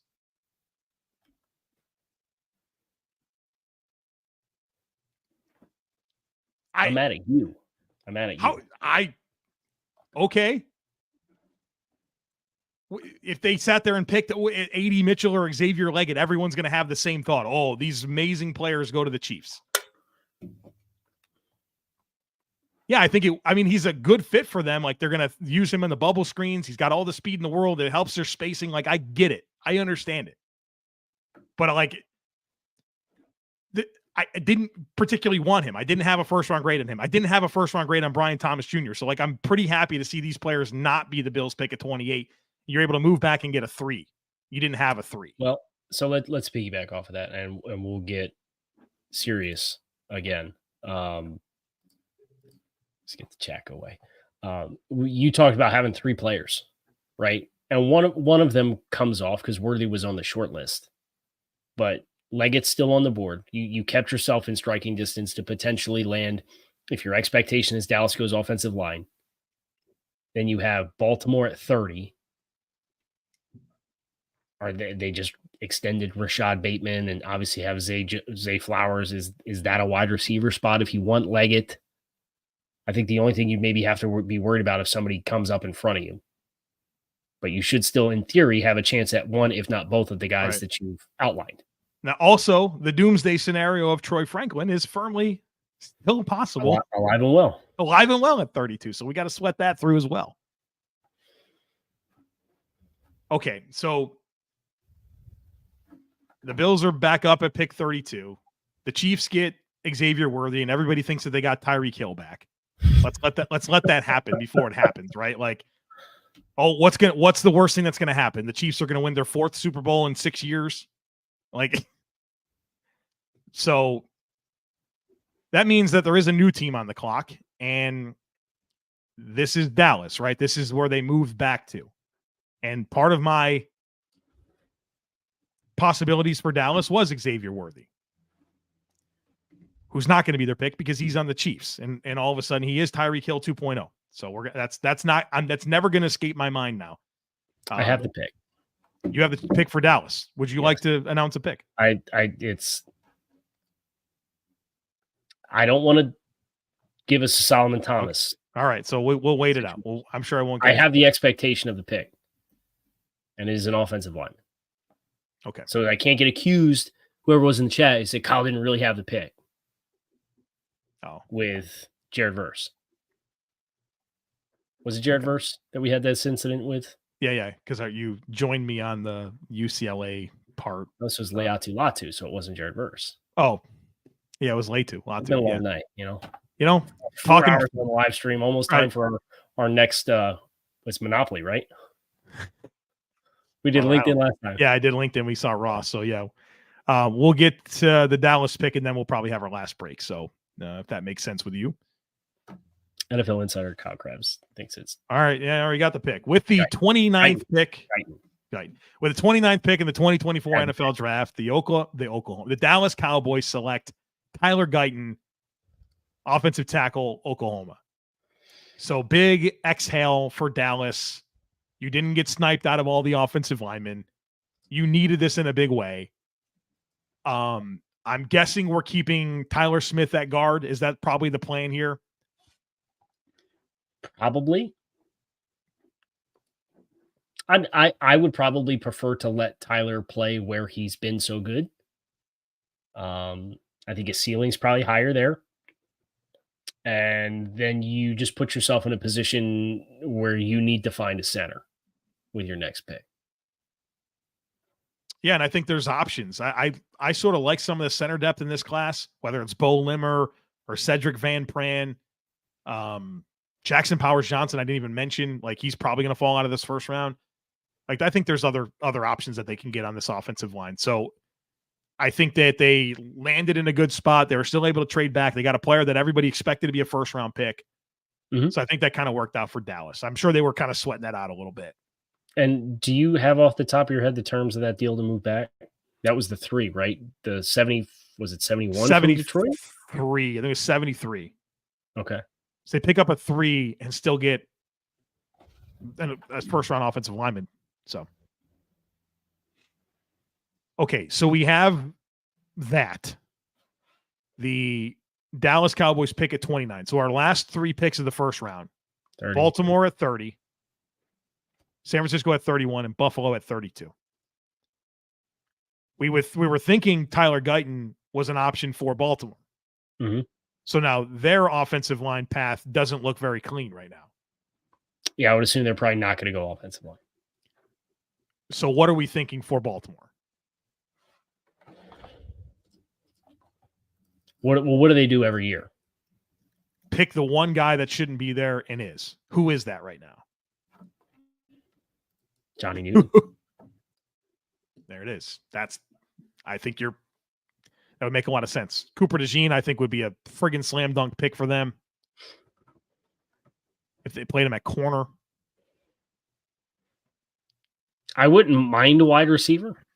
Obviously, they had Odell Beckham as an expiring free agent. Is there an interior offensive lineman here that is not an inappropriate value? Could they go Jackson Powers Johnson, play him at guard? Yeah, they certainly could. They should. And I know that aligns with your concerns about them, Jackson Powers Johnson, with the snaps. Well, they have Linderbaum. You don't have to worry about the snapping. You have the guy play guard. It's probably a better fit for him. I also wouldn't mind Zach Frazier at guard either. I like Zach Frazier. I like him. I think I like him better at center, though, but I don't mind him at guard.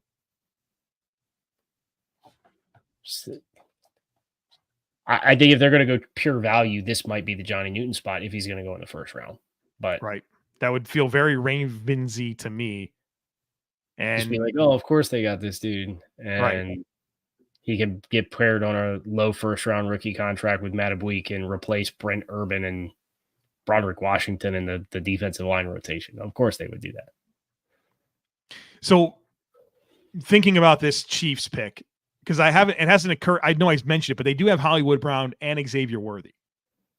So like all the vertical dynamics that were like the big plays in the passing game that's been missing seemingly is right back there for them. Mm-hmm. Which helps Sky Moore, which helps, not Rashee Rice and Travis Kelce. Like it definitely makes sense for Kansas City. Yes. And I think playing those guys off each other, put those guys on the same side. It's a nightmare to defend. There's too much grass to defend. You can't do it. You got to hope they can't run the ball. Does it matter? You better hope you can defend the run with 3.5 guys. Tooney, Humphrey, right? Smith. It's not going to happen. Taylor can run block. Come on, like their problem. They're friggin' Job well done. Job well done. I'm not taking responsibility for this though. I can't be held responsible. What's that song? I don't know. I'm gonna be sitting here thinking about it. So Baltimore's on the clock.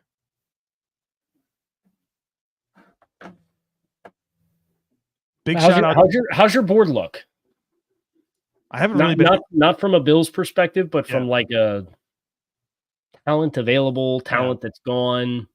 My best available is go ahead. I will say this is the first time in a long time that I can remember that all of the grades that I gave out were first and second round grades, with the exception of Michael Penix. Got drafted? Yeah.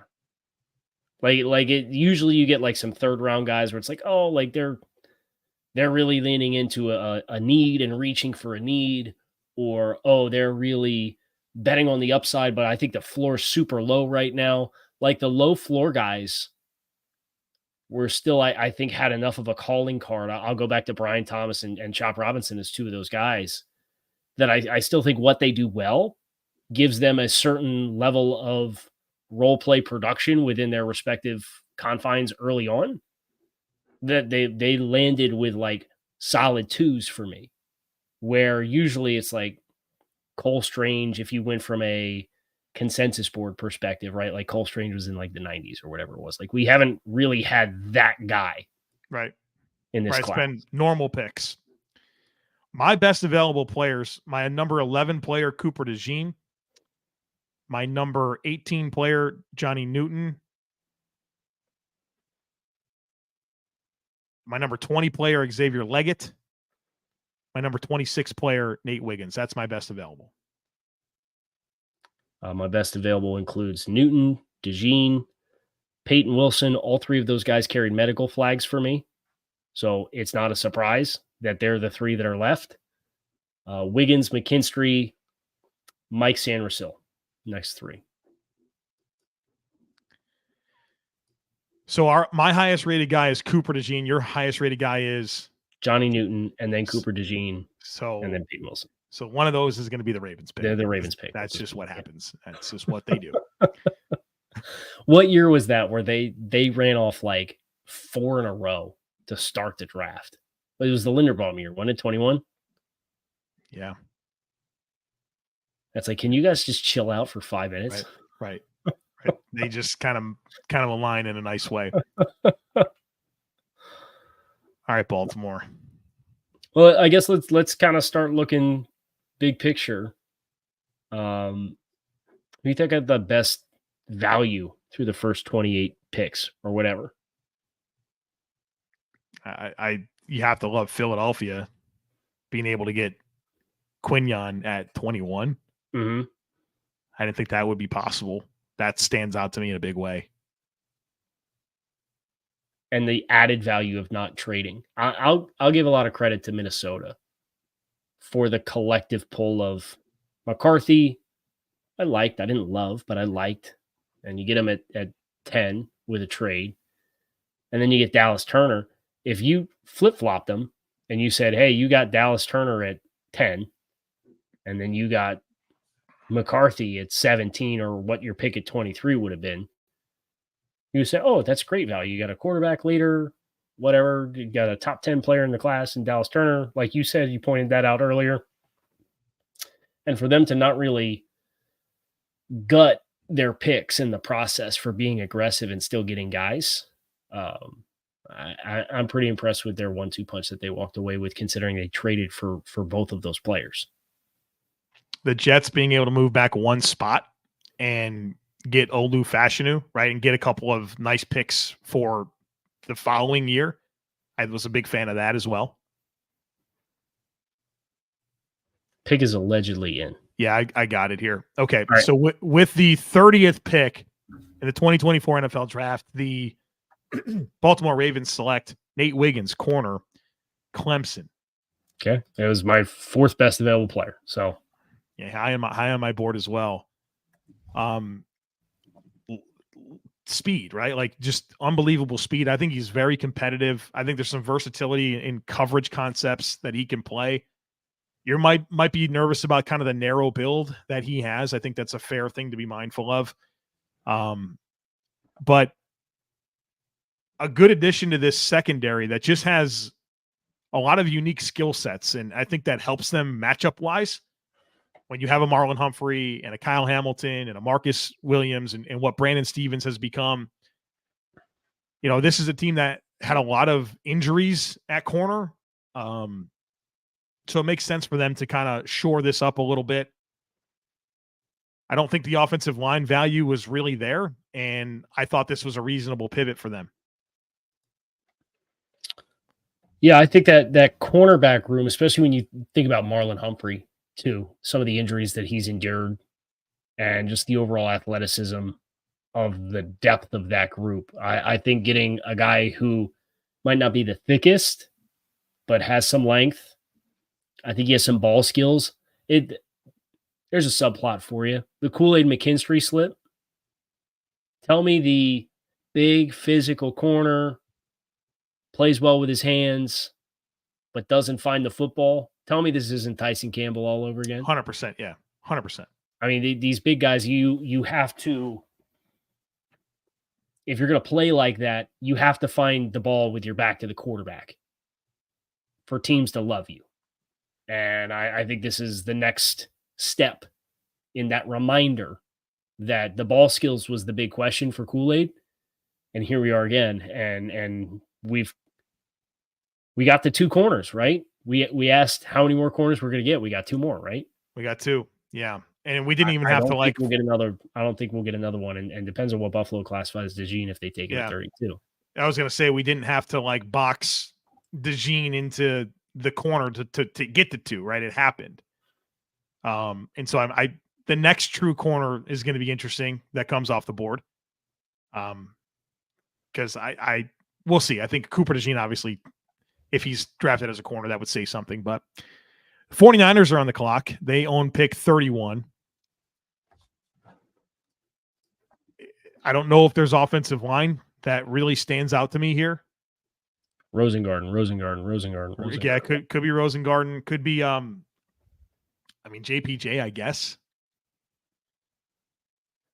I know that there was a lot of hype for an edge rusher. Maybe this was a Darius Robinson spot. Is Marshawn Nealon a sneaky pick here? Is Johnny Newton as well? Why wouldn't Johnny Newton be they're right now? Their interior defensive line is Colin Saunders and Nathan. No, that's not the right team. Sorry. I was going to say that's not true. It's Malik Collins was the guy that they brought in to replace Malik Collins and Hargrave and Kevin Givens and Jordan Elliott.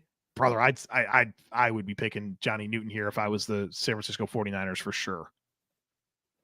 And it's not like there's another interior defensive lineman in the pipe. No, so, not unless Chris Jenkins might be early. I think it's early for all those guys. And I don't know that they'll be around when San Francisco comes back around either. Right. My developing story from earlier. Oh, yes. There was somebody that Jason Boris. Are you familiar with Jason Boris? Wasn't he like a GM for? No. This is for the Huddle Report.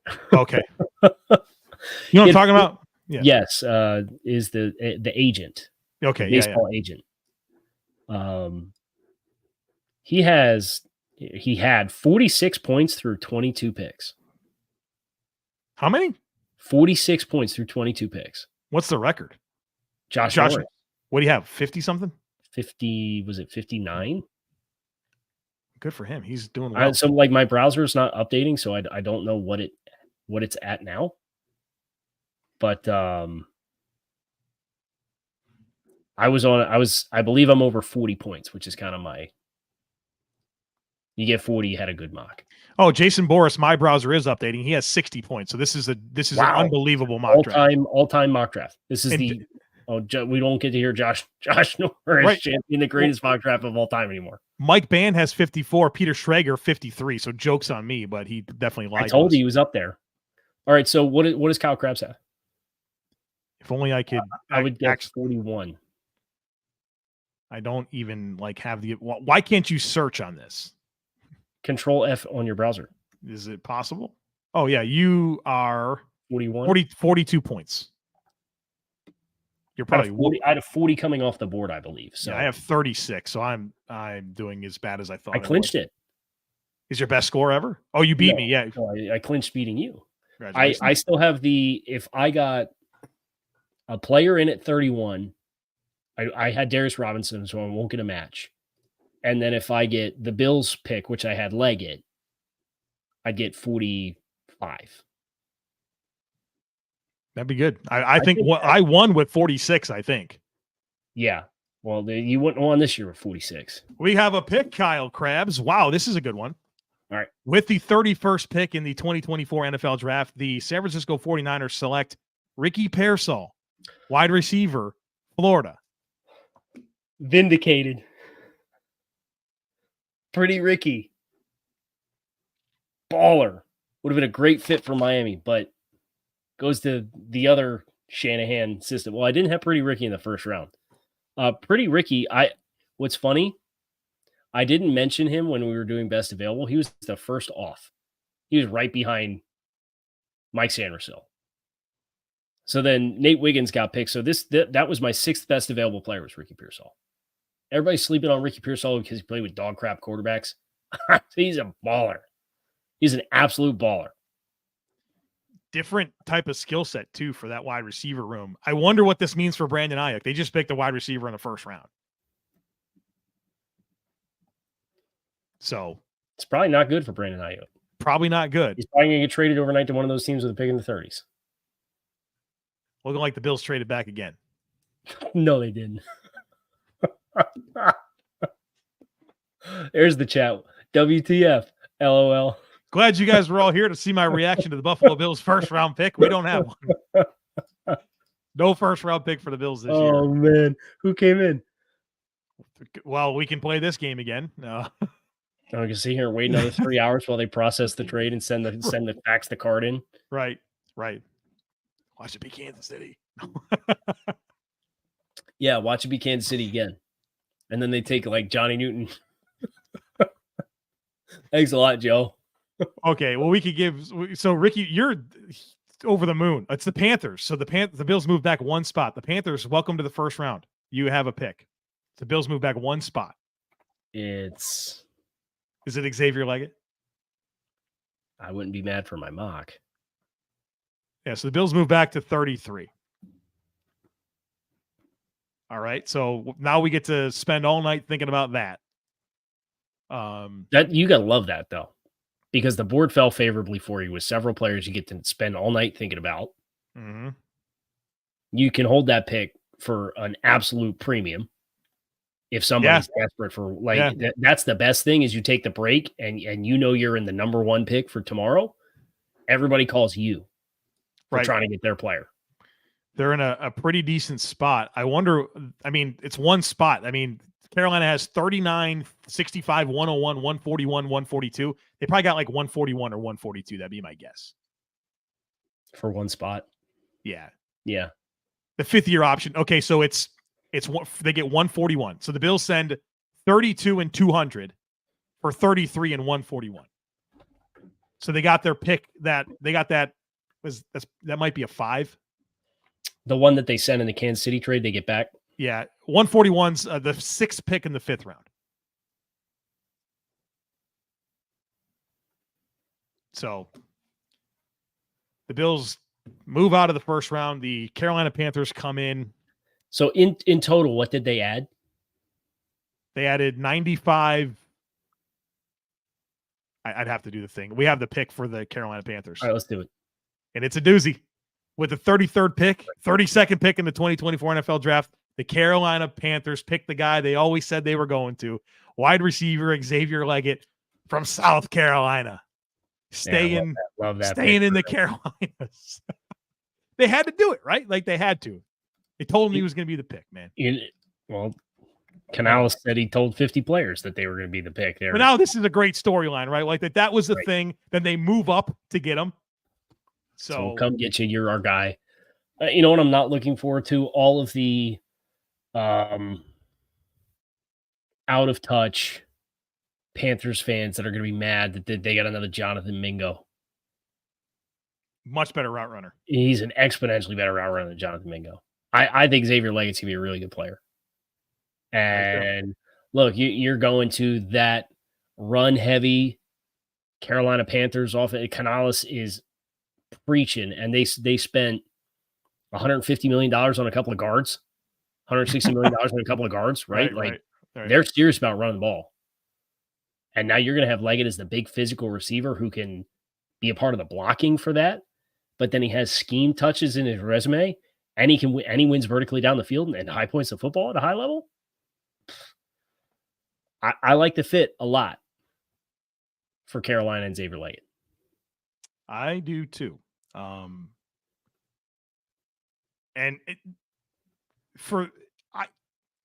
wonder, you ask yourself questions about, did they need to do that, right? Like, could Carolina have picked him at 33? Maybe not. Maybe not. That's where it gets interesting. I think it's a nice addition, man. Like, they got their route runner and Johnson. Dielen's the slot. I think they got an X now in Legette, who gives them, like, he's a physical mismatch. Put the ball in his hands, let him go to work. And Dave Canales in that play action game, like, I think this is going to be, like, this is helping in addition to the offensive line help. So, first round's in the books, Kyle Krabs. Sue has my favorite comment of the night. Because you know who my top 5 wide receivers were? The 5 that went in the first round. That's good. That's good on you. You got Xavier Worthy in there too. But my top 5, I got to look at mine now. My top 5 wide receivers. I had 5 wide receivers in the top 32, and it was Harrison, Neighbors, Odunze, Pearsall, and Legette in that order. Harrison, Neighbors, Odunze, Legette, Thomas, A.D. Mitchell, Pearsall. Oh, Thomas. I forgot Thomas. So we had, what, 7 wide receivers go? Worthy, too. Right. We had 3, 4, 5, 6. 7. Yes, you're exactly right. 7. So it's almost 25% of the round. And then you had 6 quarterbacks and 13 picks. And oh, no, Joe. It's possible. It's possible. At least they traded back twice. You know what I mean? At least they traded back twice. Extra 3 in this class is pretty good. I'd still be fired up with what this board looks like and have an extra day 2 capital in this draft class that you're going to get good players in that stratosphere. But round 1 is in the books. We went live for 4 hours and 21 minutes. Probably do it all again tomorrow. And now we got to go do Locked On Bills and Locked On Dolphins. Bro, I got a lot to break down. You know what I mean? 2 trades. Go through the trade value chart, segment 1. Right. Talk everyone off the ledge for Xavier Worthy. Yeah. Nah, we'll be all right. All right. Well, we appreciate everybody who tuned in with us for night 1 of the 2024 NFL Draft. We had a ton of fun. Really awesome to see as many of you who have been tuned in as what you have been. It's very humbling to see as many of you who made us a part of your draft experience, and we hope you guys will come back tomorrow for day 2. We will be live for all of round 2 and round 3. We will give you our reactions to all of that. So come on back and see us tomorrow. You can find us on YouTube, Locked On NFL Scouting. Make it a great night. Make it a great day tomorrow. And we will see you all tomorrow, hopefully